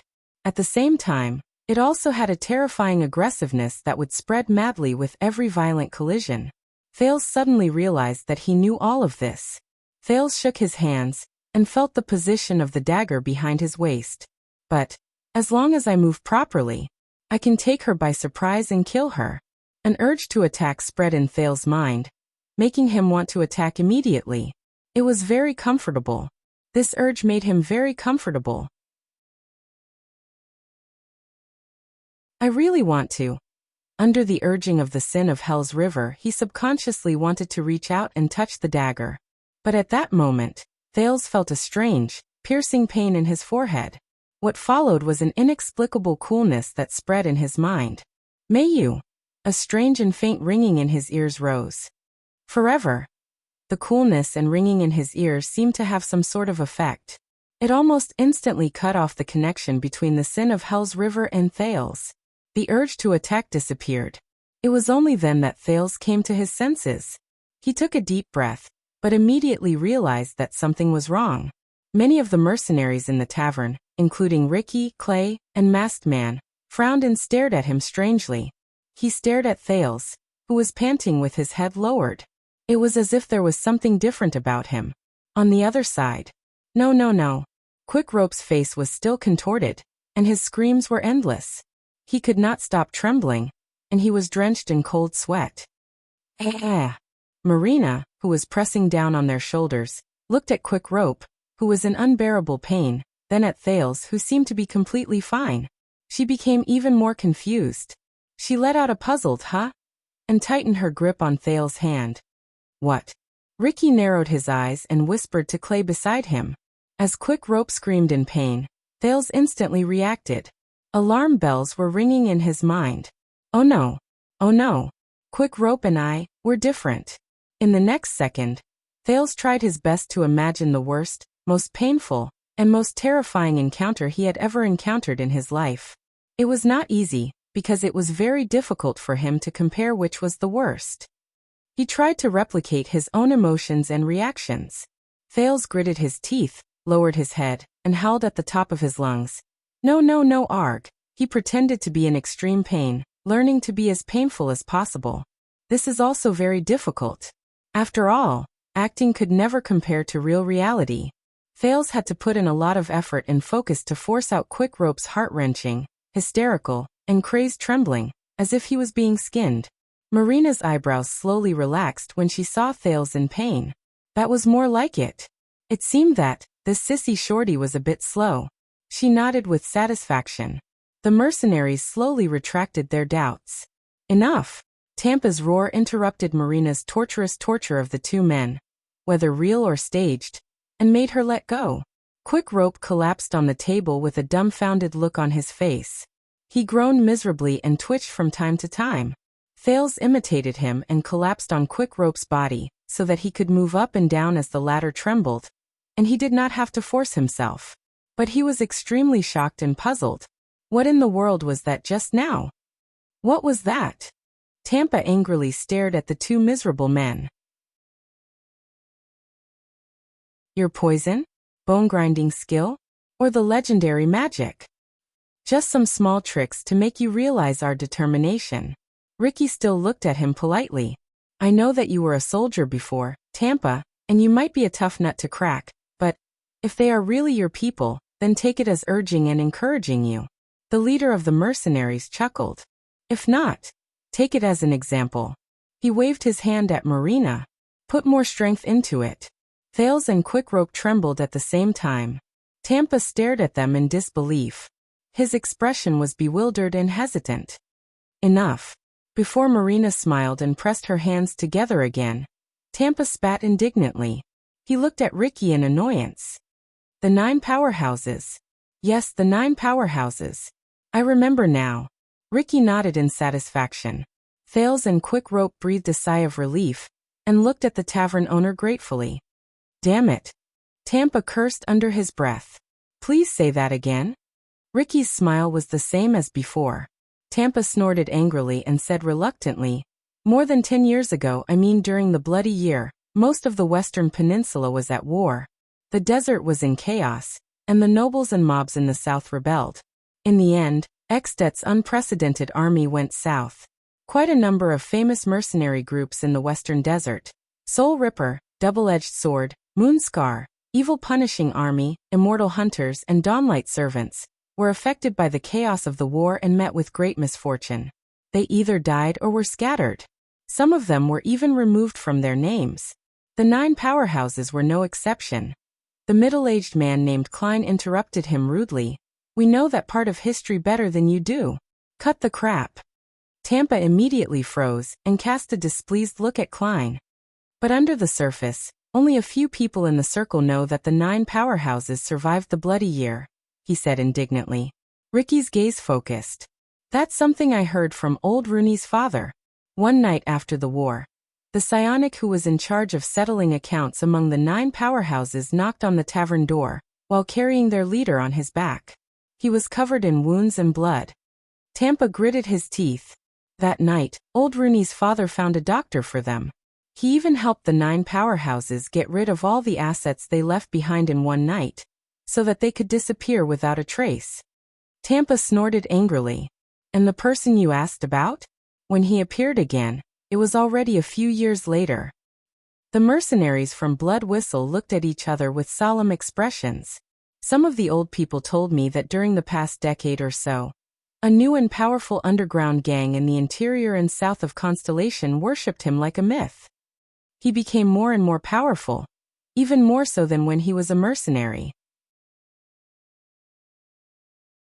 At the very least, he dared to go against Blood Bottle Gang, who were the pawns of the nobles, and he almost never lost, Tampa said coldly.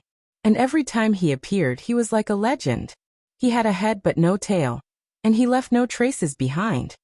When he heard this, Thales was shocked. A new and powerful underground gang went against Blood Bottle Gang. Tampa exhaled and glared at the other three people with hatred. He even has a new name. He did not finish speaking, because another person helped him say the answer. Black Sword. The only masked man clenched his fists, and his voice was as cold as ice. Tampa was stunned. At that moment, almost all the mercenaries in the tavern held their breaths. They looked at each other as if they had found the greatest treasure. Is that right? Masked Man slowly said, enunciating each word. Because he uses a black and swarthy sword that is extremely inconvenient to use. Whether it is slashing, stabbing, blocking, or parrying, they are all very strange. Ancient Demon Sword.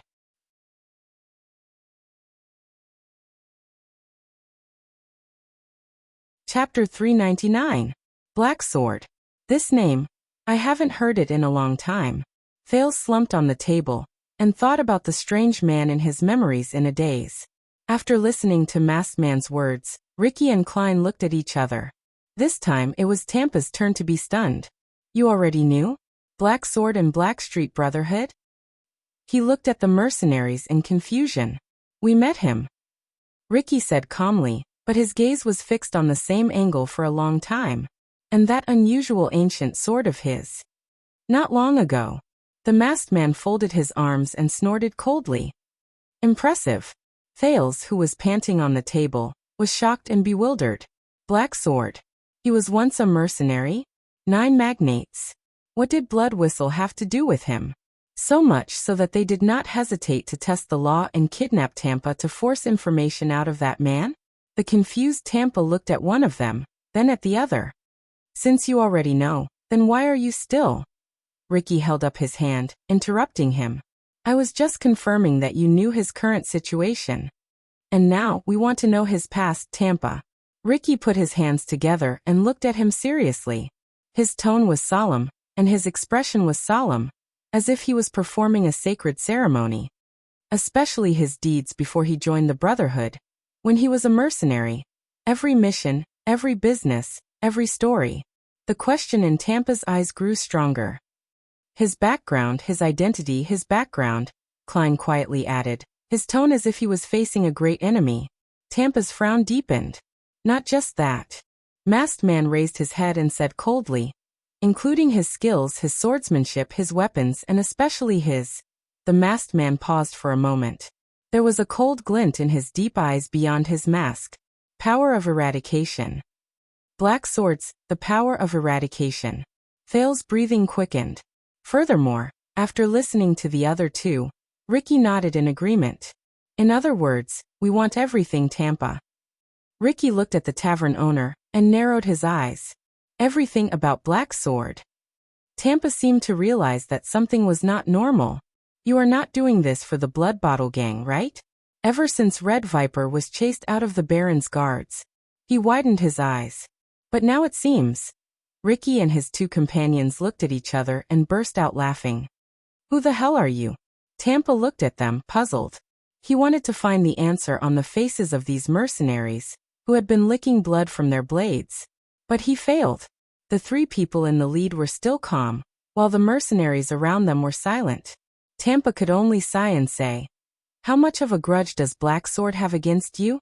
Is it worth it for you to put on such a big show and even ruin your reputation and future? Ricky snorted. He shook his head slowly, his eyes gleaming. You can't imagine. You can't imagine how much we are interested in him. As soon as he finished speaking, Klein and Masked Man's eyes turned sharp.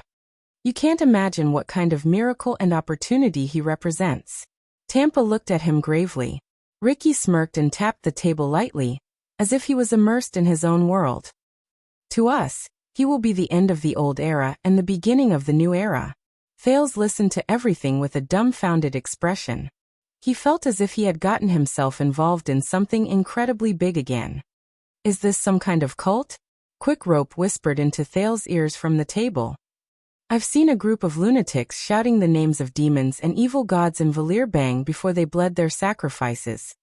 I don't know. Thales replied in a low voice. I don't want to know either. I just want to leave this place as soon as possible. Quickrope sighed softly on the table and glanced around cautiously. I want to too, but there are too many of them. As he stared at the dozens of murderous mercenaries, he observed their steady and orderly breathing, as well as their well-trained movements. Thale's heart tensed up. Right. There are too many of them. No matter who it is. At this moment Sean, the mercenary who stopped Thales and the others earlier, walked over. Ricky. Sean's face was tense. He did not intend to lower his voice so that everyone in the tavern could hear him clearly. Our guest is here. He came alone. At that moment, Ricky's gaze was incredibly sharp. Klein and masked men also reacted. Ricky gently placed his hand on the hilt of the sword at his waist, while the latter's gaze was fixed on the table. So fast, an hour earlier than the agreed time, Klein said coldly. I guess their people are already in place. I've dealt with that guy before, he definitely didn't come alone. Thales could clearly feel that the atmosphere in the tavern had changed. If the previous blood whistle seemed relaxed on the outside but tense on the inside, and when they detained Tampa, Thales and the others, they seemed relaxed and at ease. After Sean's words, there was only an oppressive silence left in the air. Many of the mercenaries' breathing became heavy, and their faces were filled with anger. Many of them stood up, and even placed their hands on their weapons. Restrain yourselves, all of you. Ricky looked around with a displeased expression, as if he was scolding disobedient wild dogs. Our plan will not be interrupted because of this little accident. No matter what they want to do. The restless blood whistle finally quietened down. They looked at each other and returned to their positions. Thales looked at them strangely. Customers? Who's here? What's their plan? Isn't it just to kidnap Tampa? Quickrope also cast him a puzzled look. I guess our friendly conversation will have to wait for the next time, old friend. Ricky turned his head around and resumed his easygoing expression. Next time. Tampa gritted his teeth and said, You're not going to let me go, are you? Ricky ignored him. Marina walked forward. I'll bring them upstairs. Thales thought of something. If they're detained in isolation, we'll have to face fewer opponents, but his hopes were dashed. No, they'll stay here, under everyone's watch, Klein interrupted Marina. Clay interrupted Marina. It seemed that his position here was second only to Ricky. Tampa has been operating here for too long. He knows his tavern too well, and his role is too important to us, Klein said cautiously. Before dawn, we can't take even the slightest risk. Before dawn? Thales noticed this detail. Before dawn? What are they going to do? Marina frowned slightly and looked at Ricky. Ricky did not object. He only pondered for a moment before he slowly nodded at Sean. Bring him in. Be careful. The masked man at the same table snorted coldly. Those damn cockroaches are the best at catching people off guard. Finally, under Thales' great puzzlement, the door to my home was opened. A man hidden in a cloak walked into the tavern controlled by blood whistle under the watchful eyes of the mercenaries behind him. Just like when Thales first arrived, the mercenaries' fierce gazes and iron-blooded auras instantly oppressed the new customer. But the customer in the cloak still walked steadily, his posture indifferent. The mercenary Sean stopped the customer. Search him, he said coldly. The customer shrugged and obediently raised his hands. Forget it, Sean. Klein shook his head, his expression unfriendly. I dare say, if you really wanted to hide some weapons, even if you stripped him naked, this guy would still be able to take out a dagger from his underwear. Only then did Sean move aside. He did not forget to throw a fierce glare at the customer. The customer seemed to be a little helpless until he walked to the center of the tavern and saw Ricky, Klein, masked man, and Tampa sitting at the same table. Am I interrupting something? The customer looked at the four people with different expressions, and then at the prince and his duo, who were obviously forced to sit there. His voice was confident and calm, and it rose and fell like music. Thales could feel Marina's disgust appear on her face. She pressed her hands on the hilt of her sword. You can't interrupt anything, the masked man among the mercenaries said coldly. Because there is no seat for you here, cockroach in the gutter. In the face of the group's hostility, the customer chuckled and extended his hands out of his cloak. At this moment, the mercenaries behind him drew their weapons and stared at his movements with gritted teeth. Relax. The customer seemed shocked. It's just my hood. As he spoke, he slowly lowered his hood, revealing a fair and ordinary face. The moment Thales saw this face, he felt a sense of familiarity flash past him. Strange. Thales gritted his teeth. I've seen this man before. I've definitely seen him before. But I don't know when. As the leader, Ricky looked at the man who stood where he was in a calm and composed manner. He turned his head and asked Klein, "Is it him?" Klein stood up and walked in front of the customer. The newcomer put on a submissive and respectful smile. Klein stared at him for a while, and his expression slowly tensed up. "It's him." The Northland swordsman nodded and said, "6 years ago. We met a few times." His expression did not look good. 6 years ago. Thales' heart slowly tightened. Is it a coincidence? The man noticed Klein, and a look of realization appeared on his face. It's you, Salander Klein. The man looked rather happy. You really are an old acquaintance. But compared to Ricky's coldness and masked man's hostility, Klein was not much better. He did not show any respect to his old acquaintance. Stop trying to curry favor with us. Klein returned to his seat and rejected him bluntly. We all know what kind of people you are. The man's expression froze, and he said awkwardly, "What a touching reunion. Let's talk." Ricky's expression was still calm, as if he was just receiving a farm owner who needed to remove weeds. Why are you here? The new customer blinked. Thales looked at the man. He looked more and more familiar. Who is he? I can tell that you still have some matters to deal with. The fair-skinned man looked at Tampa, who had unpleasant expressions, and the reluctant Thales. He rubbed his hands together, like a salesman trying to sell his low-quality wine to the owner of a tavern. He was very careful. And what I'm about to say now is very important, so why don't we find a small secret room? Ricky smiled. I believe in my brothers. There's nothing shameful about it. Unless you have something to hide?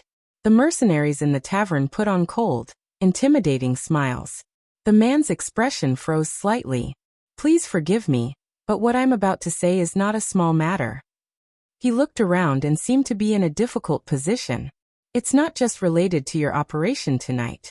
The man's expression became dark. It's also related to the stability of the entire Bladefang's camp. As soon as he said this, the mercenaries became restless. Klein and Masked Man looked at each other, and saw the worry in each other's eyes. The man turned around and faced the hostile gazes of everyone present. Yes, I know what you're going to do, and please believe me. My arrival and my suggestion will only make your plan better. The man smiled happily. Before that, we need to plan carefully and carefully. What do you think, Klein? And this. Thales heard Marina and Sean whispering behind him. Their tones were filled with hatred. They're just as despicable as they've always been. They're trying to divide and sow discord. They're doing everything they can. The man raised his fingers with a strange expression and rubbed his thumb and index finger gently. And what we need is just a little bit of communication and cooperation. The commotion in the tavern grew louder, and the target was the man in the center of the tavern. However, Ricky spoke. That's even better. Say your suggestion in public. Ricky raised his hand without batting an eyelid, suppressing the other's objections. Motivate my brothers for what we're about to do. The man paused. He looked around and was disappointed to find that the mercenaries from Blood Whistle did not have any objections. All right, since all of you have no scruples. The man sighed and looked at them, as if he felt that it was a pity. He was startled, as if he suddenly remembered something. Oh, I'm sorry. I'm old, and my memory is getting worse. I forgot to introduce myself. The man shook his head in embarrassment and patted his head. As you can see, I'm just an ordinary Northlander. You can call me. The man bowed and narrowed his eyes slightly. There was a glimmer of light in his eyes. Steak. At that moment, Thales trembled slightly. Quick Rope gave him a strange look, but Thales did not react at all. He just stared at the new man. That fair face, the way he bowed, the way he spoke, and that strange name. Thales remembered. This man. I've seen him before. 6 years ago. Steak. Marina snorted coldly. What kind of bullsh*t name is that? Steak scratched his head awkwardly. He looked apologetic. But the person in the middle of the tavern spoke. Steak. The masked man on Ricky's left leaned forward and carefully sized up the guest with extraordinary status. Carpenters and stonemasons use it to borrow strength. With repeated hammering, they can chisel through even the most indestructible wood and stone. Masked man's tone was laced with deep hatred. It's really appropriate for you pests who eat away at the world. The mercenaries sneered. Steak exhaled in resignation. Don't mind him. The leader of the mercenaries, Ricky, nodded calmly. Samuel is more straightforward. Steak shook his shoulders, indicating that he did not mind. Then may I ask who is the gentleman I'm talking to? He smiled as usual. Ricky and his companions looked at each other and chuckled. My current name is Ricky. At least, that's what my brothers call me. Ricky sighed and slowly sat straight in his chair. But you, Sir Steak, out of respect for the person behind you and the organization you belong to, he did not seem to care about the person in front of him. With his right hand, he gently flicked a long sword by the table. You might as well call me. Under the mercenaries' silent and worshipful gazes, Ricky spoke softly and uttered an unfamiliar name that Thales had never heard before. Crassus.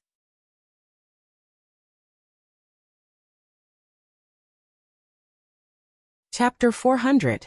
Thales had never heard of Crassus before. He also could not understand why the man named Steak's expression changed so suddenly. But he knew who Steak was. 6 years ago, on the night of Dragon's Blood, this man stood in front of the Archduke of Black Sand region with a radiant smile on his face. He negotiated with the infamous Chapman Lampard and asked for the right of ownership of the Prince of Constellation. He and the forbidden organization behind him played an indispensable role in that unprecedented and earth-shattering coup. Whether it was Thales' thrilling assassination attempt at the fortress, Archduke Pofrit's desperate confession before his death, or even the terrifying moment when the Born King's head fell to the ground, their figures seemed to be shuttling back and forth in the midst of it all. They were everywhere, but they were also mysterious and untraceable. Every time they appeared, they brought blood and death with them.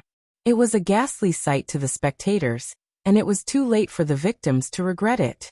And the moment this group of people appeared again, Thales took a deep breath, suppressed his anxiety and uneasiness, and focused his attention on the man.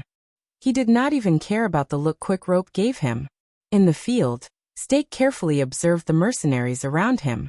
The man solemnly discovered that even though the murderous and militaristic air around them had become stronger, no one had any intention of refuting him, nor did they show any strange expressions. He did not lie. Steak's heart sank. He is indeed Crassus. Things were a little beyond his imagination. But, so you are this generation's Crassus. I have to say, I am a little surprised. Steak turned to Ricky. His tone became cautious and inexplicably cautious, like a thief glancing at his belongings outside the window. High-ranking people rarely take risks. High-ranking people? Thales shifted his attention to Ricky, but he could only see a rough, travel-worn face, the light leather armor commonly seen by desert mercenaries, and a crude and casual sitting posture. No matter how he looked at it, he was just an ordinary mercenary leader. The prince could not help but be puzzled. How is he a high-ranking person? Or should I say, Steak's gaze was fixed on Ricky. He changed the topic and said tentatively, what you are going to do tonight is really too important. Even with your high status, you have to do it personally? The mercenaries around them were silent, but many of them subconsciously looked at each other. The silence lasted for a few seconds. A smile appeared on Ricky's face, but it quickly disappeared. Indeed, an excellent leader doesn't have to take the risk and do everything himself. He nodded and said faintly, but he must never lack the courage and responsibility to do so. Steak raised his eyebrows and pretended to be enlightened. Extremely admirable. The man smiled shyly and said, but this makes me quite worried. You clearly have such an important mission, but you lack the necessary. But Ricky did not let him continue. Otherwise, Ricky's gaze was fixed on Steak, but he continued to speak. He did not care whether Steak had spoken or not. As a leader, There will come a day when he will be reduced to trash behind the curtains. He will protect himself in a bubble of lies just to hide his cowardice and incompetence. He can only rely on hypocritical pretense and despicable means to win the trust of his companions, using empty threats and false incentives to maintain the obedience of his subordinates. Ricky's tone was very light, but it suddenly changed at the end. Tell me, how's Ting recently? Steak could not help but frown at his words. Thales, who was listening by the side, was stunned. What? How's Ting recently? He did not understand the monosyllabic word. But Steak's reaction made him quickly understand that it was a name. Tung. The moment he heard the name and saw Ricky's burning gaze, Steak's expression froze for a moment. But he quickly adjusted himself and smiled again. Everything is well, Shadow Master. Steak bowed again. He looked at the mercenaries around him with a humble expression. As well as you. Shadow Master. Thales furrowed his eyebrows. He was not the only one who seemed to have gained something. Damn it, Thales, I think. Quick Rope's face was pale. He poked Thales under the table and whispered in disbelief, I think I know who these people are. Thales nodded without batting an eyelid. As well as I do? I don't think so. Ricky chuckled and shook his head. He raised a finger and pointed at Steak, who was sitting across from him. If he was as good as I am, then Tung would not have sent you, a person who is permanently stationed in Dragon Cloud City, into the Great Desert, into the Constellation's Bladefang's camp, into the territory that is extremely dangerous for all of you. I don't remember Kessel V pardoning you. Compared to his previous kind persuasion, Ricky became fierce when he faced Steak. The tavern owner, Kampa, who sat across from him, could not help but break out in cold sweat. Steak furrowed his eyebrows tightly. That's not right. It shouldn't be like this. In this risky and unique meeting, he should be the one to initiate the conversation, make suggestions and state his conditions. But, at that moment Steak realized, to his dismay, that the initiative in this conversation was firmly held in the other party's hands. If he was as good as I am. Ricky's expression turned cold. His tone was as tense as a noose around his neck. Then he wouldn't have sent you to us like a stupid, arrogant blackmailer who knowingly delivered yourself to us at a moment that we valued so much, claiming that, I know what you're going to do, in a pretentious, secretive, and mystifying way of saying, I know what you're going to do. Ricky said in disgust, as if you really have us in your hands. Steak's pupils slowly shrank. Everyone, you mean? Do you remember Steak? Beside Ricky, the middle-aged swordsman, Klein, stared at Steak, as if there was a stain on his face. His voice was hoarse. We have a score to settle. Steak put on a puzzled look. 6 years ago in Dragon Cloud City, you used our name to stir up trouble in the most dangerous place in Extet, and did whatever you wanted. The middle-aged Northlander swordsman was like a leopard that had its eyes on its prey. Thanks to you, we lost a lot of people, including my students. Calamities, great dragons, rebellion, chaos, and even Dragon Cloud City's settlement after the incident. Those days were not easy. Do you think we will let you off so easily? Steak's gaze froze. The mercenaries became restless. They cast dissatisfied and hateful gazes at Steak. 6 years ago in Dragon Cloud City.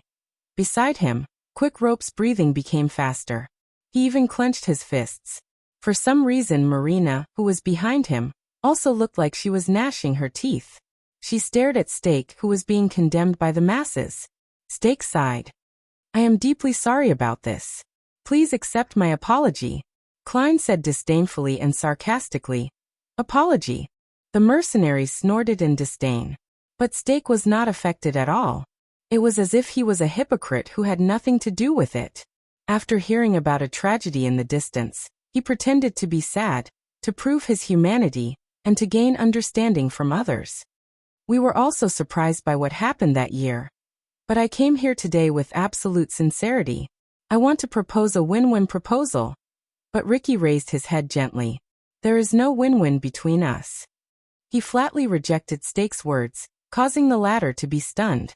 When you entered the door, we hated your arrogant face, hated the timing of your appearance, hated your self-righteous tongue, and hated the blood debt you left behind in the past. Ricky said coldly. And we are not interested in your so-called proposal or secret, which you pretend to be mysterious. Steak's expression immediately stiffened. Bastards who live in darkness and rot, flies who chase after chaos and the stench of corpses, Ricky said without any positive emotions as he stared at the frozen steak. Now do you understand our attitude? Steak clenched his fists. His face was full of disbelief. Why are you still wasting time here? At the same table, Masked Man sighed and knocked on the table. Our schedule today is very full. Klein, the Northland swordsman, snorted coldly.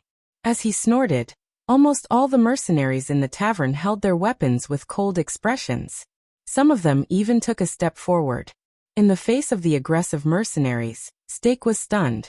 He subconsciously sized up his surroundings. Klein said coldly, "Don't look elsewhere, Steak. I promise you, if anything happens, before your head falls to the ground, your companions who are waiting outside will not be able to do anything." As a bystander, Thales quietly moved his head back a little. Quick Rope continued to stare at Steak. The tavern became completely quiet, but no one would think that the atmosphere at that moment was comfortable. Steak looked at the situation around him and frowned. Damn it! This group of brainless muscular men. But he could not turn against them. He could not. He still needed them. This group of damn. If you kill me here, the Constellatiates will immediately find out about your conspiracy here. The Constellatiates' eyes widened. Steak lowered his head with a serious expression. Your plan will not succeed. Ricky sighed. It seems like he doesn't understand. In the next second, a flash of sword light suddenly flashed. At a speed that surpassed what Thales could see with his naked eye, it instantly shot out of Klein's hand. Thales, who had been paying attention to the conversation and was caught off guard, felt his eyebrows twitch. But fortunately, the tip of the sword was not aimed at him. The sudden flash of sword light stopped in front of Steak's neck. A second later, Steak, who had reacted to the situation, could not help but take a step back. His face was pale. Asterisk whoosh. Asterisk the gust of sword wind had just blown past. Klein held a strange longsword with a blood groove and a hollow blade. The blade quietly stopped in front of Steak. The mercenaries seemed to be used to this. They were not bothered and laughed. Steak's breathing rose and fell, but he forced himself to remain calm and said, "Do you really want to do this?" Klein raised the strange-looking longsword and shook his head gently. "This is twilight. When it tears open your blood vessels." As he spoke, he moved his longsword forward slightly and pressed it against Klein's neck. Steak's pupils instantly shrank. Damn it. All right, I understand. He instantly raised his hands, panted, and admitted defeat. Finally, Klein stopped his longsword. Honorable Crassus, and everyone else. It is your choice whether or not you want to listen to my suggestion. And I am willing. I am willing to answer all your questions. His posture was humble, and his tone was respectful. The three leading mercenaries looked at each other. Very good. Ricky curled up the corners of his lips. Compared to the nonsense you talked at the beginning, you're finally starting to speak like a human. Steak exhaled and re-examined the Crassus, in front of him in indignation and uneasiness. Klein snorted coldly and put away his longsword, which was so fast that it could not be seen clearly. Ricky said faintly, "Tell me, how did you set your eyes on us?" A few seconds later, Steak sighed, as if he had accepted his fate. The Tower of Eradication. At this moment, Thales saw many mercenaries involuntarily clench their fists or weapons. Their breathing quickened. Klein and the masked swordsman frowned and looked at each other. Only their leader, Ricky's expression did not change. "Yes, I know." Steak touched his neck, gritted his teeth, and said, "We have eyes and ears there." Ricky continued to ask, "What did you hear?" Not long ago, the Tower of Eradication was ambushed one night. Steak cautiously looked around at the mercenaries around him and observed their expressions. The enemy's origins are unknown, they are powerful, and there are many of them. The line of defense and alarms were broken through layer by layer. The invaders were only forced to retreat when they attacked the House of Legacy. Steak said in a tone as if he was telling a story. According to our people, during the invasion, some supernatural and unusual powers also appeared. Thale's eyebrows twitched. Wait. Not long ago. Tower of Eradication. Was ambushed, supernatural. The Prince of Constellation blinked, and in horror he recalled a lesson a long time ago. At that time, the person who was about to go on a long journey said to him, "No way? Is it what I think it is?" This is one of the few vicious incidents in the history of the Tower of Eradication. Even if the Grey Sword Guards kept it strictly confidential, it was difficult for them to cover up everything. All 8 major sects suffered heavy casualties. Even Constellation's Red King's army besieged Sharpblade Valley 200 years ago was not as exaggerated as this. Stake sneered and looked at the dozens of mercenaries. "You did it, didn't you? At least you were involved. You worked with Blood Bottle Gang, and they recruited many psionic warriors from the Western Desert." The mercenaries around them were in a commotion. Blood Bottle Gang. Thales covered his head in his heart. He felt that his guess was getting closer to the truth. Klein shook his head. "It has nothing to do with you. After that, you fled into the desert and returned to Bladefang's camp. You hid in Blood Whistle, and one of our spies in the desert recognized you." Stake continued to speak. "But Bladefang's camp wanted to send their troops to the desert. After they issued the blockade order, your mercenary group did not disperse, even though there was no more business. Instead, you continued to recruit people from all over the place. So I thought that no matter what you encountered in the Tower of Eradication, you did not intend to give up. That is why I sent someone to leave a message for you. We will visit tonight." Masked Man snorted in disdain. Ricky and Klein did not say anything. "Listen, I don't care about the grudge between you and the Tower of Eradication. After all, you have been fighting against each other for more than 100 years. When Stake saw this, he rolled his eyes and continued, "I also don't care why you ambushed that place. Do you want to vent your anger, stage a coup, or dig for treasure? You have been fighting against the Tower of Eradication for more than 100 years. A thought appeared in Thale's mind. But I know that you are not having a good time right now. The invaders must have paid a hefty price to make the famous Tower of Eradication, which stands firmly between 2 powerful countries, suffer such damage." Stake's eyes brightened. He raised his hand and spoke in a high-spirited tone, as if he had forgotten the awkwardness and humiliation just now. "Now, no matter what you want to do, you will definitely lack manpower, especially when you want to break the infamous Prison of Bones in Constellation's Bladefang's camp and launch an unprecedented prison raid." "What?" Thales could not react for a moment. But the others were different. At that moment, be it Ricky, Klein, or Masked Man, all of them suddenly raised their heads. They stared at Stake, who was in front of them. It was as if they could not believe it. The mercenaries also became restless. There was a slight uproar. "What are they doing?" Quick Rope whispered to Thales in disbelief. "These people, they want to raid the Prison of Bones, that damn place? There must be something wrong with their brains." In the field, Stake continued to speak. "This will not be an easy task." However, in the next moment, the familiar flash of a sword came. Klein's longsword was once again pressed against Stake's throat. "Who told you that?" The middle-aged Northlander swordsman asked coldly. "Damn cockroach." It was the Masked Man. Ricky frowned. "How did you know?" Stake, who once again fell into misfortune, panted rapidly. But this time, he refuted in a manner that was neither servile nor overbearing. "A few days ago, you deliberately sent some people into the Prison of Bones to act as spies when the time comes." Stake snorted coldly and said, "Tonight, you decided to gather here. You even chased away and kidnapped our men, including this tavern owner. Isn't this obvious?" Asterisk bang. Asterisk on the other side, Tampa, who had been silent for a long time, was dumbfounded. He slammed his palm on the table. "F***CK. Is that why you kidnapped me?" The tavern owner suppressed his anger. He was surprised and bewildered. "You already knew that my home is a place that provides supplies to the Prison of Bones. You wanted to wait until dawn, and then use our fleet to transport supplies." Sean the mercenary slapped the back of his head and swallowed Tampa's words. "Shut up. Why? Why do they want to break out of the prison? What do they want to rob? Most importantly, if this group of mysterious mercenaries really want to do this, what will they do with Tampa and the two of them? The chaotic scene lasted for a few seconds before Ricky raised his arm again and calmed down. We underestimated you, Steak. Ricky seemed to be deep in thought. His eyes were bright. You do have some skills to be Tang's right-hand man and assistant. Under his signal, Klein sheathed his longsword. Tung. Steak, who heard this name again, twitched his eyebrows in a barely noticeable manner. See, I was right, wasn't I? Steak exhaled and carefully observed Ricky's reaction.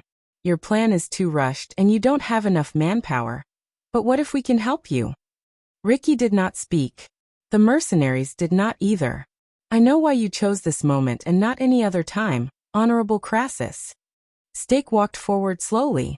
His expression returned to the confidence and calmness he had when he first came. Now the Stardust Unit, Skull Guards, Raven Whistle Light Cavaliers, Black Lion Infantry Regiment, and a few professional mercenaries who are related to them. These are the most elite, fastest, and loyal troops in the camp. For some reason, they followed Williams to the front lines of the desert, and they will not be able to provide reinforcements for the time being. And those who are left behind are either inferior garrison soldiers, light infantrymen who lack mounts, temporary recruits from various parts of the western desert, or even auxiliary soldiers and laborers who rarely go to the battlefield. The Baron is not around, and there is no commanding officer with enough authority to suppress them. They belong to the royal family and the local nobles, and they are in constant conflict. They might seem to have more troops than usual, but in truth, their management is chaotic, their commands are disorderly, and their dispatches inefficient. This is a rare opportunity for you to break out of the prison. Compared to facing the legendary Wing's strict military formation, is there a better time than this? Steak looked around and waved at the mercenaries around him, completely ignoring their displeased gazes. That's why you were able to gather so many people and take down this tavern so easily. I heard from the locals that if it were any other time, Williams would have thrown any suspicious warriors who gathered for no reason into prison and stripped them naked. They would not be able to come out without paying 20 gold coins to each of them. Steak's animated explanation came to an end. He turned around confidently and looked at Ricky, who was deep in thought. Breaking out of the prison during chaos? You're right. Steak raised a finger. But it's still too difficult. For you, even if you are professional mercenaries who have fought in wars for many years, even if you are only facing the old, the weak, and the disabled, it is still not easy. If you fail, casualties are inevitable, and your safety cannot be guaranteed. I really do not want you to experience the Tower of Eradication's devastating ambush again. When he said this, the mercenaries' expressions changed. In the next second, Steak's tone changed, and a bewitching look appeared in his eyes. But with us here, it's different. Ricky was still deep in thought. Klein looked at him coldly and did not say a word. Masked Man's expression was even more exaggerated. When he stared at Steak, there was never any emotion other than hatred and disgust in his eyes. You know what we are capable of. Steak tried his best to make his words sound more tempting. With us here, you don't need this lousy plan, and you don't need this talkative boss. Tampa stared at him fiercely. Steak's eyes lit up. We can provide you with the most accurate information. Fight for the best conditions and timing to take action. And even help you move out of the Prison of Bones, or even paralyze the guards in the Prison of Bones within a short period of time, so that you can prepare a safe escape. You don't need to disguise yourself as a transport team in fear and sneak into your destination, or draw your swords and break through those damn prison doors by force, paying a huge price. He clenched his fists lightly. You will get what you want faster, better, and easier, no matter what it is. Steak paused for a moment, as if he wanted to observe the crowd's reaction. Honorable Crassus and all-powerful warriors. Steak spoke again. At this moment, your swords are the greatest support we can find in this unfamiliar and hostile land. At this moment, he was incredibly humble. He clasped his hands together, and his expression was respectful and submissive. And we are the best eyes and ears you can find in a place full of powerful enemies.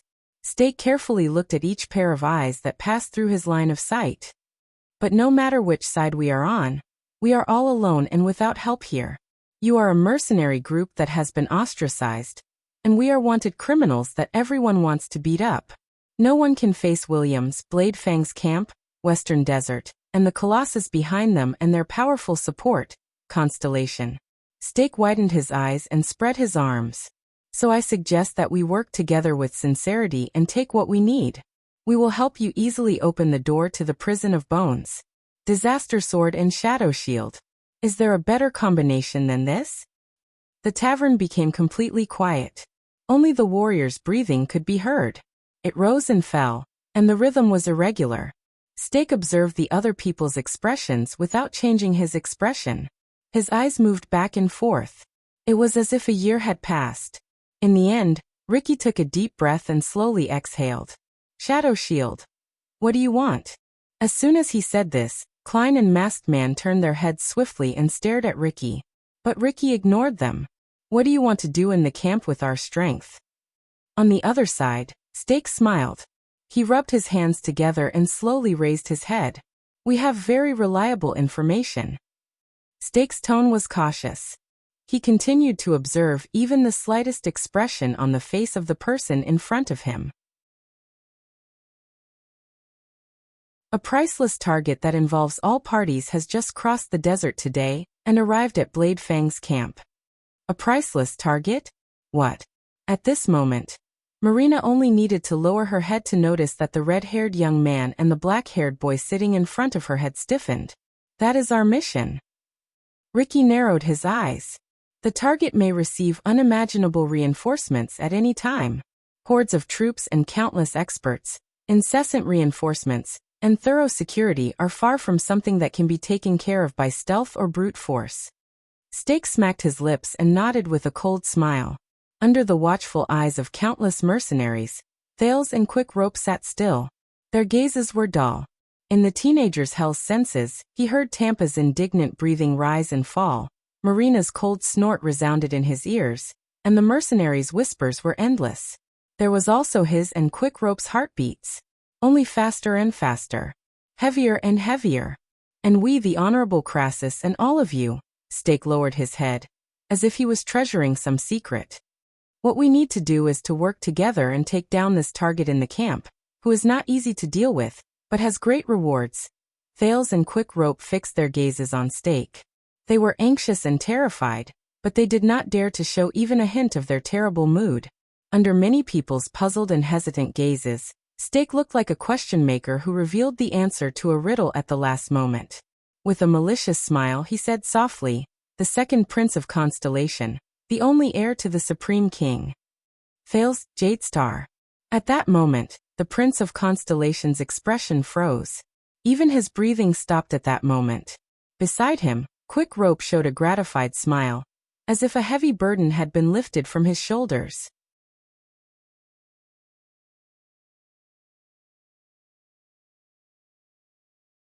Chapter 401.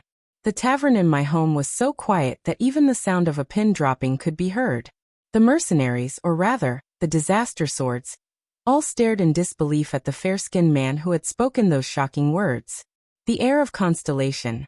While countless people sucked in breaths, Sean, the mercenary behind Marina, snorted. I thought that it would be crazy enough for us to break out of the prison. Thales saw that after Stake revealed the shocking target, Crassus, Ricky furrowed his eyebrows to the extreme.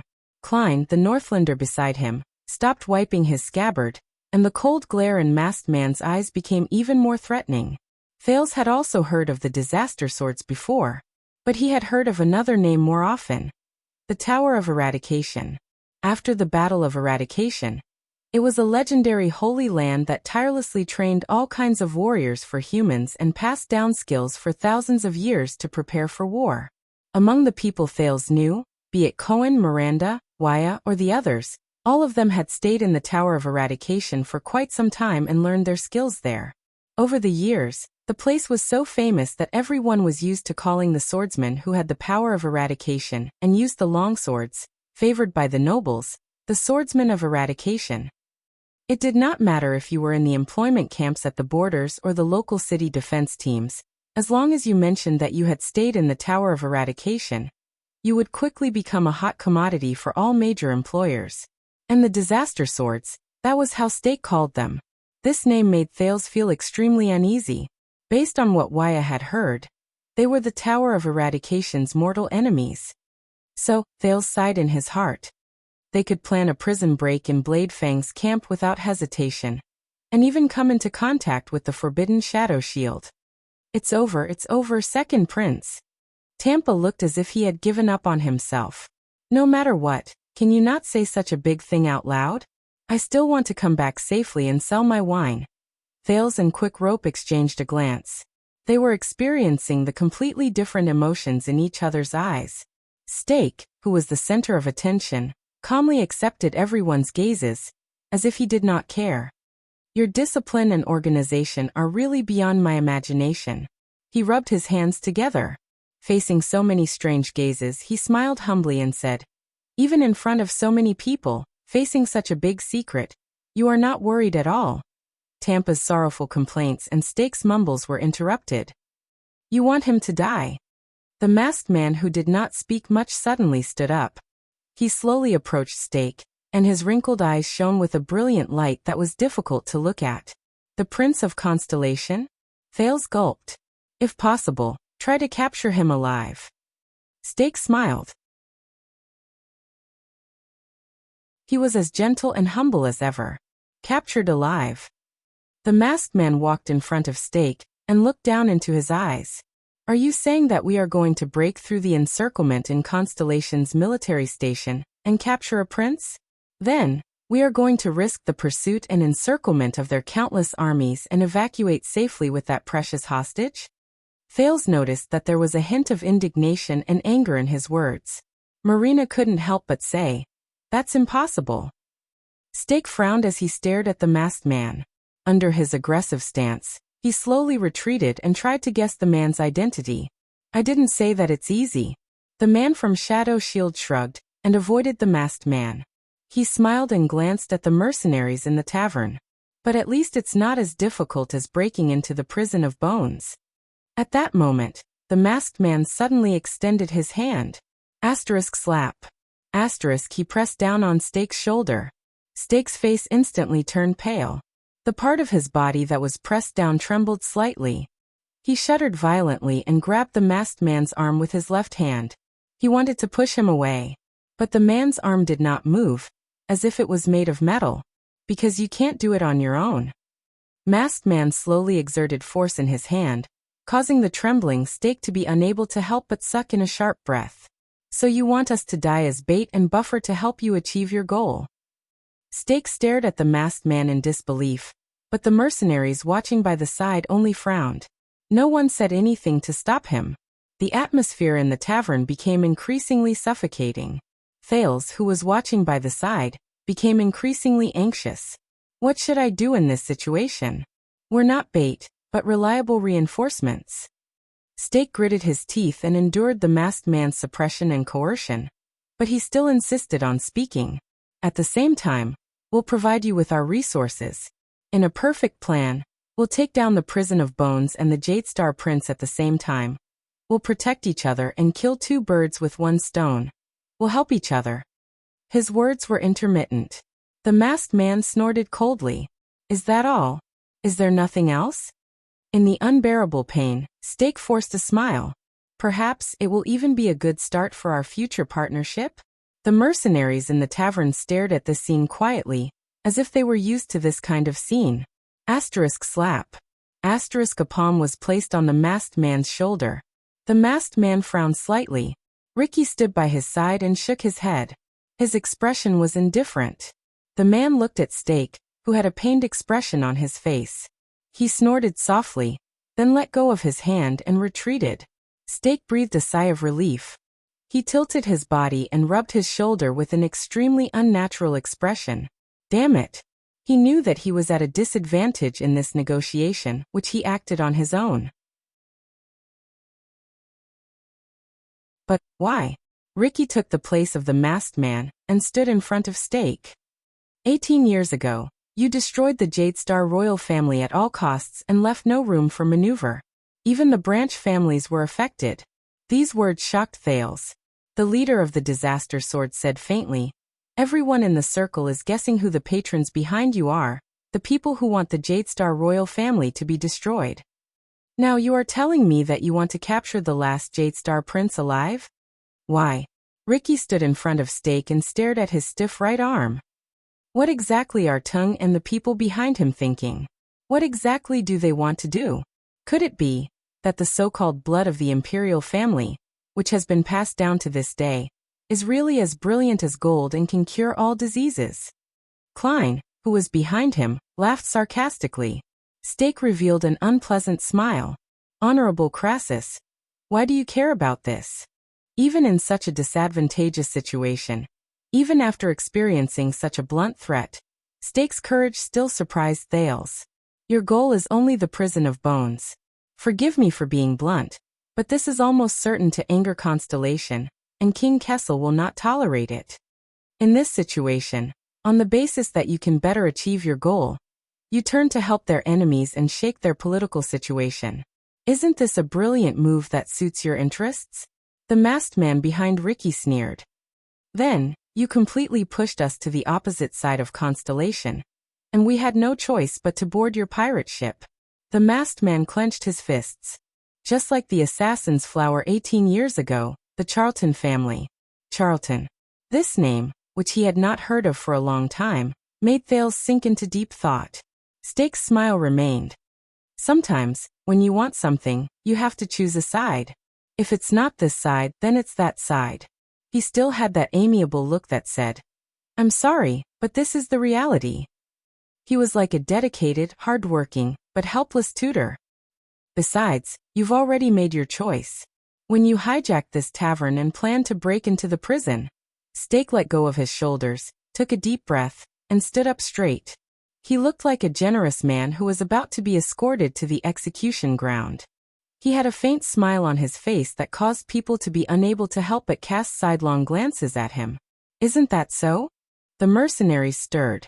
Masked Man and Klein looked at each other. Ricky still did not move. He quietly stared at Stake. Thales and Quick Rope exchanged glances between themselves by the table. Their leader's silence affected the disaster swords. The tavern gradually became quiet. Everyone looked at Ricky. Stake waited quietly. Only his eyes occasionally darted around to observe the people around him. After a long while, Ricky's gaze on Stake changed a little. The leader of the disaster sword smiled and moved his chin a little. "Just like him." "The same." Stake, who had expected that he would be questioned, was stunned for some reason. "What?" Ricky snorted softly and turned around. "How funny." Ricky sat down again, as if he did not care about the person in front of him. "At that moment, the way you spoke and what you said were exactly the same as Tung." Stake's pupils instantly trembled. "Tung." Thales heard the name with short syllables again. Ricky leaned back on the stool and raised his chin. His gaze at the ceiling became unfocused. "I have seen that man, if Tung can still be considered a man. Sometimes he is cunning, scheming, and cunning. Sometimes he is passionate and ambitious. His existence is the world's merciless mockery of human nature." Stake slowly lowered his head. "Are you old acquaintances with the Shadow Master?" Ricky curled his lips. "Yes, Tung. I have seen his methods and how he does things. I have to say, he is unforgettable." Stake smiled. He was about to answer, but in the next second, Ricky's eyes shone with a terrifying glare. "So I absolutely do not believe it." Ricky lowered his head abruptly and stared straight at Stake. His tone was urgent and resolute, and it was unprecedented. "I absolutely do not believe that my contact and meeting with him is a coincidence or luck.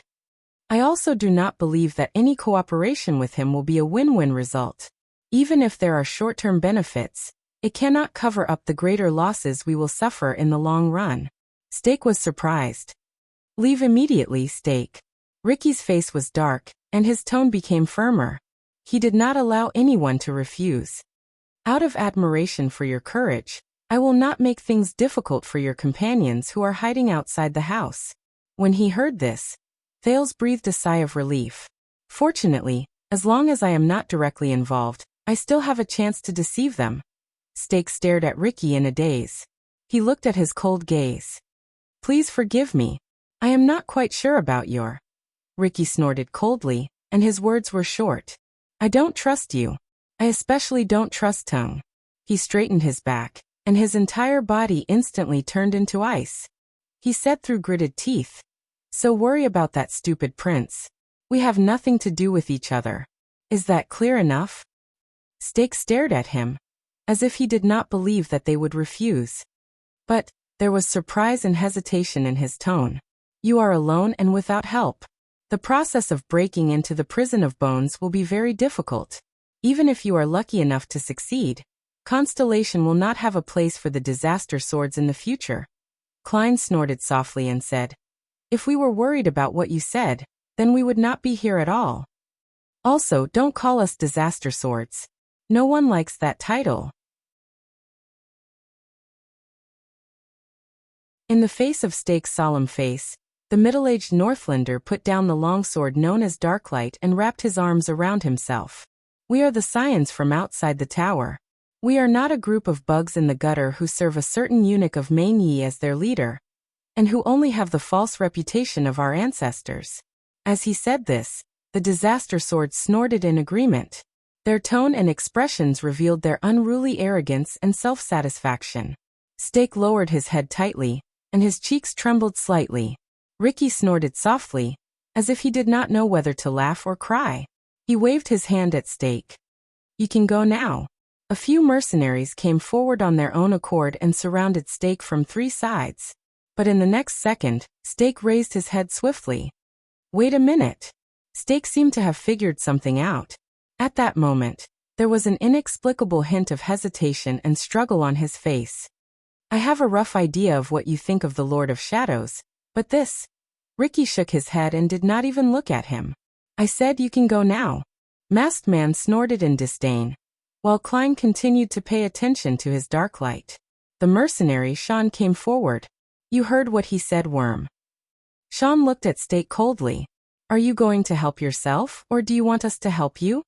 Even though he said that, he did not have the slightest intention of letting Stake help himself.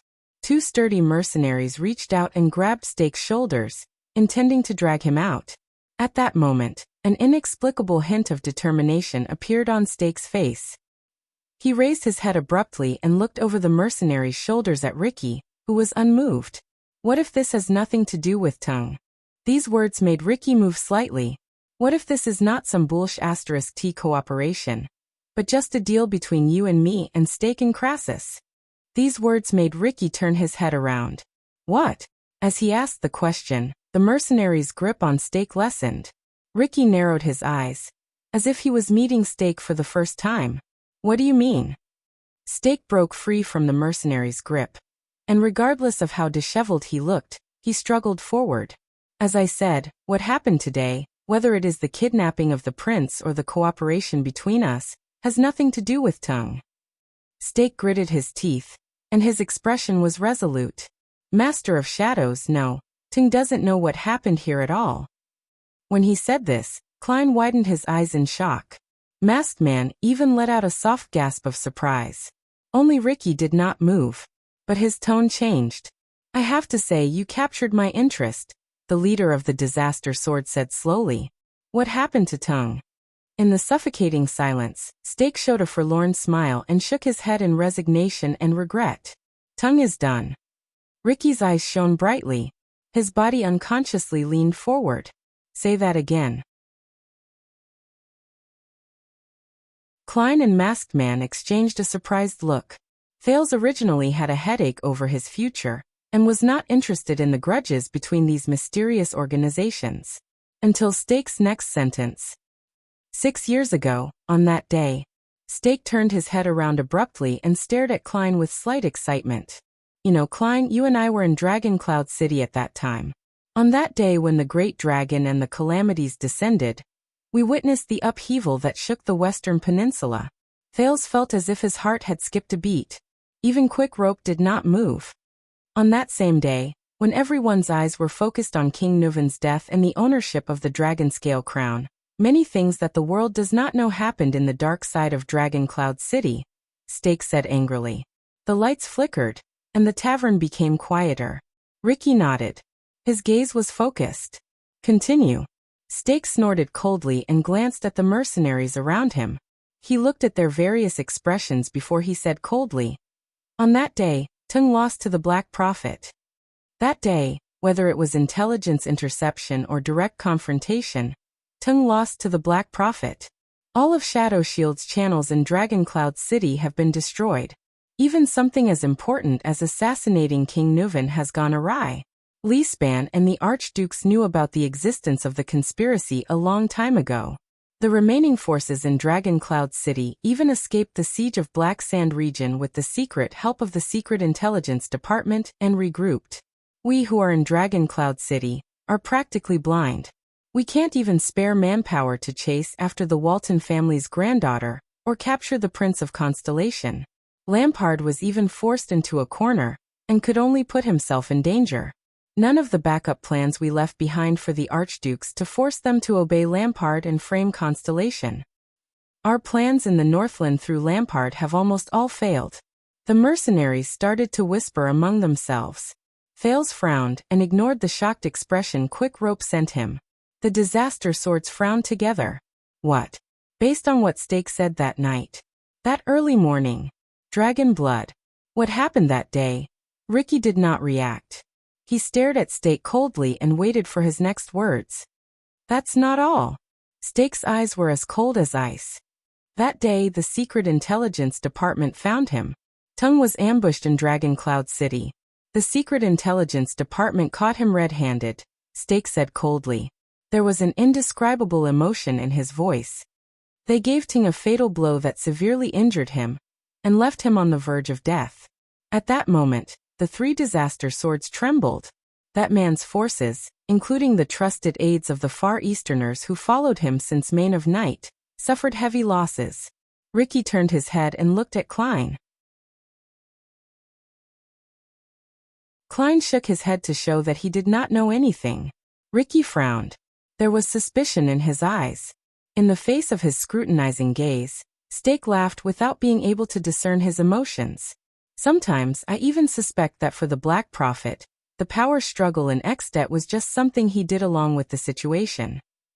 He smiled wanly and said tiredly, that night Shadow Shield, especially Tung himself, was the Kingdom's Secret Intelligence Department's first target.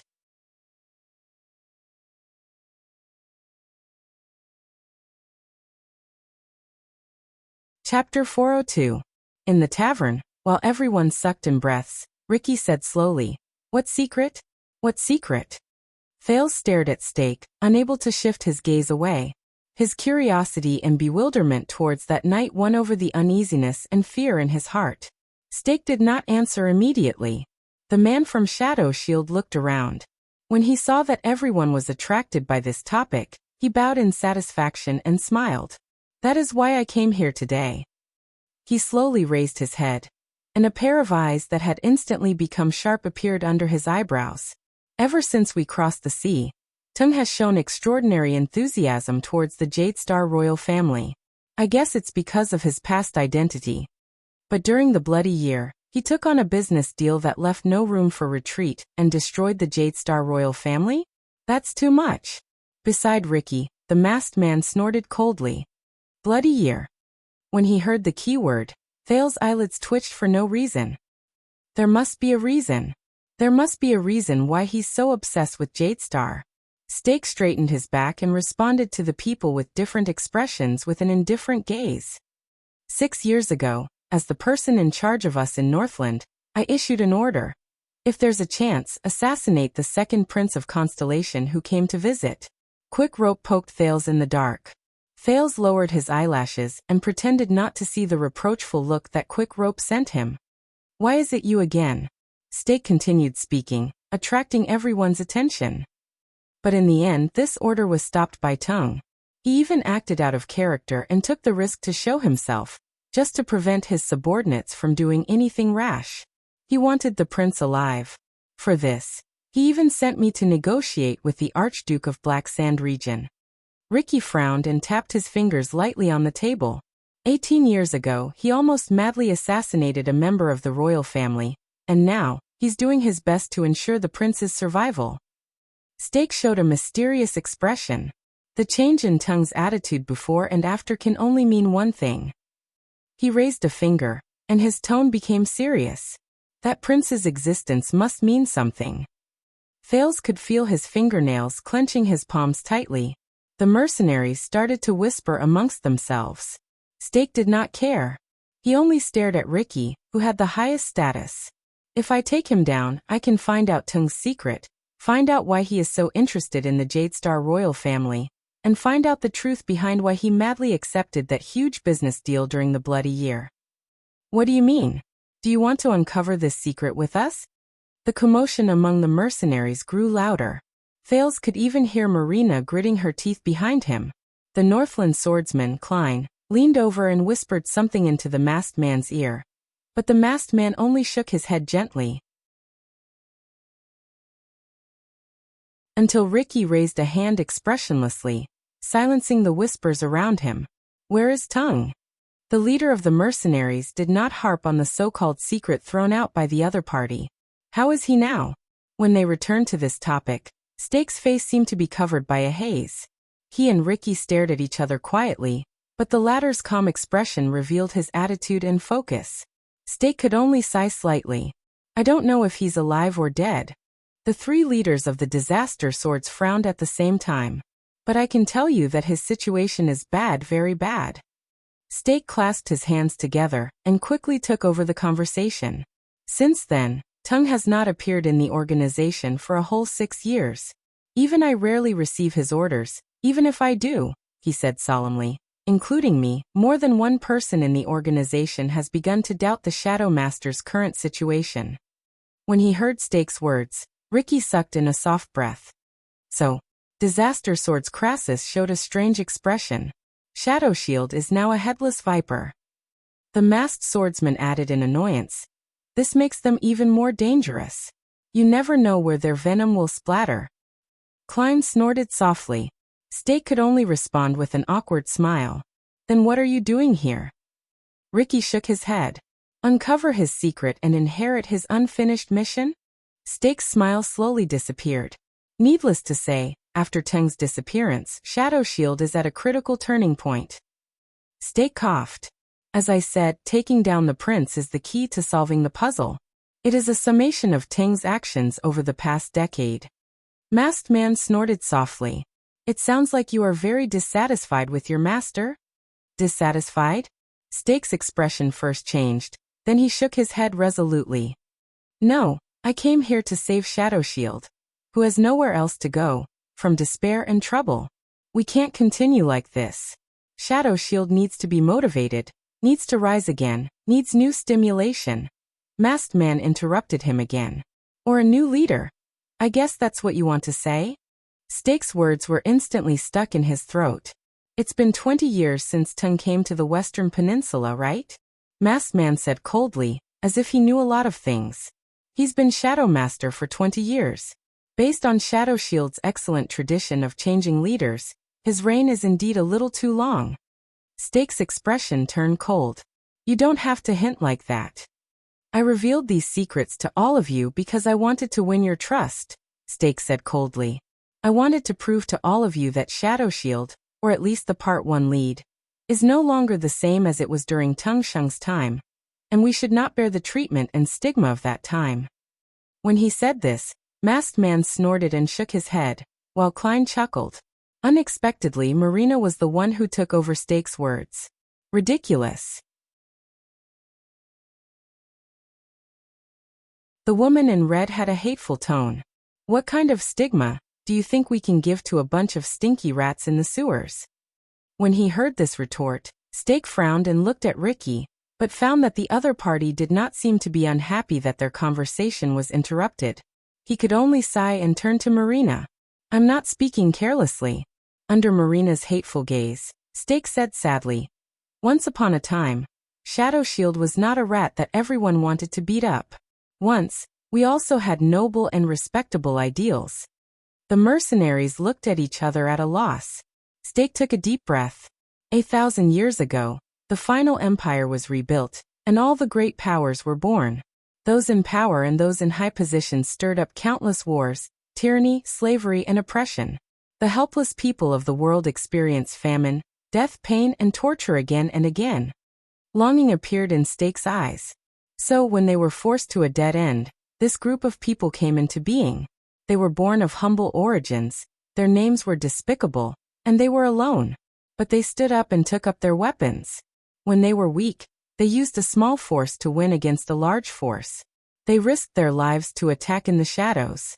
They used the most primitive, simplest, but also the most powerless and clumsy method to assassinate tyrants, resist tyranny, and fight back against power. They stood in front of the tyranny of the rulers and the ruthlessness of the feudal lords, and let out the voices of the common people who suffered. That's rare. A hint of praise appeared in Ricky's eyes. Compared to those assassins who act blindly, at least you understand your organization's past. Thale's eyebrows twitched. This was the first time he heard Shadow Shield described from this angle. Stake bowed, then let out a long sigh. His gaze was unfocused. Once upon a time, we were the last hope of the poor, the vanguard of the insurgents, and the brave warriors of the rebellion army. With unimaginable methods and costs, we threatened, reminded, and warned the tyrants who were in high positions but oppressed the people. In the shadows cast by the rulers, there will always be a restless existence. It will always turn into the most steadfast and troublesome shield, protecting the people who are trampled under their feet and despised like ants. Ricky did not move. Klein and Masked Man responded with their expressions. The former was scornful, and the latter snorted angrily. But Stake's words were interrupted again. How can you be so shameless? How can you describe despicable and despicable things in such a noble manner? Last hope? Bah. Marina gritted her teeth and said, Scum, do you know how many innocent people had their families destroyed because of you during the bloody year? Stake looked back at Marina with slight surprise. With a complicated expression, he said, I can't say that you are wrong, young lady. Stake lowered his head, sighed, and said, The truth is, after 1,000 years, Shadow Shield, who swore to fight to the death in despair, has fallen into this filthy state day after day as it drifted with the tide and had no choice but to make compromises. He clenched his fists and said through gritted teeth, as if he was indignant, You're only interested in profit, and you're muddle-headed and nauseating. The air in the tavern was quiet for a moment. Wow, a noble, pure Shadow Shield assassin who is free from vulgar interests. Klein shook his head and said sarcastically, How rare. Stake still clenched his fists, as if he did not see the other's gazes, did not hear Klein's sarcasm, and Marina's snort. Especially after Tung's arrival, our situation worsened, and our situation became even worse. His expression was tense, and his breathing quickened. 18 years ago, he bewitched us, contacted all parties, and launched an operation against the Jadestar royal family, starting from that great assassination that shocked the world. Thale's heart beat faster. My home tavern gave me too much information tonight. Stake raised his head abruptly and gritted his teeth. As the master of shadows, he never leaked the list of employers for that business deal to us, but tried his best to bewitch us into ignoring the risks behind it. Ting put it very nicely. Shadow Shield has had enough of appearing in the streets and alleys, accepting money from a few villagers, and finding barons and officials, rich or poor, to seek justice for the livestock that were stolen and killed in the village. He also said that we have a great responsibility, and we will go straight to the root of the problem. Stake looked around. His eyes were burning with anger, as if he wanted to find approval. He told us that Constellation would collapse with the help of a business deal that had never been done before. This represents the beginning of a new era, a great era with chaos and confusion as its roots. Horsewhips will crack, blood will spill, fields will burn, and fear will sprout. It will be a chaotic world that will allow us to shine, change our degeneration, and rise, just like how we rose 1,000 years ago. The world will remember us again when it wakes up from its dreams, and it will need us again. Stake's words were vivid. Thales could even imagine Ting's tone at that time. But the list of employers. Thales noticed this word. Who were the people who wanted to see the Jade Star royal family destroyed during the Bloody Year? Stake exhaled. His expression and tone became gloomy at the same time. I have to say that he is very eloquent, and his methods are superb. He also has the power of a new ruler. Some people were bewitched, and some people had no choice but to obey him for the sake of their lives. Klein showed his contempt. I guess you want to say that you are one of those who had no choice but to obey him. Stake shook his head. That's not important anymore. What's important is the consequences of this matter. Let's see what Tung and his crazy plan have brought us. Stake spread his hands and looked dejected. Chaos. Of course, the war during the Bloody Year was a mess. The civilians were not the only ones who suffered, but also assassins like us, and even mercenaries like you. If everyone could die under the blades of war, then what's the point of having assassins? During the days of war, if we can't even find a flat and quiet place to rest and recuperate, then how can we talk about buying people over and assassinating them? And that chaos didn't last long. At least, it didn't last until our golden era arrived. It ended. Stake's expression was one of struggle, as if he was going through hell. For a whole 18 years, Tung made enemies for us everywhere. Shadow Shield not only hid in Constellation and had no place to hide. Even in the world outside Constellation, he had to face the relentless pursuit of the Secret Intelligence Department or their allies. You can't imagine how we lived in the past. Everything was terrible. Stake's gaze was cold. That was a business deal with no winner. Thales felt a chill in his heart. If you insist on saying that there was, after the disaster, Constellation did not suffer a crushing defeat. It did not usher in the golden era of assassins and Shadow Shield. On the contrary, they rose from the ruins. The new king was even more ruthless than before, and the power of the throne was unprecedented. The opportunity we once hoped for with all our hearts and relied on for a living. The endless feuds between nobles and chaotic battles between vassals slowly disappeared under the new king's iron fist. It was nowhere to be found. The chaotic future promised by Constellation's decline did not come. Instead, it was getting further and further away. It's funny when I say it, but sometimes our subordinates even suspect that Tung, who initiated the assassination, is actually a spy for Constellation? Stake said the last part with a bitter tone, as if he was crying and laughing at the same time. It made people frown. Ricky and the others exchanged glances. Did you just ask me that I was dissatisfied with Tung? Stake shook his head violently. Hatred flashed in his eyes. No, the word you chose is too simple.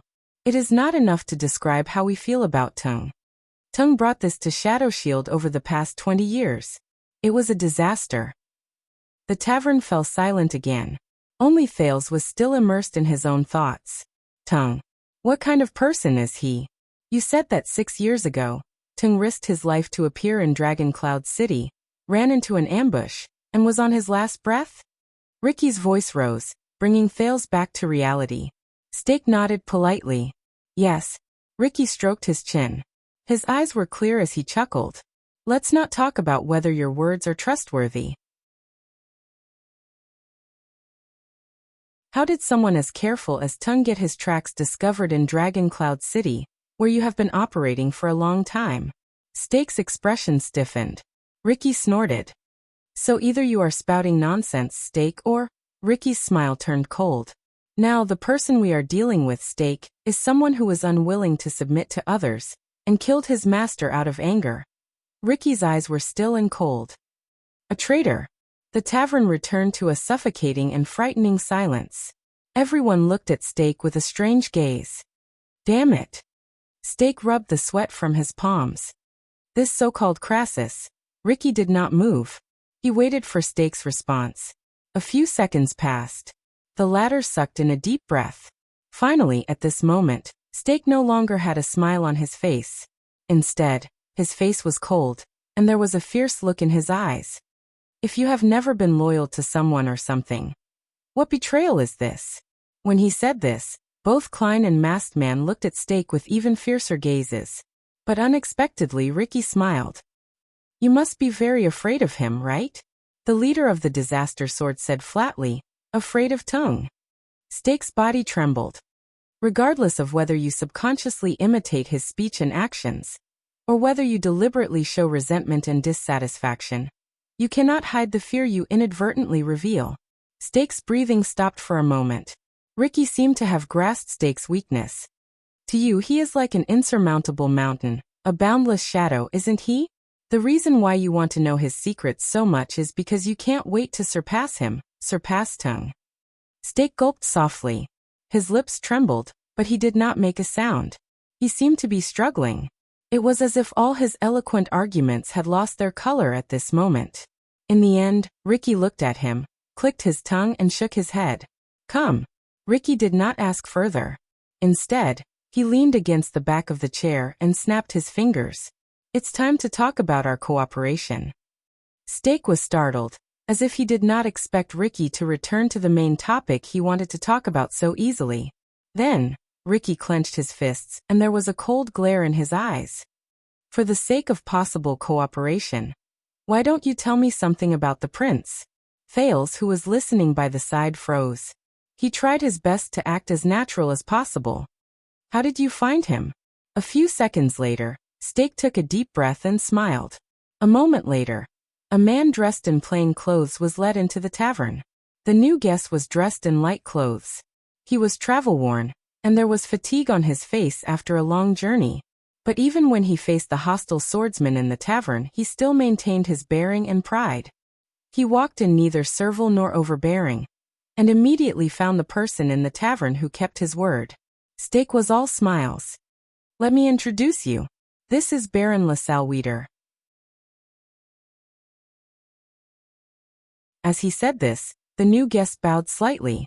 Thales moved a little. He subconsciously felt that he had seen this man before. But Ricky frowned slightly. Baron? Klein's face was filled with suspicion. He said softly, Weeder. I remember this Northlander's noble surname. He seems to be a small vassal with a fief. It can't be any smaller.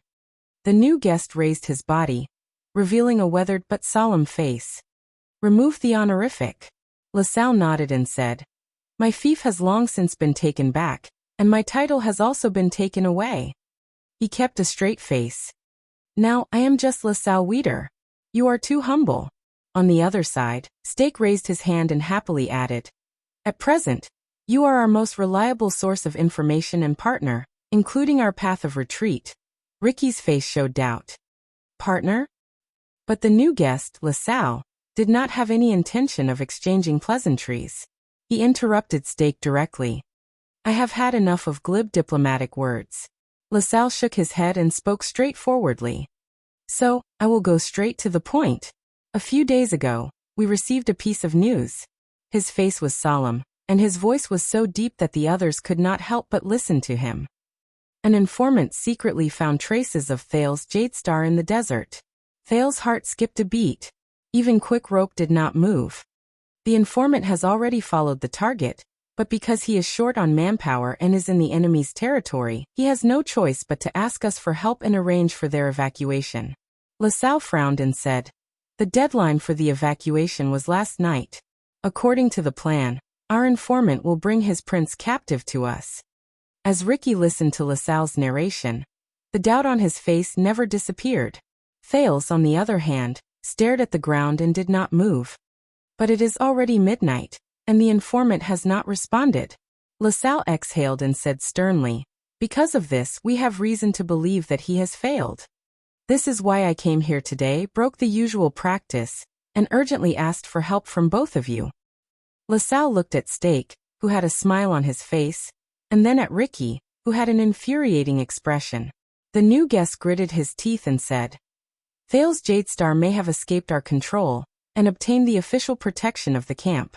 We must strike like lightning and take back the target before the army returns to provide reinforcements. We are short on time, and the sooner the better. Ricky and his companions exchanged glances with each other. Are there any clues? LaSalle nodded. Our informant is a mercenary. LaSalle looked around with a stern expression. The name he uses in the desert is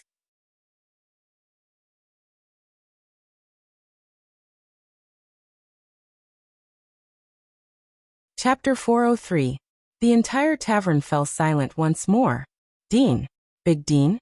Bald Dean? Ricky stroked his chin and said with sudden realization. The Dean in Dante's greatsword who is quick-witted, skilled, and has a bright future. LaSalle was silent, while Stake nodded in agreement. Your informant really hit it well. Ricky clicked his tongue and shook his head. Dante's greatsword? Tampa frowned and scratched his chin. Ricky raised his eyebrows. Wait. That means. At that moment, the gazes of many mercenaries, including the tavern owner Tampa who was held hostage, followed Ricky and turned to the other side in unison. Their gazes gathered on Thales, who widened his eyes, and Quick Rope, who had a dumbfounded look on his face. What's going on? Thales thought in a daze as he became the center of attention again. Hey. Marina turned to Sean with a suspicious gaze and whispered, I remember that these two people are in Dante's greatsword. The mercenaries began to whisper among themselves. Ricky stared at the two of them with great interest. He seemed to have understood something. In the face of everyone's scrutiny, Thales could only show a subtle and awkward smile. You really came up with a good idea. Under everyone's gazes, Thales maintained his expression. Without moving his lips, he hissed at Quick Rope in dissatisfaction. Are you looking for a professional to deal with the corpse? He desperately controlled his gaze to avoid looking at the human-shaped sack by his feet. What do we do now? Beside Thales, the former Prince of Extet's face was also twitching. He put on an awkward expression, as if he did not know whether to laugh or cry. Calm down, calm down. Quick Rope wiped his sweat and put on a fawning smile at the fierce mercenaries around him.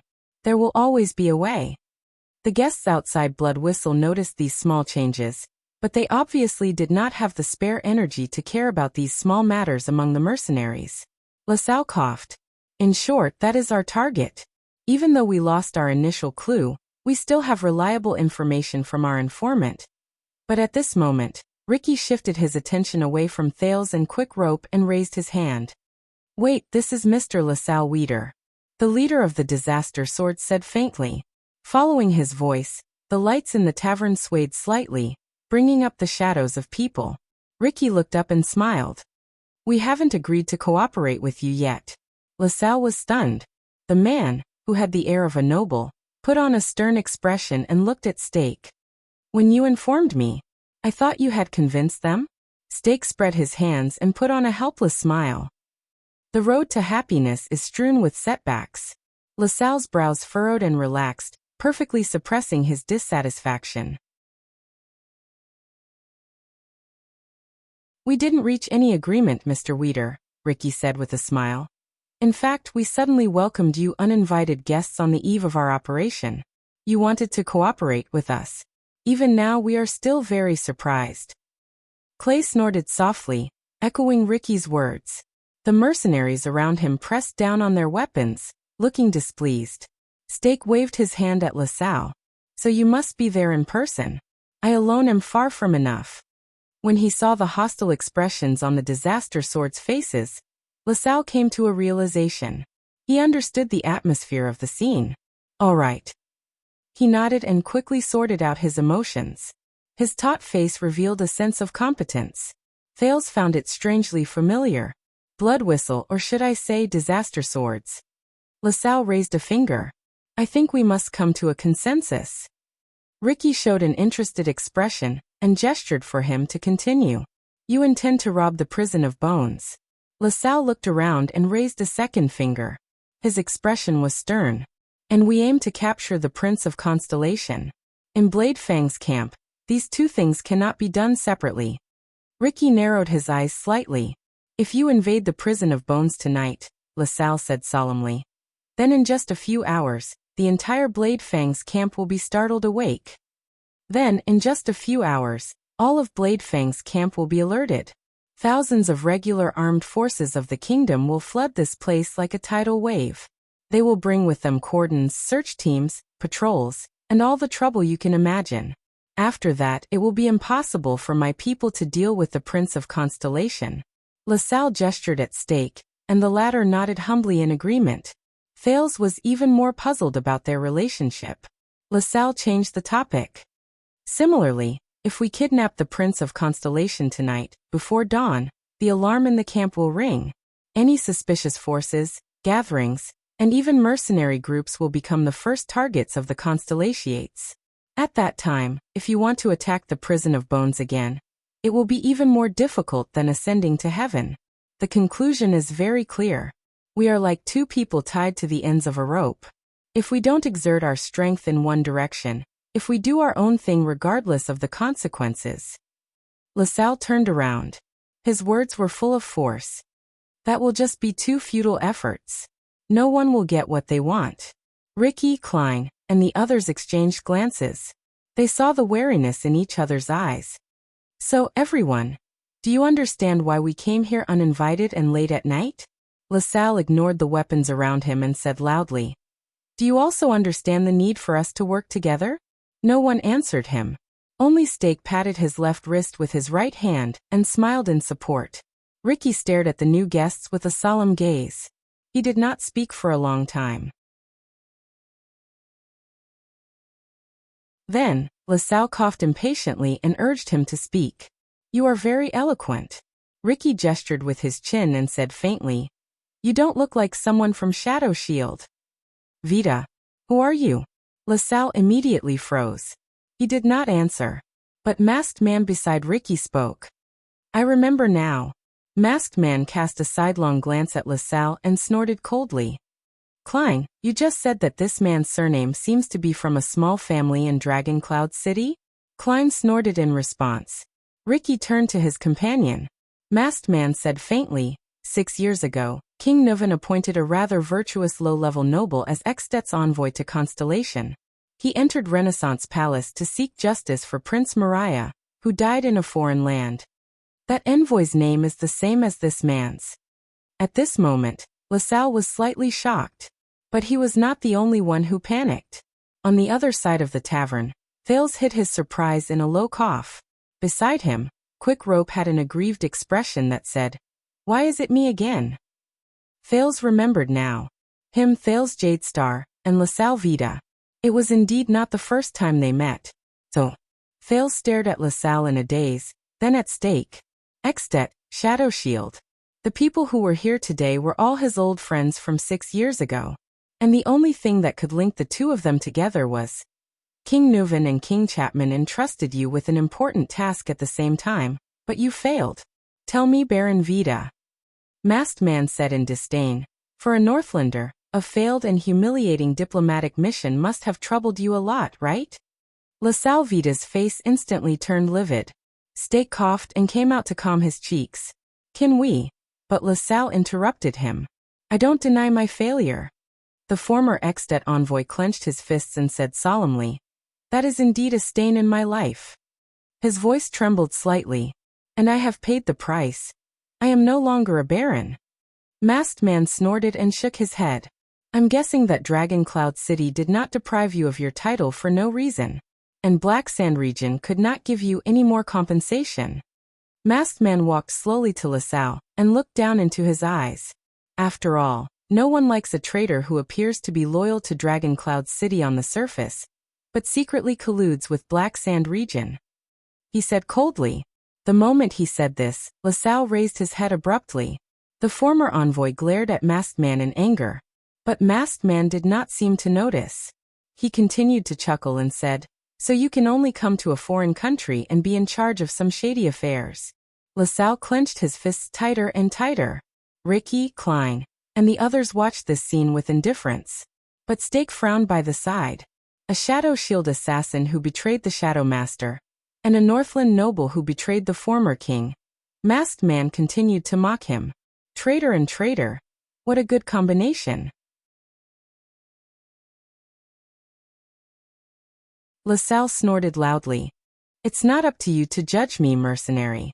He gritted his teeth and glanced at Blood Whistle in the tavern. Based on what you said, LaSalle said angrily. Tonight, no matter which side we are on, we are all shameful traitors. At the end of the day, you are just traitors of the Tower of Eradication.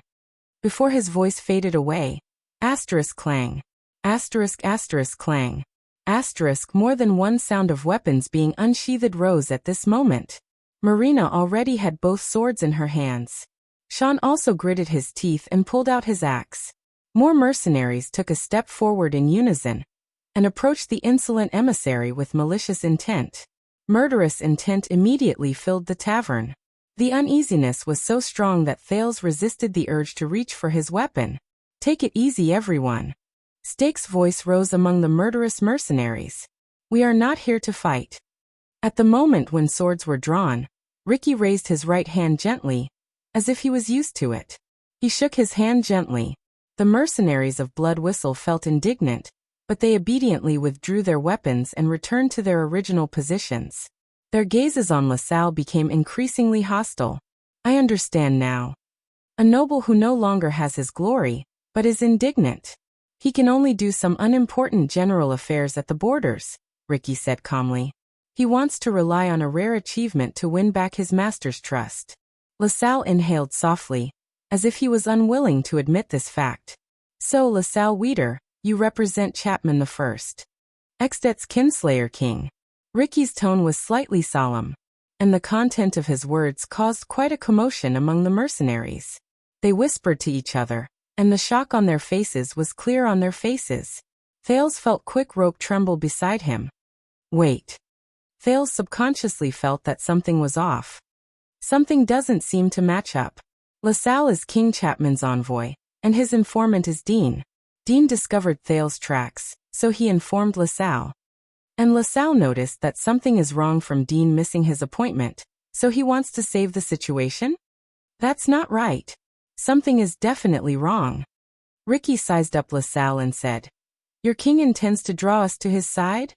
LaSalle raised his head and showed a faint hint of arrogance. "If you can work with us," LaSalle said softly, "and bring valuable spoils of war back to Extet together to prove that you are a force that can fight, His Majesty will definitely not be stingy with his rewards. Ricky raised his eyebrows, as if he was a little surprised. But soon he, Klein, and Masked Man looked at each other and laughed. The mercenaries also sneered. As they laughed, LaSalle's expression became more and more tense. Finally, the disaster swords had enough of laughing.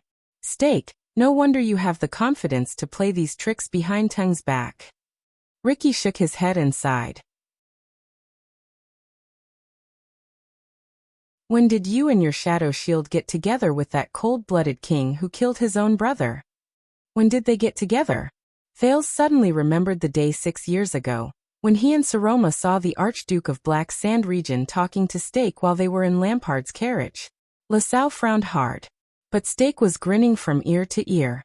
He did not seem to be offended at all.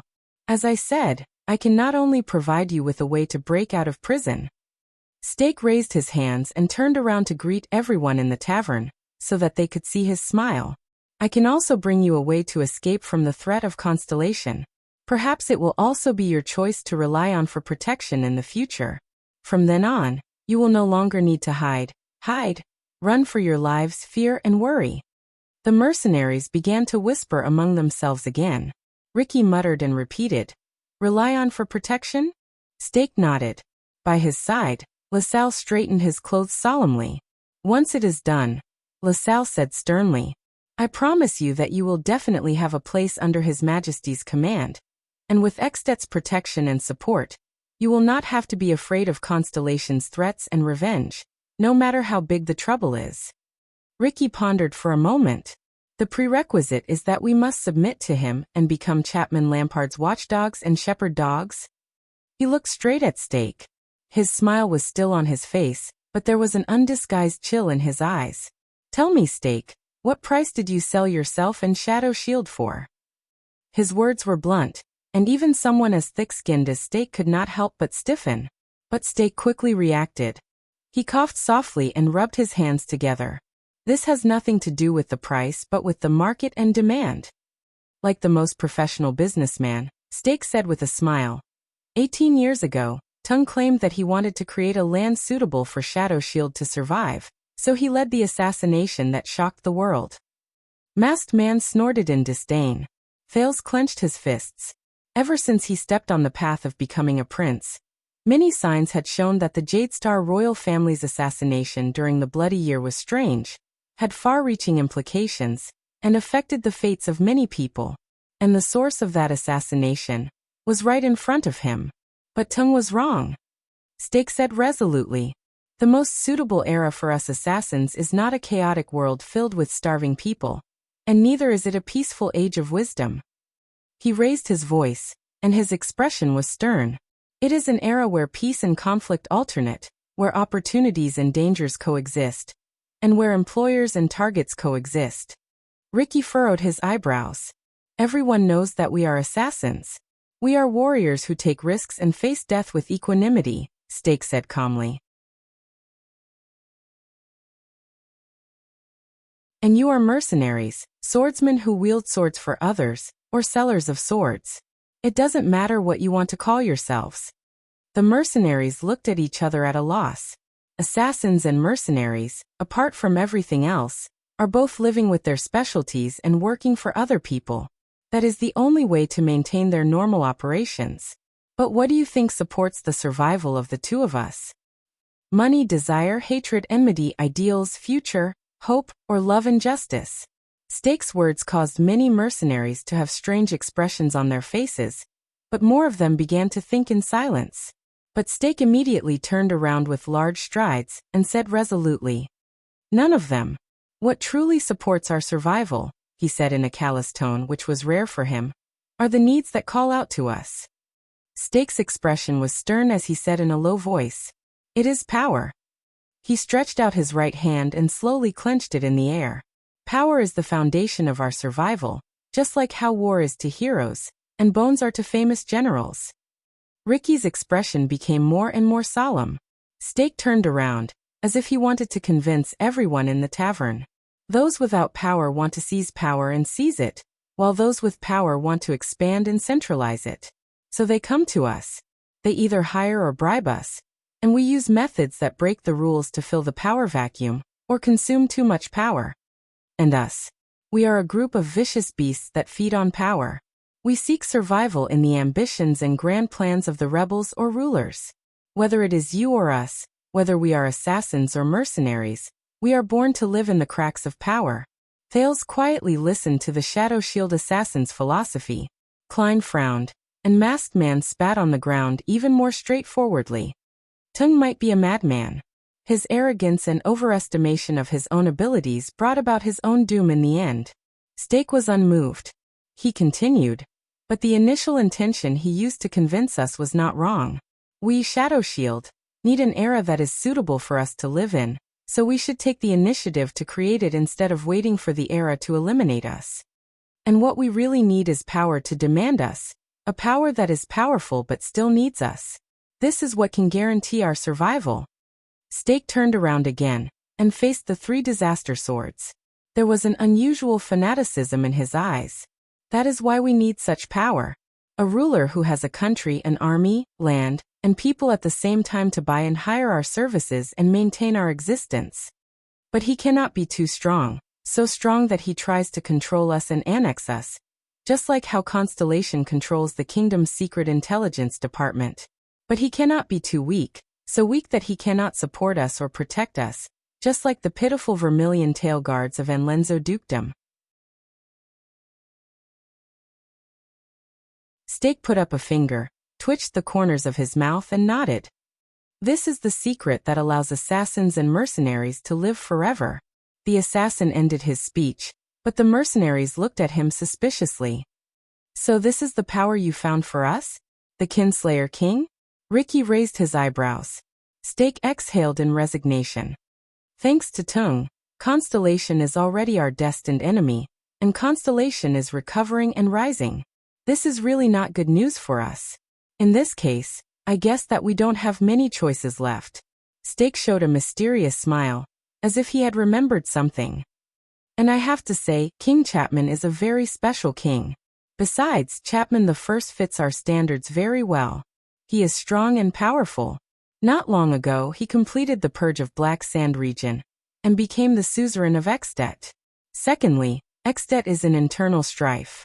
Although he is at the peak of his power, he is also in trouble. The Archduke is eager to fight. The enemies outside are eyeing him covetously, and the disputes in his territory are difficult to settle. And King Chapman's ambition is unfortunately all-encompassing. He will need us. As Stake spoke, he exchanged a glance with LaSalle, who nodded. Have you solved your doubts? LaSalle asked faintly. By the way, the premise of all the above is that we can live up to expectations and complete the mission today and seize back our target. But Ricky obviously had other opinions. Power is the foundation of our livelihood. He rubbed his chin. Interesting way of putting it. But you left out half of it, Stake. Stake raised his hand to show that he was all ears. LaSalle frowned, as if he was dissatisfied with the group's lack of cooperation. Ricky leaned forward and pointed his index finger at LaSalle. The Kinslayer King, or any other power, will slowly seize our throats when they develop step by step. And when they become completely powerful, they will not leave us with too many choices. His gaze slowly became focused. He will turn you into the secret room and the secret intelligence department who spread rumors, and turn us into the White Blade Guards and Royal Guards who guard the door and sweep the floor. If you are unwilling. Masked Man snorted angrily and crossed his arms. Also, once Chapman Lampard becomes so strong that he can ensure the stability of a region, the prosperity of a country, and the peace of an entire lifetime. Ricky sneered. It's just as you said, Stake, a peaceful and wise world is not suitable for assassins. Stake smiled but did not say anything. LaSalle did not move. So, what you want is not loyalty or attachment. Ricky's tone suddenly changed and his tone was cold. You want to be a parasite. Stake's smile froze on his face. What you want is not attachment or belonging, but to live on King Chapman's body like a blood leech. While you serve him, you will use his power to strengthen yourself, and his shadow to protect yourself. Ricky went straight to the heart of the matter and went straight to the point. And when he becomes strong enough to escape your control, when the muddle-headedness and lifelessness of this world is about to be broken by the growth of power, it will be time to abandon him. You will use the sharp blades and claws he created for you to fight against him, secretly help his opponents, join his enemies, find your new host, and always make sure that you are in between the cracks of power. This time, even LaSalle's expression became very unpleasant. Just like that, you will live on, grow, move, become a parasite and grow again. Repeat your cycle over and over again. Live with power, and live side by side with conflict. Wherever there is power, there will be Shadow Shield. Masked Man snorted softly to show his approval.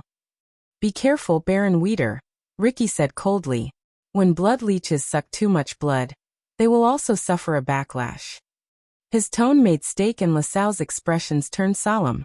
Ricky stared at LaSalle, who put his hands behind his back and furrowed his eyebrows. A few seconds later, Ricky spoke again. But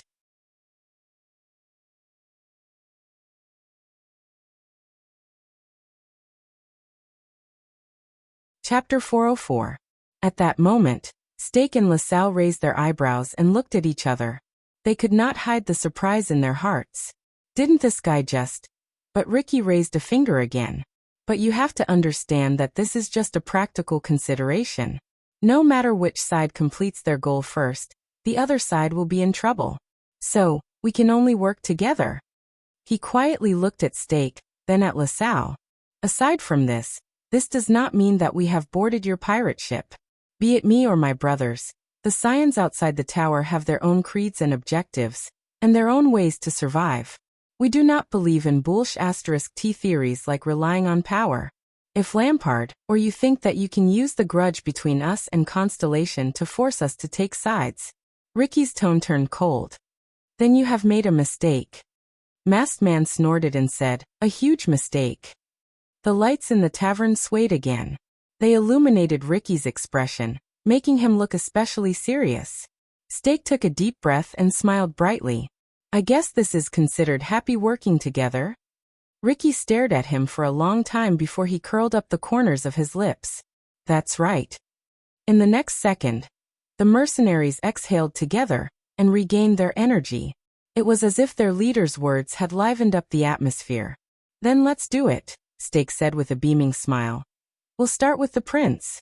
At that moment, Thales cursed in his heart. Shadow Shield, Disaster Sword, King Chapman. the three parties had formed an alliance. Their target was himself. This is not good. Especially when a certain person is sitting right under their noses. The heavens do not respond, and the earth does not respond. In the tavern, the three parties who were originally in conflict sat down again to discuss their plans. So, you want to find a prince who was originally in your hands, but has escaped your control again? Ricky sighed. Is it that difficult? LaSalle snorted angrily. Is it that difficult? The former Baron of Extet repeated sarcastically. Over the past 3 months, LaSalle clenched his fists in indignation.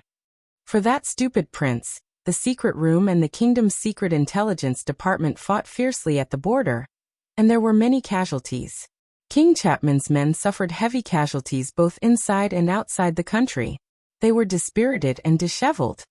From Dragon Cloud City, the city of faraway prayers, to the great desert, everything is in chaos. Even Shadow Shield suffered heavy losses. One of their strongholds in the desert was destroyed by the orcs who appeared out of nowhere. When Stake heard this, he smiled bitterly. Thales felt a chill in his heart. Over the past 3 months, Russell crossed his arms and asked maliciously, "Now, do you still think it's that difficult?" Ricky snorted and looked at Klein and Masked Man. "What we want is the prison of bones, or rather, the people imprisoned there," Masked Man said calmly. "In terms of time, it's estimated that we will activate at dawn. Our people will enter the prison with my home supply truck." The tavern owner, Tampa, put his head on the table with a long face. "Very good, let's see what we can do." Stake scratched his chin and said, "No." On the other side, LaSalle flatly rejected the plan. "We haven't found that prince, Thales Jade Star. Once you attack the prison of bones, you will alarm the camp." Thales groaned in his heart, but he had to pull himself together and listen carefully to their discussion, trying to find an opportunity. "You must delay the operation for 1 or 2 days, LaSalle said through gritted teeth. "Until we find the prince's whereabouts, we must plan carefully, and it will be best if we work together and take action one after another." But Klein shook his head on the disaster sword side. "Impossible," Klein said in a tone that allowed no room for refusal. "We are already on the move, and we must depart at dawn, unless we can still force this boss to operate for another day as if nothing has happened." Tampa shuddered and quickly said, "I have no problem interrupting. I can definitely put on a good show, as long as you let." But LaSalle interrupted him. "Prince Thales must be sent to Black Sand region, or else there's nothing to talk about." He was very firm in the face of this. Klein wanted to speak again, but Stake spoke. "Everyone. If we want to work together, then we must understand each other." The representative of Shadow Shield tried to persuade the people on both sides in a friendly tone. "There's still some time before dawn. I think we will soon have news about the prince." Ricky's expression froze. "What do you mean?" Stake flashed a cunning smile. "We have a mole. If Blade Fang's camp finds out about the prince's whereabouts, we will also know immediately." "A mole?" Ricky frowned. "You'd better be more detailed. We don't want to bet such a big operation on an unclear promise." Stake exhaled and looked at the mercenaries around the tavern. But Ricky did not have any intention of evacuating his subordinates. In the end, Stake could only raise his eyebrows. With a mysterious gaze, he lowered his voice and revealed the secret. "We have eyes and ears inside Williams's freak squad." When he said this, the people around him were stunned. Even Thales was shocked. "The group of psionic freaks, who came out of the prison of bones?" Masked Man's tone was full of doubt. "Are those scums reliable?" Stake shrugged. "Of course they are. Our mole is one of William's most trusted captains. There's no problem with our information channel." Ricky raised his eyebrows. "William's people can ensure his loyalty?" Stake took 2 steps forward and revealed a cold smile. "In truth, we don't need his loyalty, because he still needs to rely on us to get a windfall and treat his wife and daughter's hereditary terminal illness. We only need his loyalty to his family." "You're using this to threaten him?" LaSalle frowned and said, "Once he gets out of our control." Stake stretched out a finger and waved it in the air. "Of course it's not just this. Steak said coldly. You know, we have to secretly poison his wife and daughter on a regular basis. It costs a lot of money. The meaning behind his words made everyone feel a chill in their hearts. Despicable. Masked Man commented in disdain. Steak bowed. Thank you, he said without shame. This is a compliment to us. Thales sighed in his heart. They told us everything from the plan to the details of the operation without holding anything back. This means that they're not going to let innocent people like us leave. Thales glanced at Quick Rope, who had an innocent look on his face, and shook his head. Perhaps they're not that innocent. Ricky coughed to attract everyone's attention. So, you're relying on this to wait for news from the prince? Steak blinked. Ricky looked at him and smiled. How about this? We have another mole. Steak's eyes lit up. Oh, more reliable than yours. Ricky looked at Masked Man beside him. A constellatiate noble, a rising star under the Count of Wingfort. He's good at fighting, leads troops alone, and is deeply trusted. Steak's expression changed. Wow, a new noble. He took a deep breath and could not hide his excitement. After the bloody year. That's something we can't get. But Steak immediately asked cautiously, forgive me for offending you, but if he's a constellatiate, then his reliability and loyalty. This time, Marina stood up. She glanced at Steak with her usual disdainful gaze. There's no need to doubt his loyalty. Steak snorted coldly and said, that's not necessarily true. I just told you our secret, and do you also need to? But before he could finish, Marina interrupted him angrily. No need. The woman in red, who wielded two swords, gritted her teeth and said, he's my fiancé, or at least he used to be. Steak's eyes widened. Even Thales was shocked. Wait. Fiancé. If Marina is the fiancé of a constellatiate noble, then that means. But before he could think about it carefully, Masked Man spoke in a cold voice. Is this enough? Love and engagement. This is far more reliable than the despicable methods you use to control people's hearts. Steak seemed to have understood something, and he nodded. May I ask for your name? Marina froze for a moment. She looked at Ricky. You have nothing to hide from your past, good girl. Ricky nodded at her, and flashed a kind smile. You have obtained a new life, and you only live for yourself. Marina seemed to have gained some strength from his words. She took a deep breath, turned around, and puffed out her chest. I am Marina. At this moment, the woman in red exuded an unfamiliar solemn air. Marina Norfolk. Thales frowned. He was unfamiliar with this family name. But the others were different. Wait, Norfolk, this family name. Steak frowned and remembered something. He did not have to be confused for too long. 18 years ago, you despicably assassinated the Duke of Star Lake, John Jadestar in Zodra. Marina trembled. She tightened her grip on her swords, stared at the Shadow Shield assassin in front of her, and coldly told the truth. Then you framed his personal guard, my uncle, Cyber Norfolk. John Jadestar. Thales shuddered slightly. That's Starlight, god of war. The people related to him, the Fortress Flower and the veteran Janet, appeared before his eyes. Steak stared at the woman in red in disbelief. Because of this crime of treason, my grandfather, grandmother, father, mother, brother, almost everyone in the Norfolk family was executed by the newly crowned Kessel V in that year. Marina's voice trembled, but she immediately clenched her teeth, and with unimaginable tenacity, she said the following words, except for me.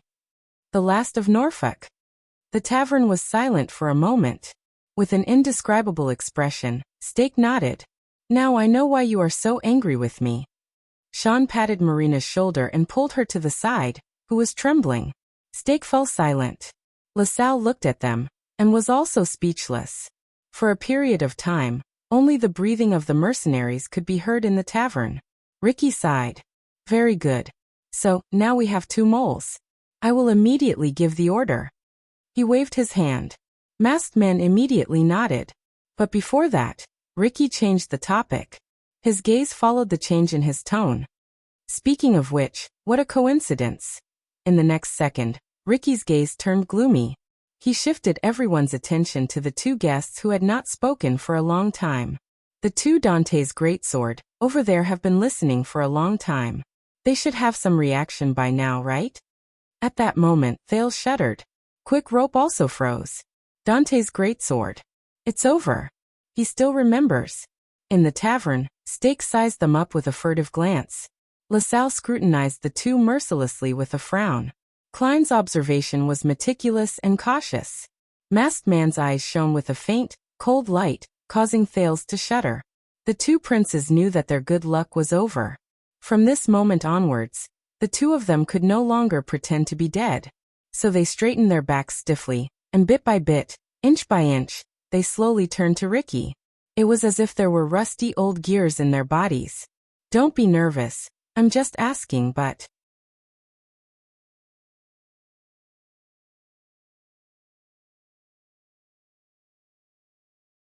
Chapter 405. In the face of the unavoidable question, Thales and Quick Rope looked at each other numbly with great sorrow.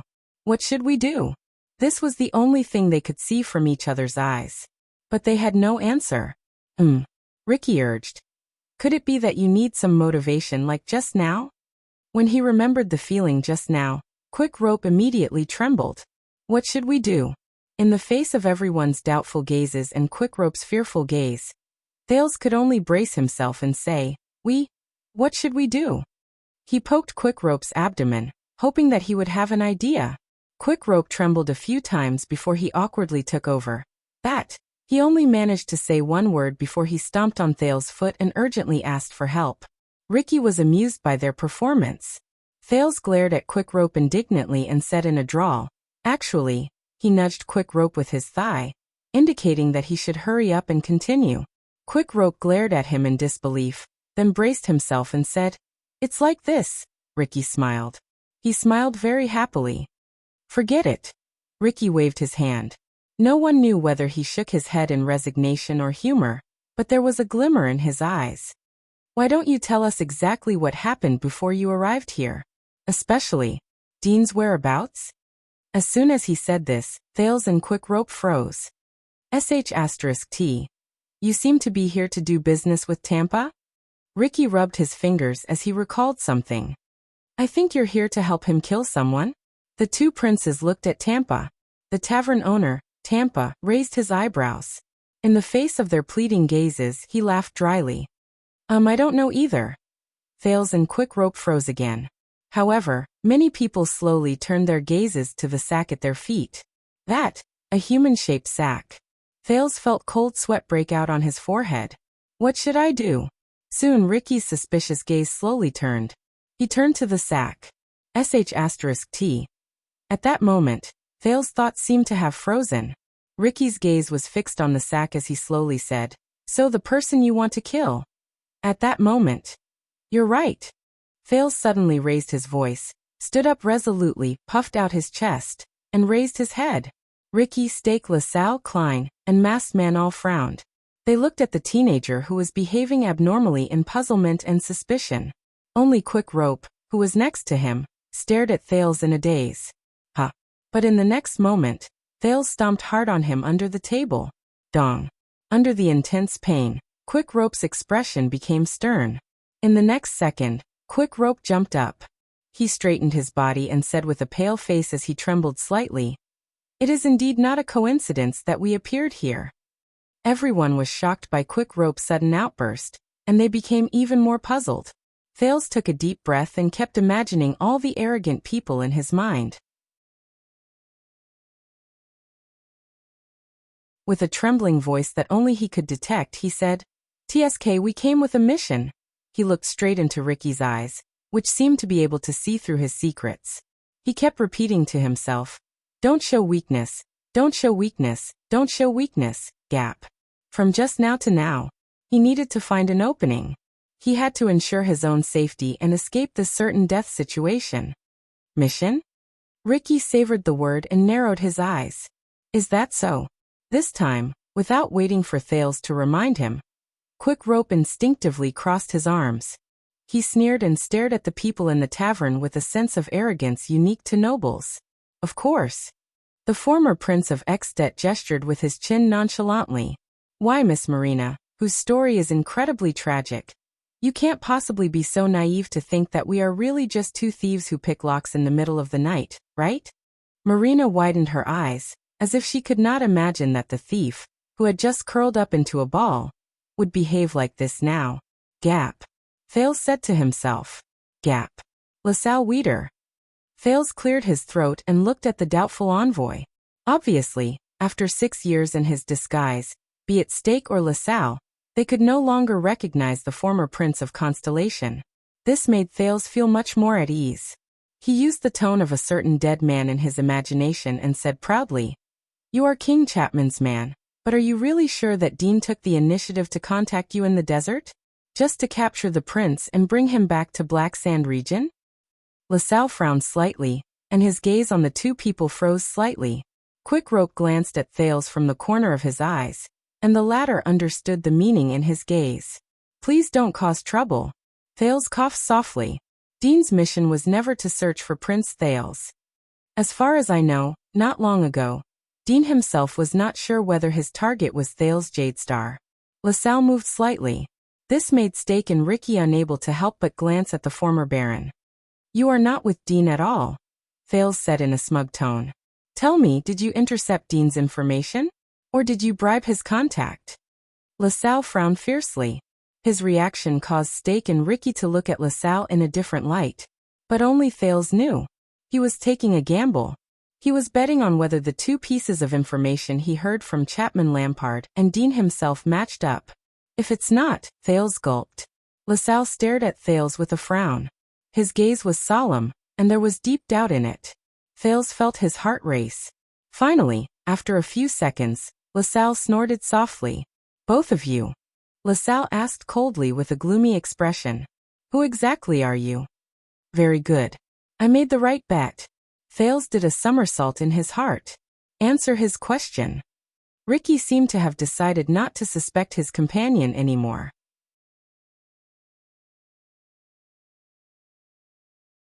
He pointed the spearhead at Thales and Quickrope again and said coldly, "Who exactly are you?" As he spoke, the mercenaries took a step forward, and their expressions were hostile. The atmosphere around them was immediately filled with hostility. Even Stake pressed his hands against his chest and glanced at them indifferently. Quickrope shuddered. But Thales held him down. "Hey." Thales spread his hands, looking helpless. "Maybe it's time, Quickrope." Quickrope tried his best to hide the sudden surprise and bewilderment. He gave a faint and indifferent response. "Are you sure?" "Yes." Thales glanced around and sighed. "It seems that there is no other choice." Quickrope's eyebrows twitched. "What? What choice?" But he suppressed his questions, shrugged, and threw the topic back to Thales in a very cooperative manner. "Then let's do it." Under everyone's wary and suspicious gazes, Thales whistled. Under the illumination of the light, he revealed a cold and malicious smile. "The stars shine, and the dim places are dark." When he said this, everyone in the tavern, including Quickrope, was stunned. But almost at the same time, the people who heard him had solemn expressions on their faces. Ricky gritted his teeth, Stake took half a step back, and LaSalle could not hide his surprise. But without exception, everyone pressed down on their weapons. Asterisk clang. Asterisk asterisk swoosh. Asterisk, quite a number of people had even drawn their blades. "Huh. That's not right." Thales shuddered and quickly nudged Quickrope. Quickrope, who was almost scared stiff, had an idea. He continued the second half of Thales' sentence. The dragon soars in the sky, and the shadows under its wings are endless." These words caused everyone to be startled once again. Many of them stopped their movements of drawing their swords and charging forward. Thales breathed a sigh of relief. "That was close. Fortunately, I knew earlier." "You." Ricky stared at the two in disbelief. Thales, who had relaxed, raised his fist and coughed softly. He chuckled and said, "Yes, we are the Secret Intelligence Department." Everyone's eyes twitched again. This time, it was Quickrope's turn to hit Thales' stomach with his elbow. Asterisk bang. Asterisk Thales shuddered. When he realized that he had made a slip of the tongue, he was so frightened that he quickly changed the topic. "My mortal enemy." He almost bit his tongue. Quickrope secretly exhaled and swore that he would never work together with this talkative person again. Silence. Absolute silence. Almost everyone in front of them was sizing them up with gazes as if they were dead people. Astonishment, amazement, and disbelief.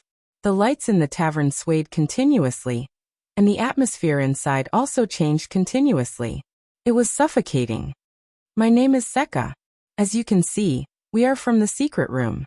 Thales took a deep breath, crossed his arms beside Quick Rope, and said coldly, My name is Seka. Quick Rope snorted coldly and with a hateful smile, he extended his hand and bowed to the people around him. I am Quick Rope. My respected Madame Calshon asked me to greet all of you. Time seemed to have stopped for a moment. At that moment, whether it was Ricky, Steak, or LaSalle, their expressions were as unpleasant as they could get. A few seconds passed. Impossible. Ricky took a deep breath, as if he was adjusting his fluctuating emotions, and said to Thales, With your age, isn't it a little too early for you to be a secret agent? Ah. Thales chuckled, and he seemed to have a card up his sleeve. Too early? You might not know this, but Madame Calshon has been taking on missions since she was 8 years old, and she has been dealing with the Kingdom's Secret Intelligence Department. Ricky furrowed his eyebrows tightly. He never relaxed his gaze as he sized up Thales. Secret room? Why are you here? Steak asked quietly in a low voice. Quick Rope sneered, as if he was mocking the other party's ignorance. Didn't anyone tell you, my friends from Shadow Shield? Thales, oh no, the new spy of the secret room. The teenager Seka waved his hand and smiled at the livid LaSalle. Dean is not King Chapman's spy or informant. He is a member of the secret room. Your information was stolen from him. What this Mr. LaSalle said is not the whole truth. LaSalle took a deep breath. His cheeks twitched and he looked unhappy. This made Thales feel even more at ease. After a while, Thales patted himself in his heart. He made the right bet. As for King Chapman placing spies in the secret room, don't worry, this is a small misunderstanding between King Chapman and Madame Calshon within Extet, Quick Rope tactfully added. He did not forget to make a threatening gesture at LaSalle. Madame will soon find His Majesty to solve this. Ricky frowned. His gaze when he looked at LaSalle was no longer the same as before. Even Steak frowned. You did not answer my question, Steak said in a dark tone. The atmosphere became a little oppressive. Thales let out a puff of air. We've lost contact with Dean for a while. He patted the table, completely unconcerned. So we had to come and see for ourselves. Quick Rope arched his shoulders and curled up one side of his lips. But since we've already heard the news of your conspiracy. At that moment, everyone in the tavern looked at them nervously. Quick Rope raised his finger and placed it in front of his lips. He smiled slyly and said, I wonder if the secret room under the Red Witch will have the honor of joining your operation? Or can you try to silence us? Thales added with a smile. After all, we might be the only 2 people left from the secret room who were placed in this place. At this moment, Ricky and the others' expressions became even more unpleasant than before. Secret room. Steak's breathing slowly quickened. He turned to LaSalle and cursed in a low voice. You should have told me from the beginning. LaSalle did not say anything. He only gritted his teeth. Thales and Quick Rope stood side by side. Their smiles remained the same. No one knew that both of their backs were drenched in cold sweat. But at this moment, thud. A soft sound traveled into Thales' ears. Thales froze for a moment. Everyone was taken aback as well. Thud. Another sound rang out, and it was even louder than before. But in Thales' heart, it was like a bolt from the blue. There was no other reason. Because of this sound, it came from his and Quick Rope's feet. As they followed the sound, Thales and Quick Rope lowered their heads stiffly, like frozen ice sculptures. Then they shuddered at the same time. No, it can't be right. This came from Thales, who was stunned. Thud. Another sound rang out. But the source of the sound was already very clear. It was that human-shaped sack. No. More accurately speaking, it was a person. A man. A man who should have died was lying on the ground with his hand on his throat in pain. Inch by inch, he crawled out of the sack that had been freed. The man looked exhausted. and his gaze was unfocused. But when he raised his head and saw Thales and Quick Rope, he punched the ground fiercely. Thud. With indignation and resentment, Big Dion, the bald mercenary who was resurrected from the dead, cursed fiercely, F***ck. In an instant, everyone was stunned. Be it Thales or Quick Rope, both of them stiffened on the spot. At this moment, their expressions were extremely unpleasant.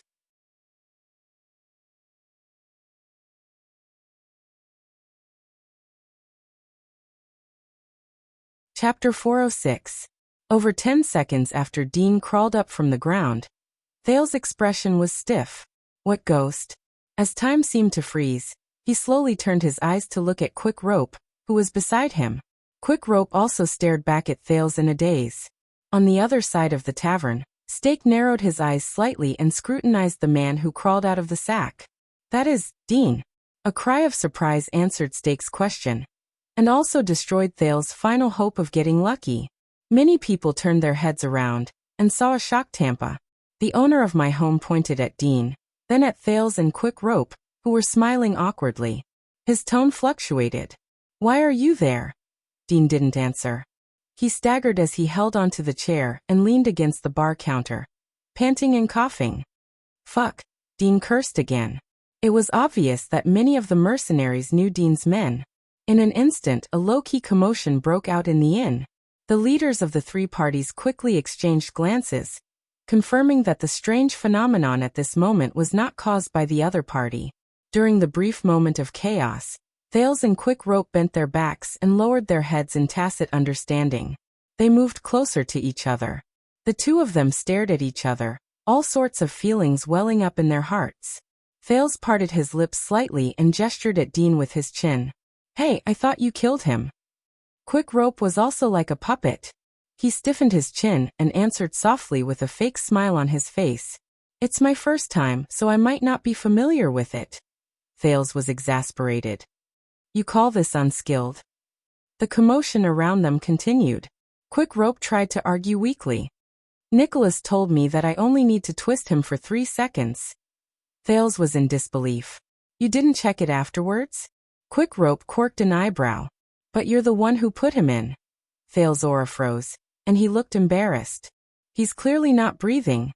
Quick Rope changed his dejected demeanor, and his face instantly turned fierce. Not breathing doesn't mean. But when the two of them argued in low voices, they both felt their hearts palpitate. They both looked up. As expected, both of them saw Dean, who had just recovered from his injuries. The secret agent of the secret room panted and stared coldly at the two people who had been petrified. His gaze was chilling. Thales and Quick Rope stiffened again. In the indescribable atmosphere, Quick Rope shrugged unnaturally and waved his hands. His tone was awkward. Hey Dean, I'm glad to see you. I mean you're here too. That. Good evening, shall we have a drink? Dean stared at him. His gaze was complicated, and he swallowed the rest of Quick Rope's words. Thales sighed. When did you wake up? Dean looked at Thales with a cold expression. When you were picking the lock, he said coldly. Both of them froze again, and they could only smile awkwardly. But this was not the most embarrassing thing. A loud cough interrupted the whispers in the tavern. Done. Ricky, the leader of Blood Whistle, raised his hand gently and pointed at Thales and Quick Rope. Both of them felt a chill run down their spines. Our two guests, what did you just say? Ricky looked at Thales and Quick Rope with a contemplative expression. As members of the secret room, are you in cahoots with Dean? Thales and Quick Rope froze. Dean snorted coldly at the right time. Masked man beside Ricky snorted softly and said, That sack is probably in cahoots with you. Heh. Quick Rope kicked the damn sack away, looked around and laughed awkwardly and dryly. Stake raised his eyebrows slightly, while LaSalle's gaze was solemn. Even if you're doing this to survive, Ricky sighed and said. I have to say, even in my many years of life, I've never seen such a lousy liar. At that moment, whether it was Ricky, Klein, Masked Man, Stake, LaSalle, or the various mercenaries in the tavern, after sizing up the disheveled Dean in amazement, they cast their gazes on the two princes again. Their gazes were filled with surprise, puzzlement, doubt, wariness, and deep disdain. Humph. Marina snorted softly behind them. And a failed thief. Thale's face twitched. He awkwardly flashed Ricky a smile that was uglier than a crying face. My God. Is there a hole in the ground? The kind that can fit a person? He desperately needed one right now. Quick Rope looked at the sky, as if he could pretend that he did not exist. So LaSalle, Stake stared at Dean with a piercing gaze. Is he the informant you mentioned? LaSalle stared at Dean from afar and nodded. Ricky then focused his attention on Dean. Wow. Ricky clicked his tongue and shook his head. You're really unexpected, Big Dean. Dean lifted his cold gaze and glanced at Ricky warily. He then sized up the mercenaries around him. I always thought that you kept rejecting our invitation because of a lady, Ricky said with a smile. Now I know so. It's because of another lady. Dean snorted coldly and rubbed his neck, which had turned red. All of you really exceeded my expectations. He swept his gaze over Stake, Ricky, and LaSalle one by one. Shadow Shield, Disaster Swords. Dean's gaze lingered on the last person for a very long time. And King Chapman. LaSalle coughed with a tense expression. All of this is for Extet. Dean snorted softly. The tavern fell silent. Thales watched their interaction and became anxious. This is bad. The lie he and Quick Rope made up at the last minute was exposed by the true culprit. And now, as long as Dean pointed it out, what should I do? What else can I do? Asterisk clap, clap, clap. Asterisk Ricky clapped his hands. Very good, Dean.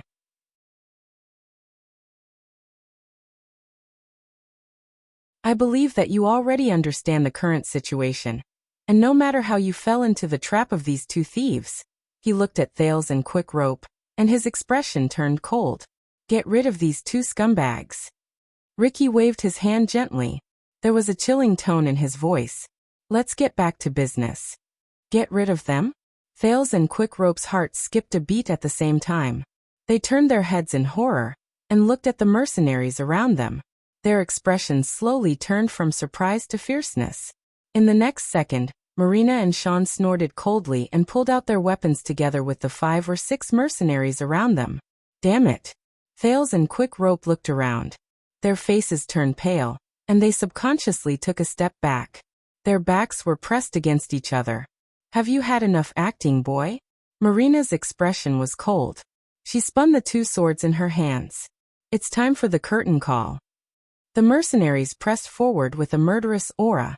In the next moment, Thales and Quick Rope felt a weight on their shoulders. Asterisk clap. Asterisk wait.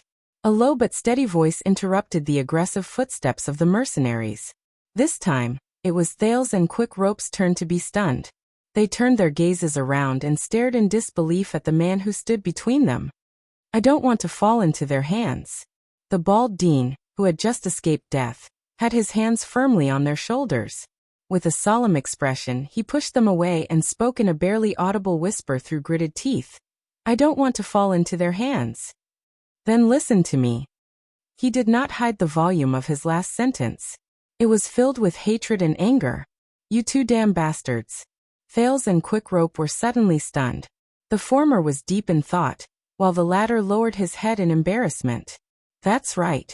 Thales' heartbeat gradually steadied, and his thoughts suddenly became clear. This is still the bet I made before. The people in this tavern are not on the same side. Even on Extet's side, King Chapman's people and the secret room's people had never been on the same side.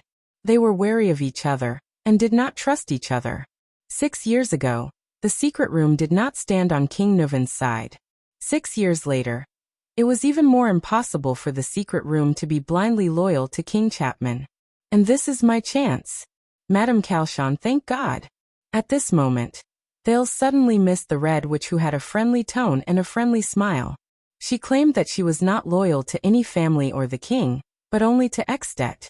He was sincerely grateful for her persistence and independence. He even hoped that at this moment, the secret room's power could be a little stronger, just like the secret intelligence department. The mercenaries in the tavern frowned. Klein also stood up and placed his hand on his longsword, Darklight. What's wrong, Dean? Ricky observed the changes in the scene and said coldly, "Is there a problem?" Dean turned around and dragged the two behind him to face Ricky. "They are my people," Dean said coldly in a tone that seemed as if he was keeping people at arm's length. "It's not your turn to make a move." Ricky's eyebrows twitched again. Many people, including Steak, LaSalle, and the others, were surprised again. Fails and Quick Rope, on the other hand, resisted the urge to tremble, look each other in the eye, and show any other reactions that might expose them. They lowered their heads slightly and looked dejected. "Your people." Ricky looked as if he had discovered a new world. He sized up Fails and Quick Rope 3 times and could not help but laugh. "Why, are these two clowns really from the secret room?" Dean extended his hand and pushed Thales and Quick Rope to sit on the chairs.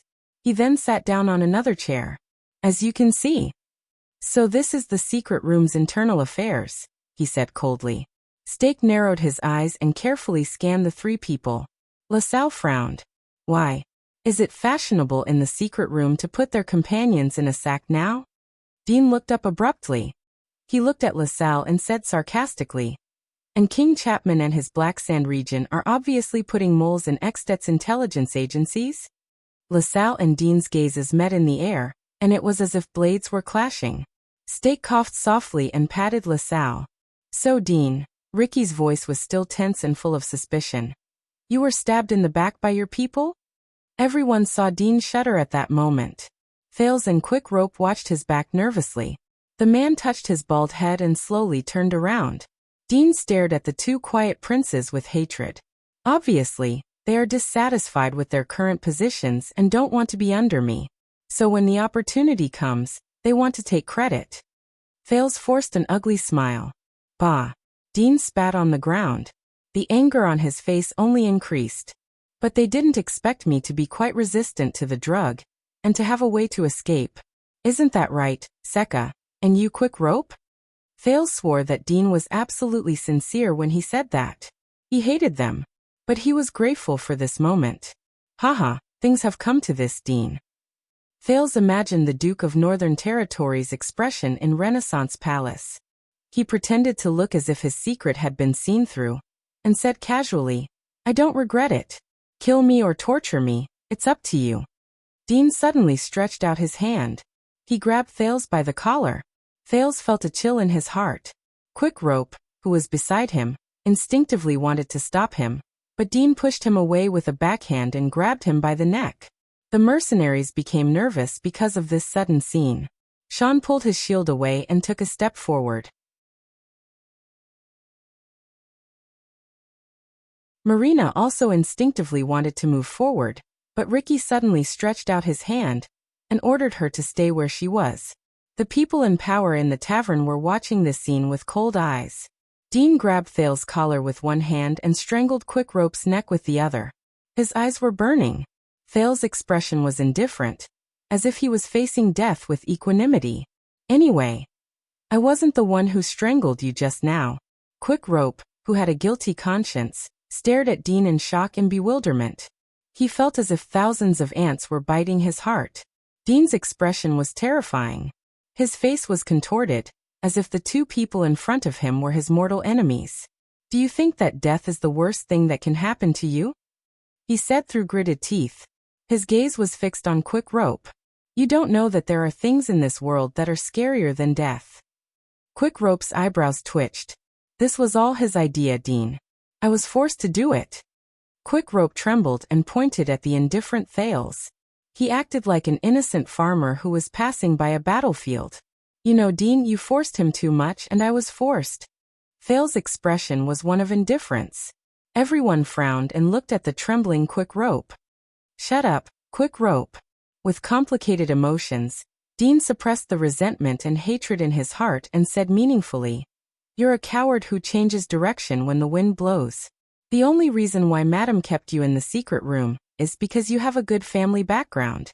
But she definitely did not expect that a good-for-nothing like you could be so ambitious." Quick Rope's expression froze. He lowered his head, pretending to be sincere. He did not say a word. After a moment, Dean, who had a terrifying expression on his face, seemed to have finally suppressed his anger and desire for revenge. He let go of the two people in hatred. It's not that simple. Both of you the fate of traitors. He said coldly. It will be handed over to Madame Calshon. She will decide it herself. Thales and Quick Rope did not need to perform. They were already drenched in cold sweat. But they were no longer afraid of Dean at that moment. The tavern was silent. Only Dean and Quick Rope's intense panting could be heard. Countless gazes were still locked on them. In the distance, LaSalle, who represented King Chapman, sneered. The secret room is really friendly and united. Dean snorted coldly and did not care. When he heard this, Thales felt inexplicably relieved. Fortunately, at least, you're tuning in to the Lee May's Sword of Destiny YouTube channel. We're so grateful for your support, and don't forget to subscribe to join us on this incredible journey through captivating stories.